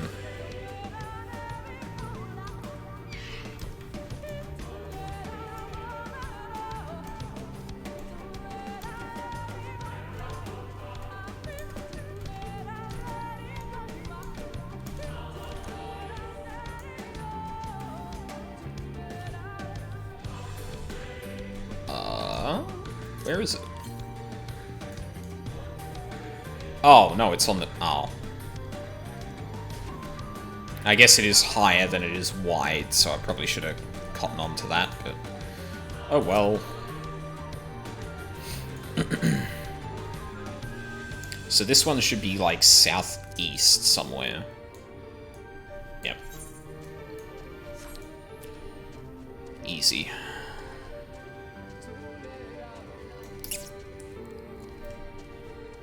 It's typically how pyramids work. No? Taller than they are wide? Are you serious? I'm pretty sure the pyramids in Egypt are, like, as wide as they're tall. Like, because there's a big difference between Mayan and Egyptian pyramids. Egyptian pyramids tend to be a lot more, like, on a 45-ish degree angle. Like, Mayan ones, for example, are, like, a lot taller than they are wide. I don't know if you're being facetious or not. Flat-topped. What? What? Wait, what did I... Okay, I'm confused now. What are we talking about? Hi. What business brings you to the Morning Stars?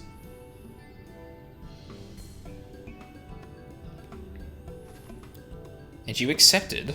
This is such an honor. Thank you for coming. Goodness, where are my manners? My name is Fina. A pleasure to meet you. And this is my sister. Well... Siuna. How do you do? Are you certain this is wise? I realize he is an ally of our people, but the ceremony is not meant for outsiders. We cannot go against Master Linneal's wishes. Besides, we may never again have such an opportunity. If you insist, mod me, coward. That's probably not a bad idea, honestly. You're around for more of my 14 streams than anyone else, but it's probably not a downside to that either. My work schedule's too erratic to be a reliable mod. I guess that's true. Yeah, like, I guess the thing is that, like, I probably shouldn't throw that around lightly, because, like, if I expect someone to have mod status, I expect them to kind of be looking out, even if it's just passively, you know, and not, like, actively doing a moderator job. But, I don't know, sometimes I feel like just throwing that on random people is not, or throwing that on people that probably don't want that responsibility is not, yeah. Anyway, if you insist. Now, let me tell you about the ceremony. As Master Linneal has likely already explained, we will renew our bond with the Great Wood through prayer. To ensure our prayers reach to the gods, however, we must first beseech the spirits of the forest for aid. Once summoned, we must prove ourselves worthy through combat. Only then will our prayers be delivered unto the heavens. As witness to the rites, it is up to you to do battle with the spirits, if you are still willing, of course. I was site staff for a Final Fantasy site whose podcast I was on, and I hated doing any of the actual site stuff. Yeah, exactly. And, like, granted, the only things that had really happened here for such a small stream would be a bot who got bopped by Moobot, like, being permanently banned, and just allowing a term that comes through, you know? But, like, if I ever got to the point where a lot of people would be in chat and passing through, then it becomes obviously a bit more of a job. And I don't just want to throw that around. I can manage it at the moment by myself, so I feel like I could just do that. Yeah. Well, I mean, it's combat. It's literally the only part of this ritual I feel confident doing. Wonderful. This will be a ceremony to be remembered. Shall we begin then? Close your eyes, and we will attempt to draw forth the spirit with our prayers.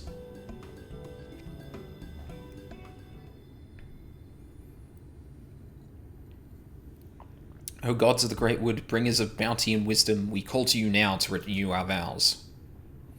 For the strength to protect these lands, to be the shield that guards against the accursed light, we seek combat with your children, the spirits of the wood, to prove to you our worth.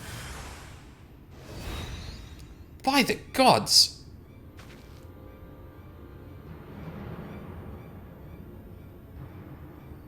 The spirits are of opposing forces, fire and ice, a terrible omen.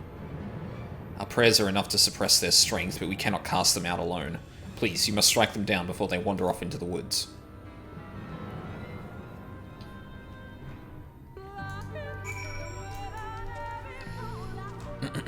Oh, I didn't even summon Titan again. Okay. Hi. Thank you for doing it that way.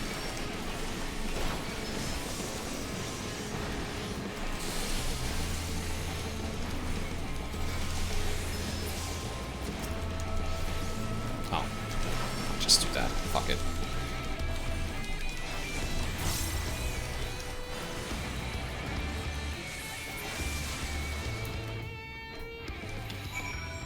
There we go. Thank you for your help, but in light of what we witnessed, I think it's best we call off the ceremony for now. What? Spirits of opposing elements is the most dire of omens. The discord between them would prevent our prayers from reaching to the gods. This would not have happened were he not here. We may try again on the morrow, but he cannot be allowed to attend. Sister, please. He is our guest, handpicked by Master Lanil. Lanil? My apologies. It seems your attendance was not meant to be. Would you go and inform Master Lanil of what happened? We must remain here and clear the altar. Fair enough.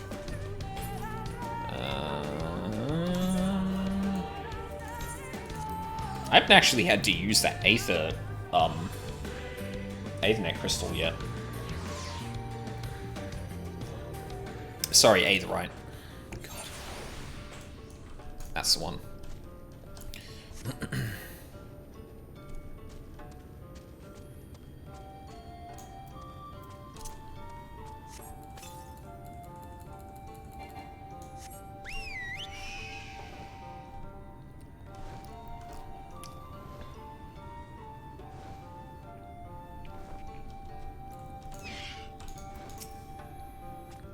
Back so soon? What of the ceremony? Fire and ice appeared. Bad omen. Fire and ice. Thank goodness they were not hurt. It is never too late to begin the ceremony anew, but I fear the source of our troubles has naught to do with the spirits. Seeing eye to eye. Wait, what does this unlock then?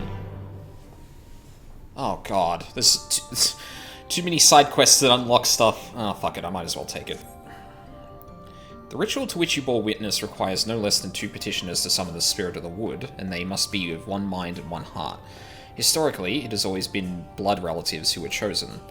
If what you say is true, and not 1 but 2 spirits answer their call, it is a sign of disharmony between them. Until we discover its source, attempting the ritual again could prove disastrous. But I fear the others will not be forthcoming with information were I to press the subject.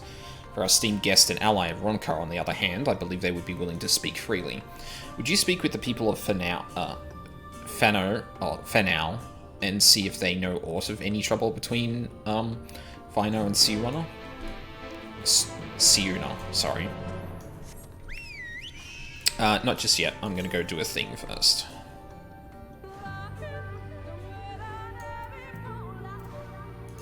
Travel Aether Currents. Yep, so this is the last Aether point, and then I just have to complete this quest, and I have flying. This quest chain eventually unlocks a Beast Tribe quest deeper in the chain. Okay. At least I know what it's for now.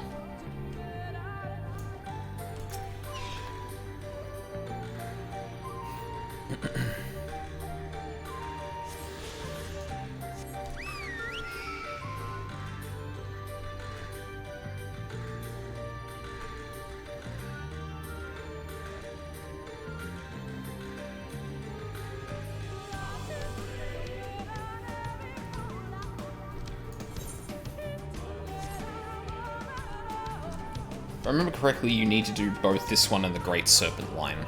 Oh, to unlock, like, a Beast Tribe quest, you mean? I guess that makes sense, but... Yeah, okay. Fair enough.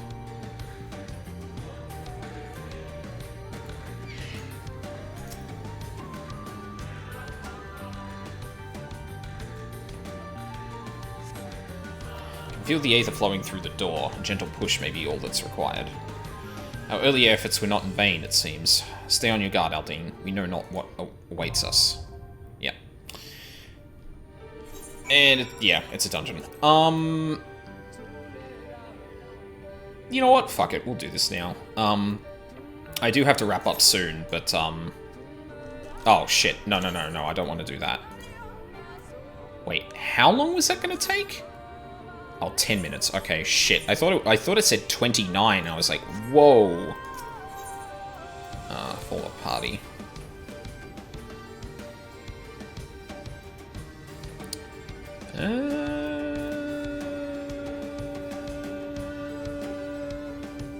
Yeah, that's fine.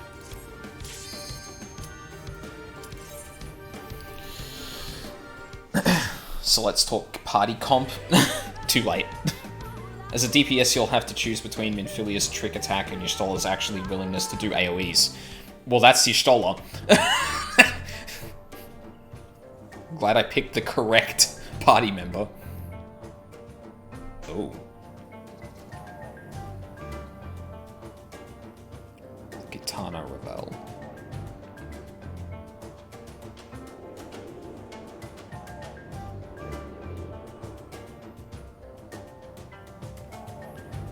As a tank, I get to have both. Lucky you.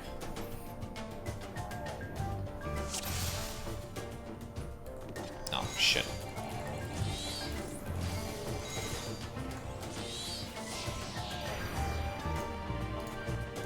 Prepare yourself.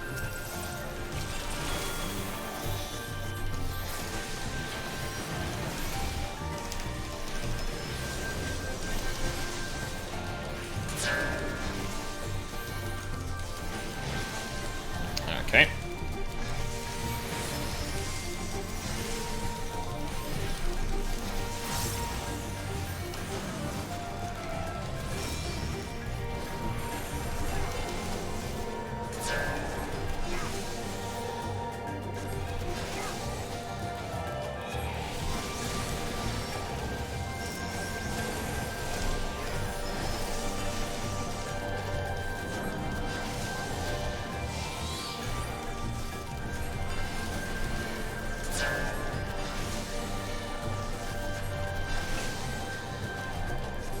Gloves are off.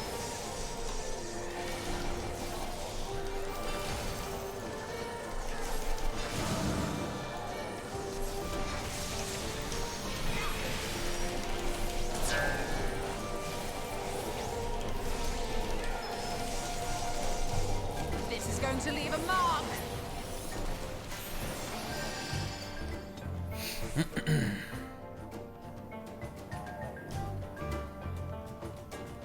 Should have probably just went with Ifrit for that.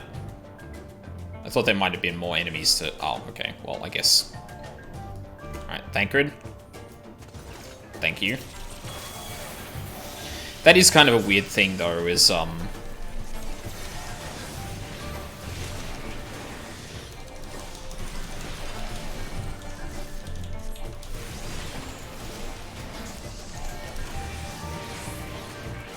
you all right?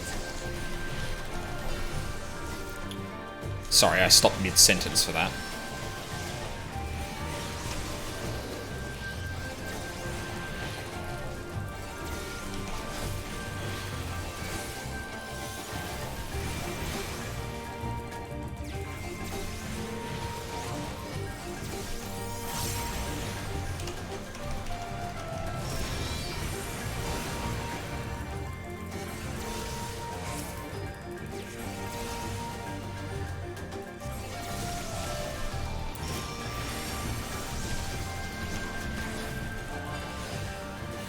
I will not hold back.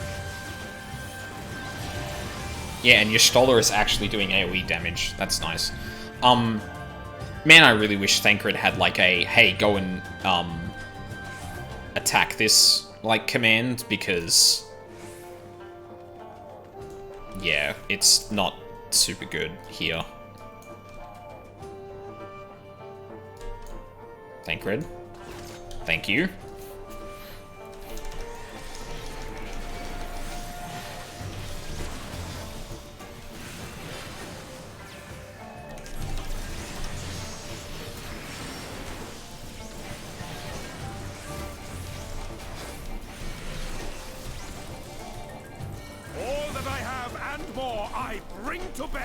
I'm weaving a lot more of the off-GCD stuff better into my... What? Oh.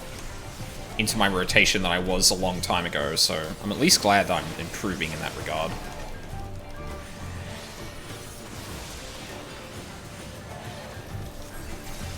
To do this. Further ruined stacks are still escaping me, though, unfortunately. Need to beat up Orianche until he teaches me death. That's really funny that he can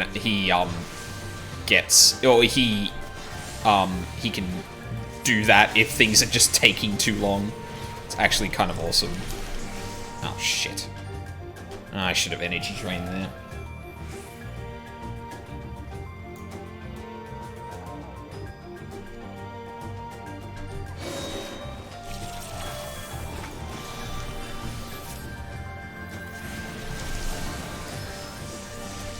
Excuse me? Oh my god. Oh my god, are you for real? Ugh. Completely messed up the rotation because of that too. God damn it.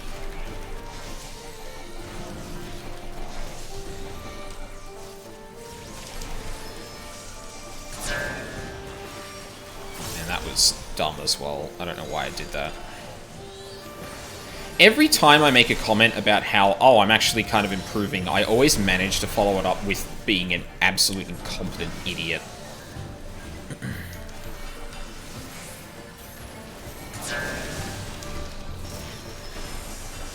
Away with you! God damn it.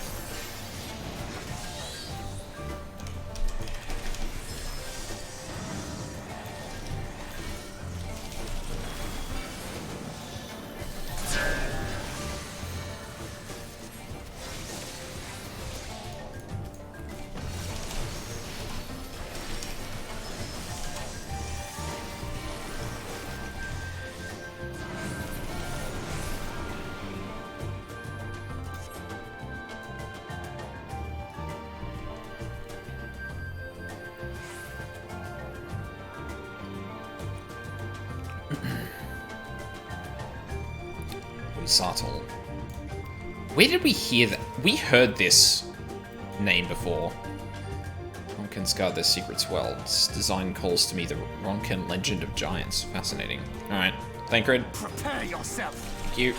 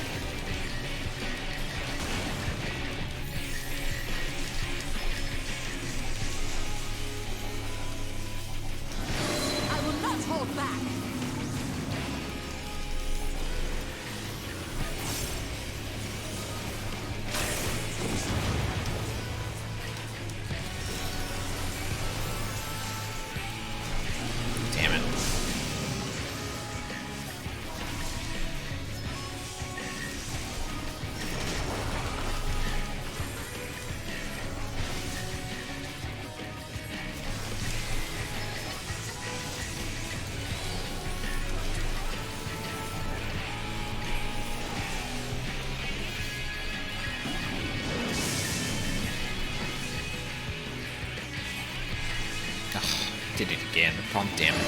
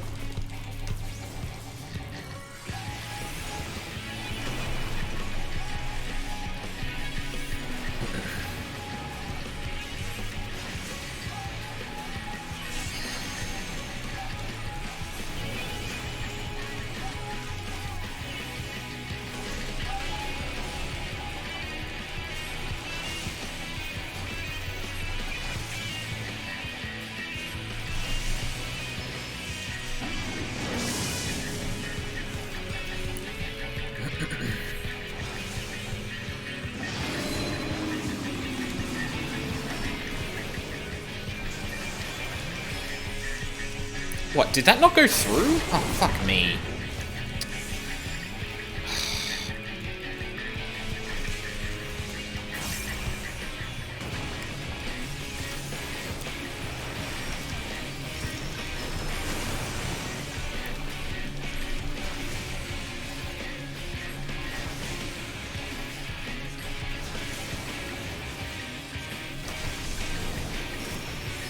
Gloves are off.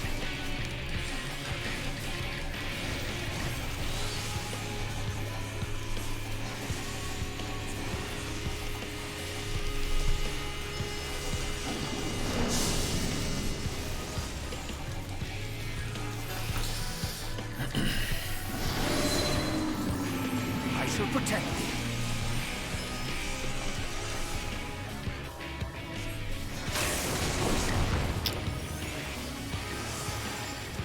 What the fuck? Why isn't there a targeting circle for that? This is the one thing I'm really confused about, is sometimes there are mechanics that don't get communicated in the same way others do. And it's really unclear why.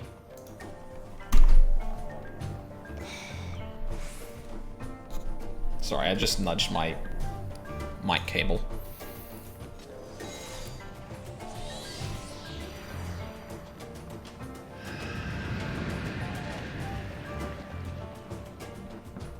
Prepare yourself.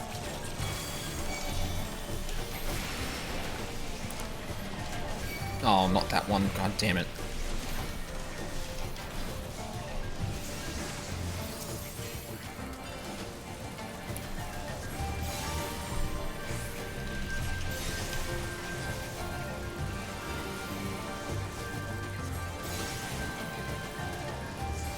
All that I have and more I bring to bear.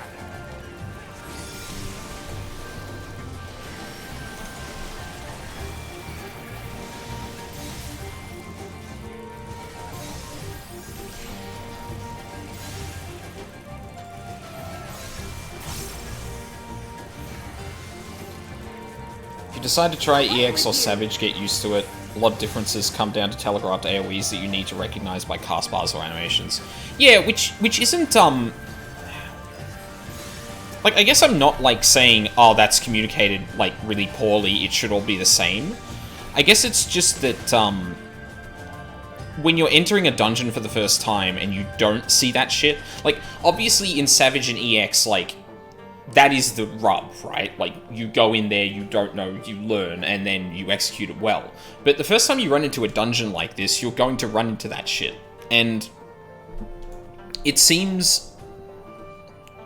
What am I trying to say?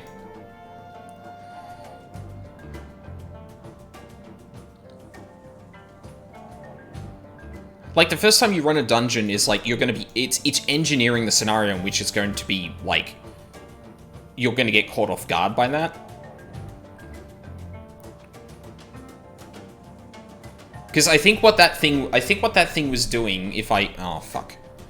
If I look at the scenario now well, I think what it was doing was that thing that the first Light Warden did, where it had, like, the left hook and the right hook, but it would come up on the cast bar, and then momentarily show where it's going to hit, with not giving you enough time to actually dodge it. Like, I think that's what was happening, but it didn't do the thing where the... Like, I was expecting the area of effect to come up briefly like it did there. So when it eventually hit me, I was like, oh, did I get hit by the right side, left side of the stage hazard? Or did I get hit by the boss? And then it became clear I was getting hit by the boss. Plus, you've been taught that beforehand. If half the boss is doing something the other half isn't, like Holminster's boss raising one of its arms, don't be on that side. Right, but again, the way it's communicating that you got fucked by that is if you're still in the thing when that happens. But the targeting AoE doesn't come up for that. Like, even if I accept that I was taught that before, I should be looking out for it, but it's not communicating the fact that you fucked up in the same way either. Like, the only reason that AoE indicator on that boss exists is to show where it's going to hit. To teach you, you fucked up, essentially. But it didn't do that with this boss. So, yeah, like, it's just not consistent design, I guess. In, like, a very minor way, obviously.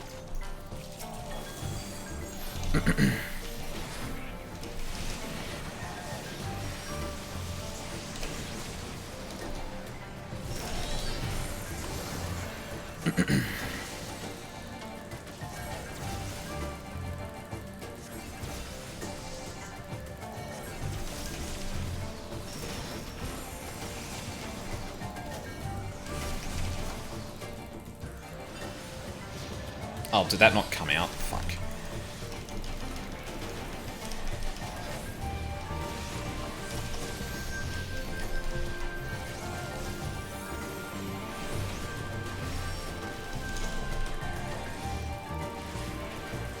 Oh, shit.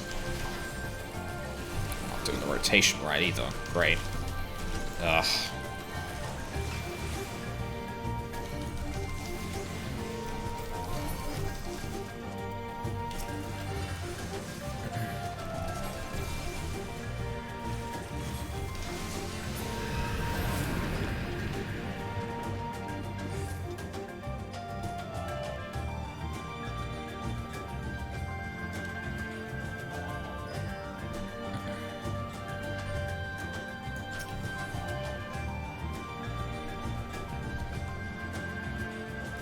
Thancred. Thancred. Thank you. Timid motherfucker, what are you doing?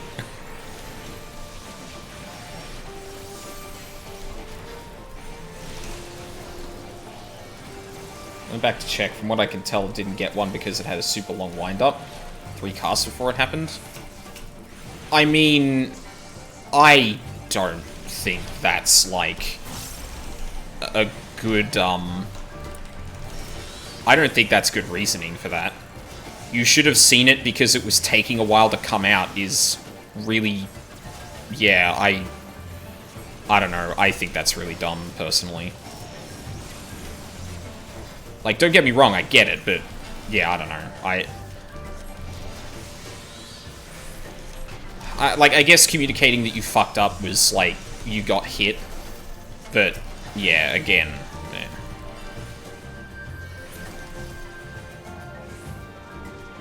Like, the problem is, like... Like, the problem is that doesn't communicate what you fucked up by, which is not, like, contrary to what I said, I guess. Like, there's a difference between communicating that it's coming and communicating that you fucked up, right? And obviously there's more immediate feedback to if you fucked up, because did you get hit or not? Like, and I guess in that regard, like, yeah, sure. But with multiple mechanics happening, and the way that fight's engineered, you're definitely going to be seeing, like, both of those at the same time, because one half of the room gets hit by the boss, one part of the room gets hit by the arena, essentially.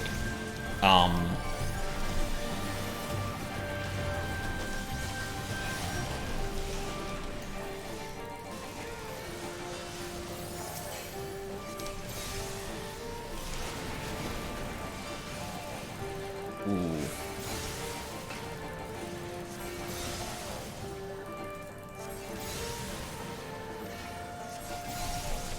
Yeah, like, to be clear, I'm not saying that boss is poorly designed because X. I'm saying, like, you could have communicated that a little bit better. It's not the worst thing in the world.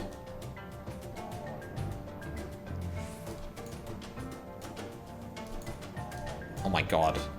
Thancred, thank you. Fucking god, man. You're killing me.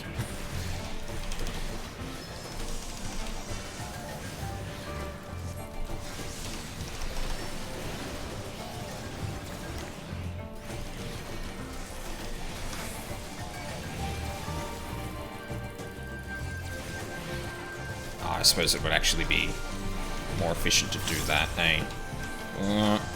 Did that wrong, but fuck it.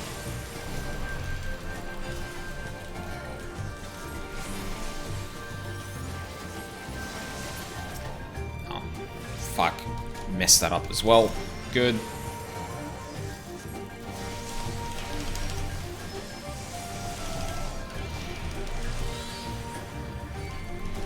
Away with you!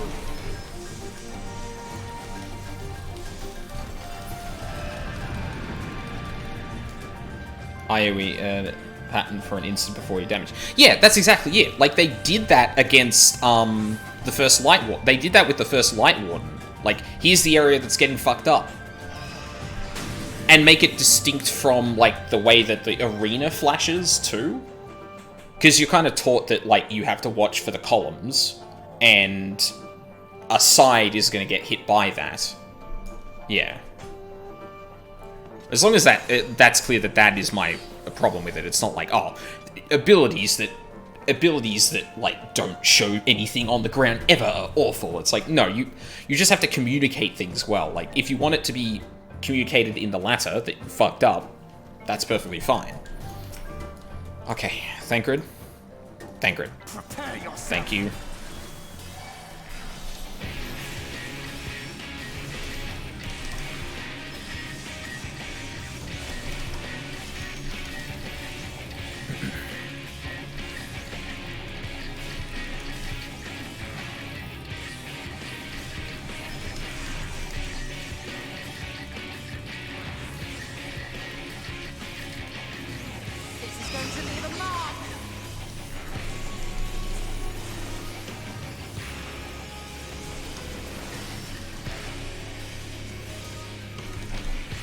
Oh, I wasted one. Fuck.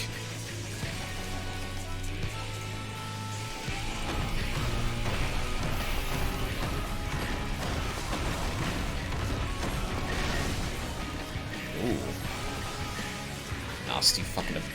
Oh, why are we moving? I actually got kind of nervous there. I was like, oh fuck, what did I miss?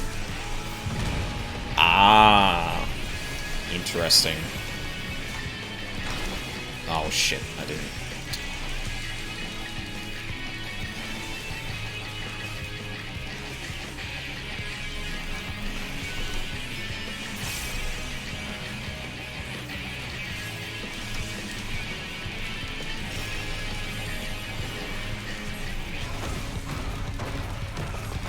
Oh, please don't land on me.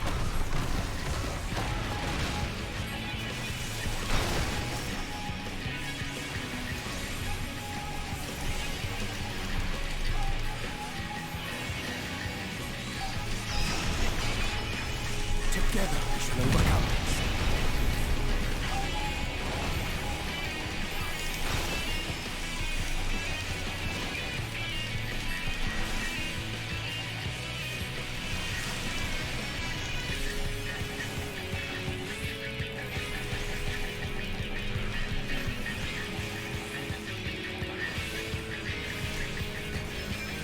Oh god.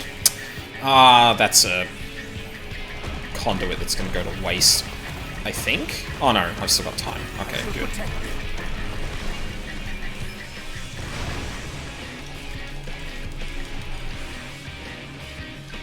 Yeah, probably best to just run away from that.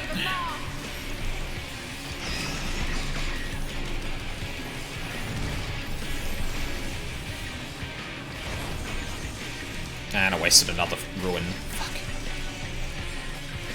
This is good rotation practice. It is taking a lot longer to kill bosses than that, but I actually don't mind this, because I've managed to figure out a lot of what the fuck I should be doing in certain scenarios, which is nice.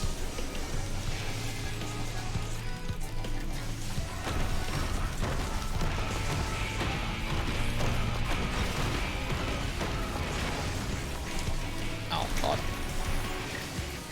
Shit.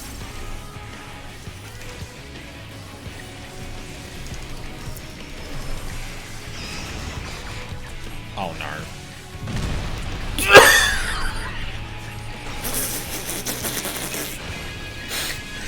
Oh! Oh my god, that was so close. Oh. Holy fuck.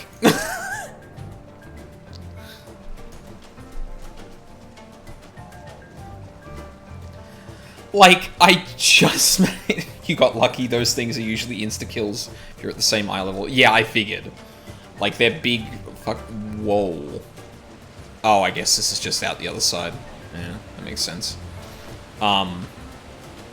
Yeah, but I was like magic pixel off and both of them were looking at me. Both of them made their way towards me too. But I guess that's good to know. They don't actually cover, or their radiuses aren't big enough to hit every part of the wall they're parallel with. Like, you have to be pretty stacked tight, but you can avoid all of it. Oh, good. Sin Eaters. Thy time hath not yet come. Oh. Should get the right pet out first.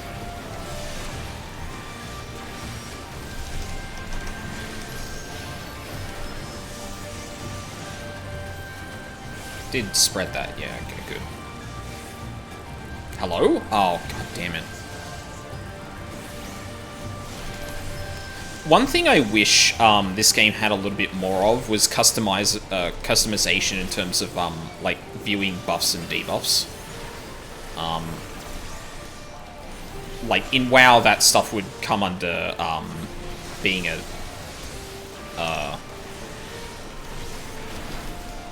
God, I wasted more again. Fuck me. Obviously, that would more come down to modding and stuff in WoW, but like showing me. So one thing I did for the warrior that I'm playing is that I put the second button in its combo and the third button in its combo just to the left of my cooldowns, so that I could see what I was up to in the sequence. And I want to do something with that here, but like, then I just have an outburst symbol sitting there doing nothing unless I was in Firebird trance, which isn't a lot of screen real estate, to be honest. Maybe it's worth it for that, but yeah.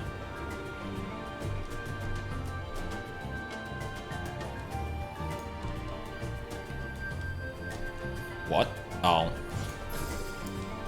Prepare yourself. Alright, let's go. Come on, Thancred. Pick him up. Thank you.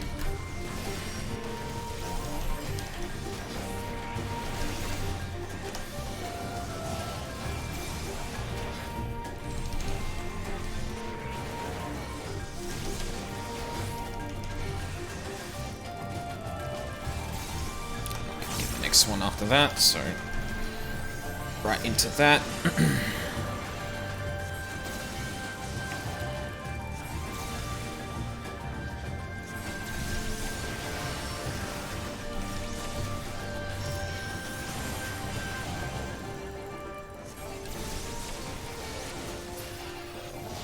Oh, just missed out on the last hit.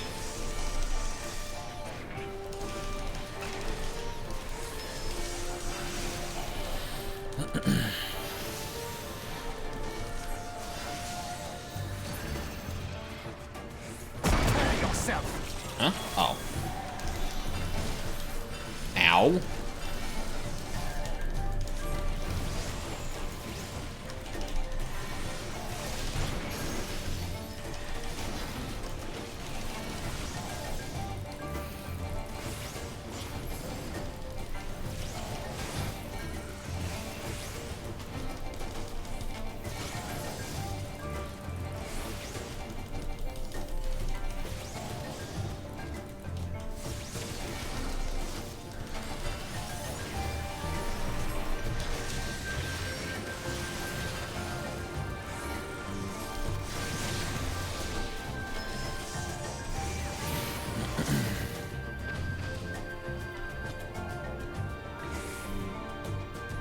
Oh god, we're gonna have to dodge shit attacking these guys, aren't we?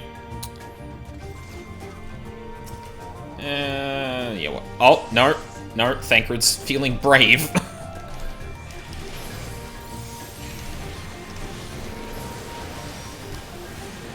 And I wasted another one. Fuck me.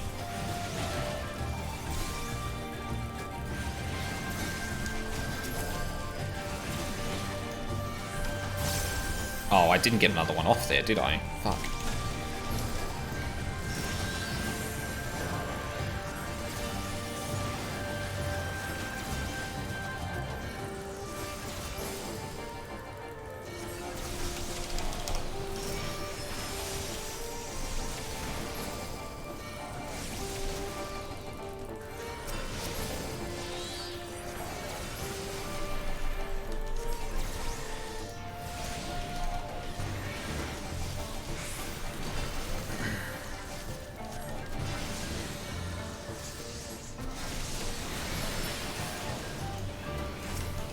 save the Firebird.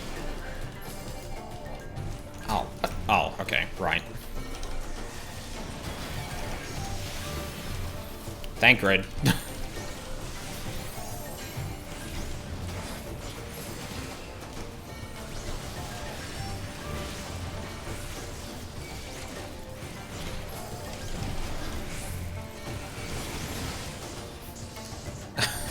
I can't believe I just pulled threat off him.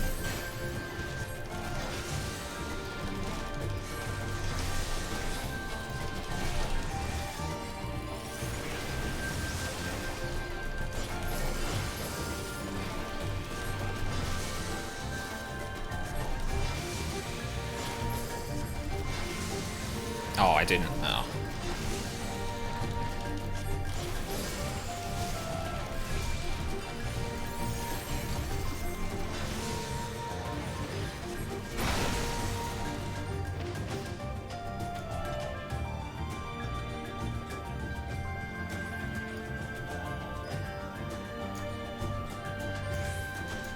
Oh, there we go.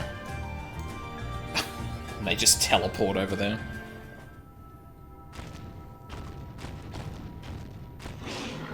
Oh. Oh dear. Errors.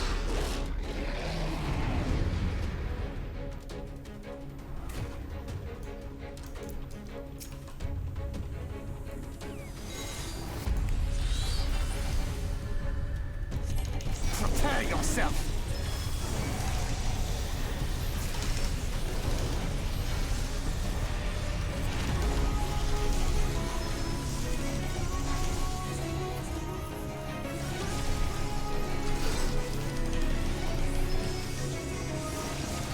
Oh, I'm gonna miss that. God damn it.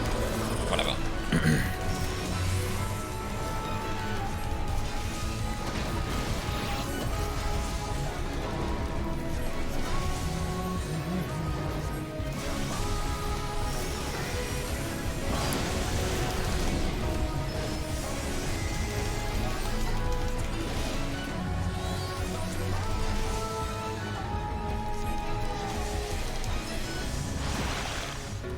Why are you all moving over there?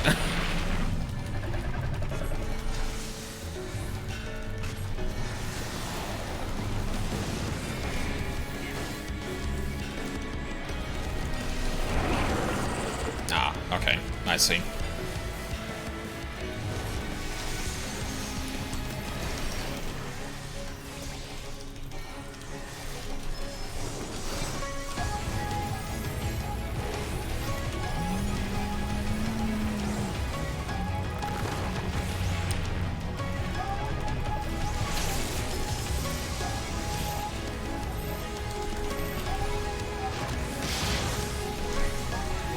I will not hold back.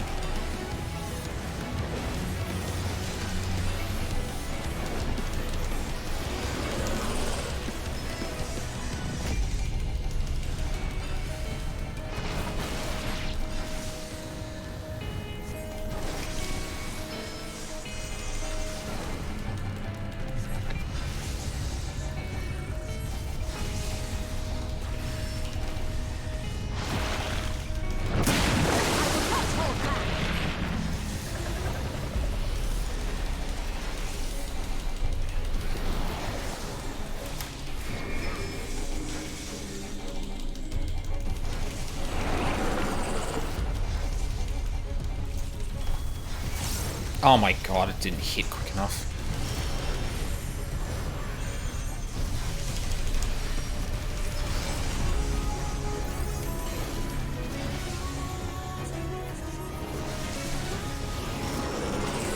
One, and then spam it.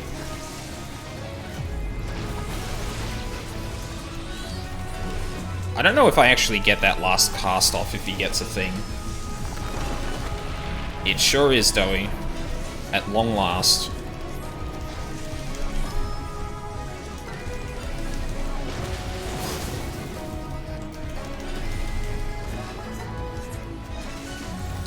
And I promptly screw up that entire thing the second you say that. Rianger?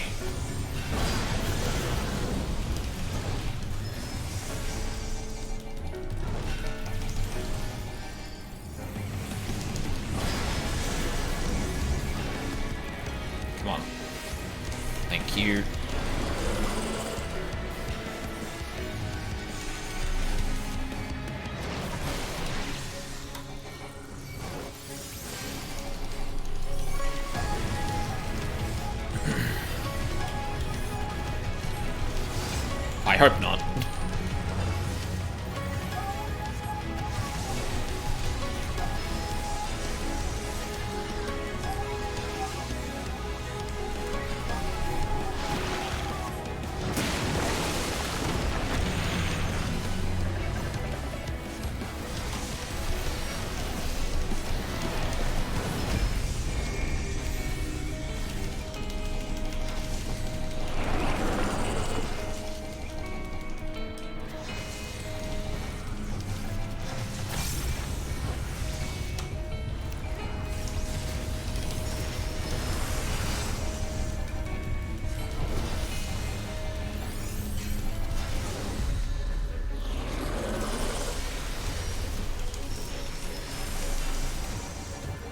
Oh, I think I fucked that up.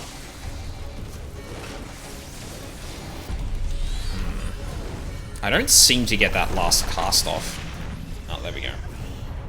If I do a further ruin, or if I do a ruin 4 right before Bahamut leaves, it looks like he doesn't get another worm wave off.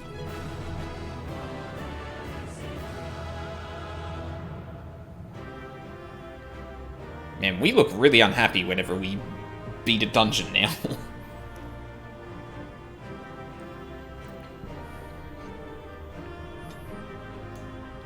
Oh, I got Enhanced Bane too. Nice. What the fuck is the... Oh, there it is. No, no pet. Rip.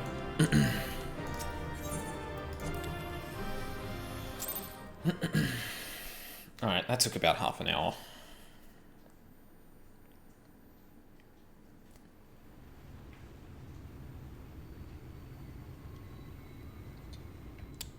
Boy, I sure hope something bad doesn't happen now that we've alluded to the fact that we probably shouldn't be doing this. Or probably shouldn't be taking on to ourselves.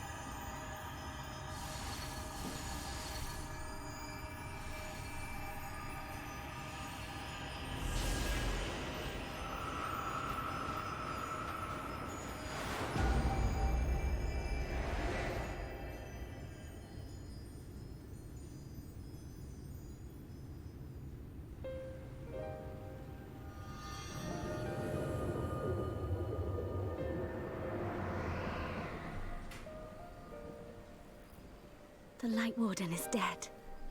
The Blessed's prayers have been answered. Aye, that they have.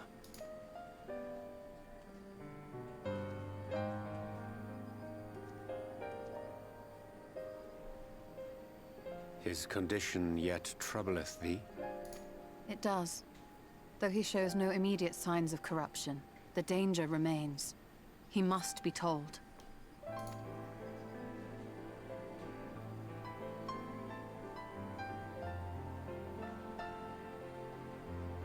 Would you describe it to me, Marie-Angé? Paint for me a picture with your words. A sea of shimmering stars. Diamonds strewn across a raven gown. Boundless and beautiful. 'Tis an exquisite sight, not unlike that of the source. Calm and gentle and forgiving. I can see it. For however deep the void, or wide the expanse, there is no shore so distant as to be beyond the reach of light. Ominous though that may sound, given our present travails.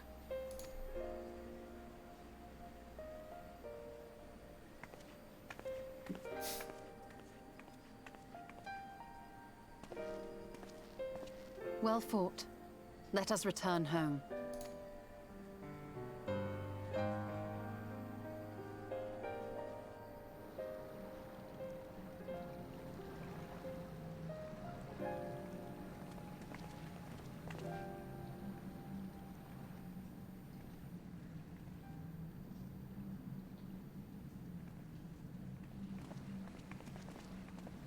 The murals. If I am not mistaken, they predate the Empire. How can you tell? That is the two of them combined. Oh, no, actually, maybe not. I'm gonna have to talk right here because my roommate's gone to bed, so I'm not waking her up. I was gonna say that kind of look like both, but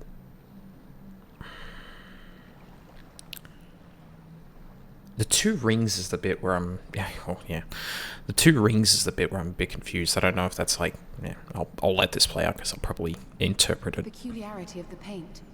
Most are made from mineral-based pigments, but whatever was used here is older than anything I have ever seen. According to Almet, this sanctuary was built to preserve the wisdom of the ancients. What events do these murals commemorate, I wonder?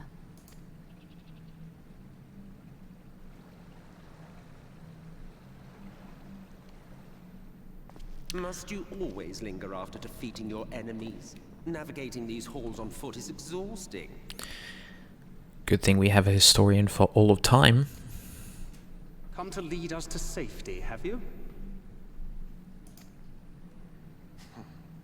I was bored. But how is the hero of the hour? Hi, Charles. We're being quiet right now. Fighting fit, I see. Keep up the good work. You're plotting something. Every hour of every day. But never you mind about that. As I have told you 1,000 times before, I like to watch. Nothing more. Well, I would quit this place and I suggest you do the same. There is yet work to be done.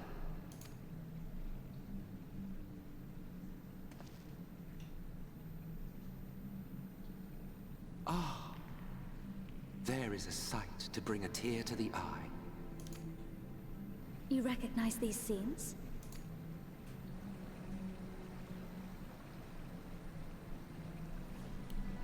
That I do.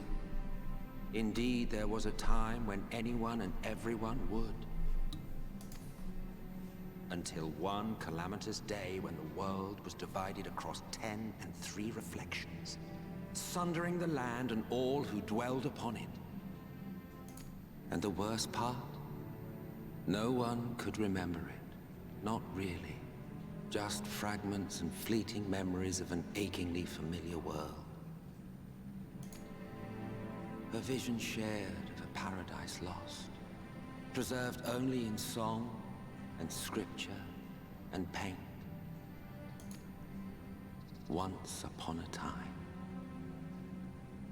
Yet here we find ourselves again, to look, learn, and remember. And share with us the stories you know so well. We are listening.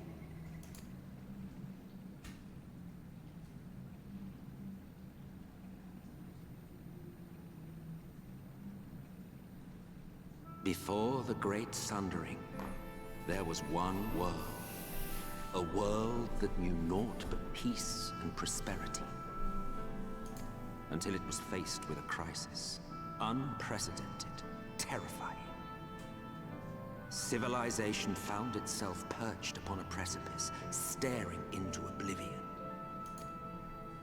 But through prayer and sacrifice, the will of the star was made manifest.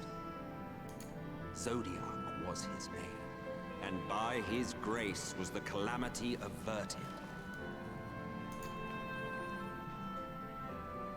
Zodiac.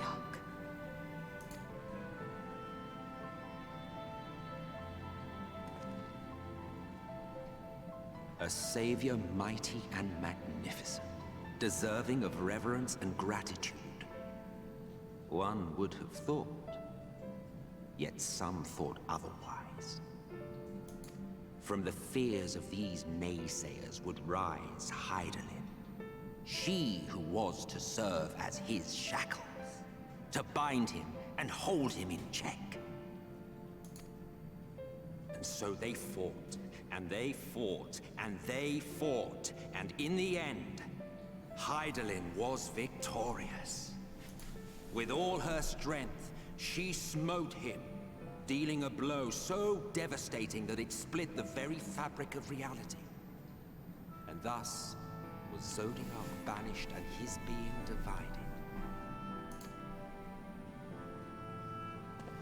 That concludes today's lesson on long-forgotten history.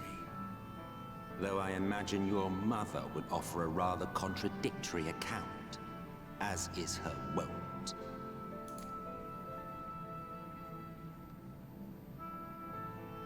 I'm sorry, I can only assume I misheard. But it sounded an awful lot like you were implying both Zodiark and Hydaelyn are not gods. But... What? Not gods of the first?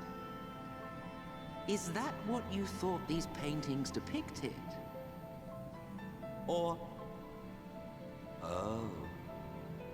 Oh. They are gods after a fashion, yes. But no different from the kind with which you are so intimately acquainted.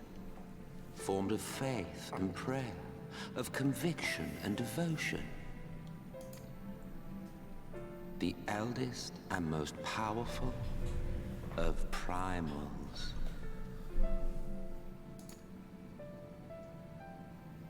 You have spun quite a tale. Yet you have not explained the role of the Ascians in all of this. How is it you are privy to ancient secrets lost to time?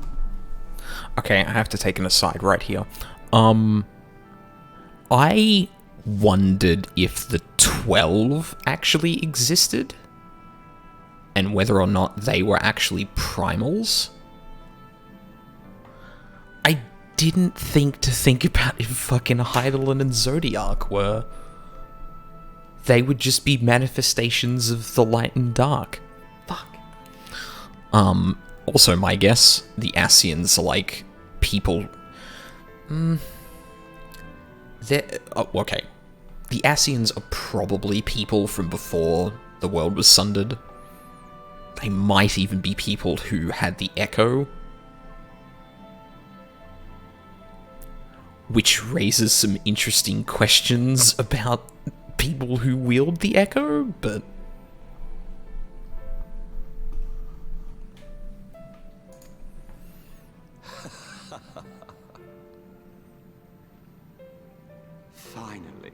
Finally you ask the right question. And shrewd questions warrant honest answers.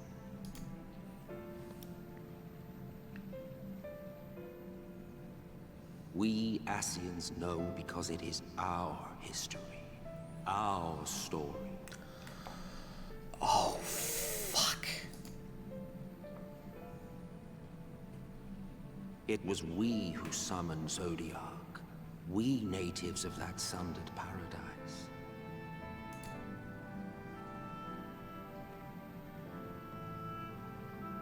Now, do you see why we yearn for the great rejoining?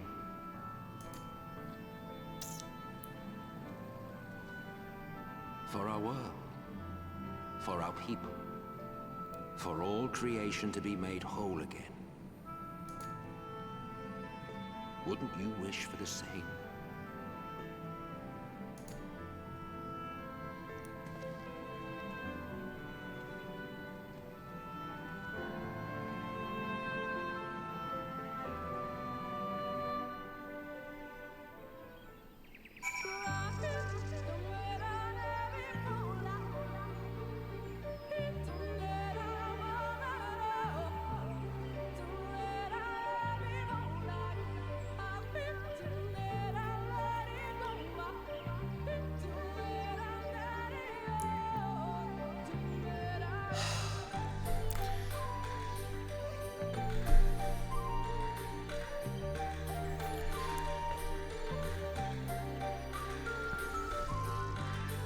Good.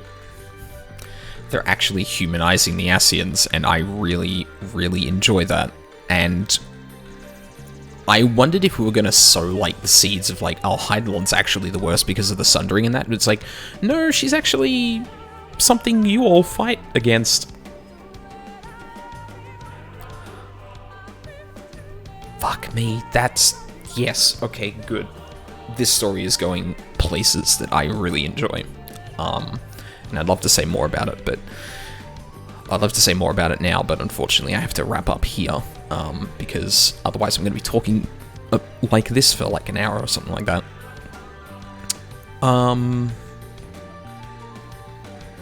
Good. I thought we were going to be questioning, like, whether or not the light and dark are really... or that Heidelin is good and Zodiac is definitely bad. Like, I wanted that to be questioned, and because they had split the idea of light and dark from Heidelin and Zodiac somewhat, by displaying, for example, that Heidelin did not like the idea of the light being swallowing up the worlds. But then again, I guess Zodiac doesn't either. I should have probably picked that up, actually.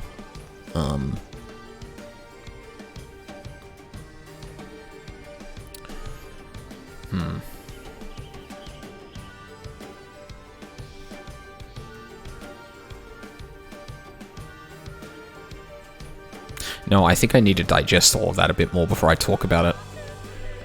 So that'll have to wait until the next stream, unfortunately. Which is going to be tomorrow.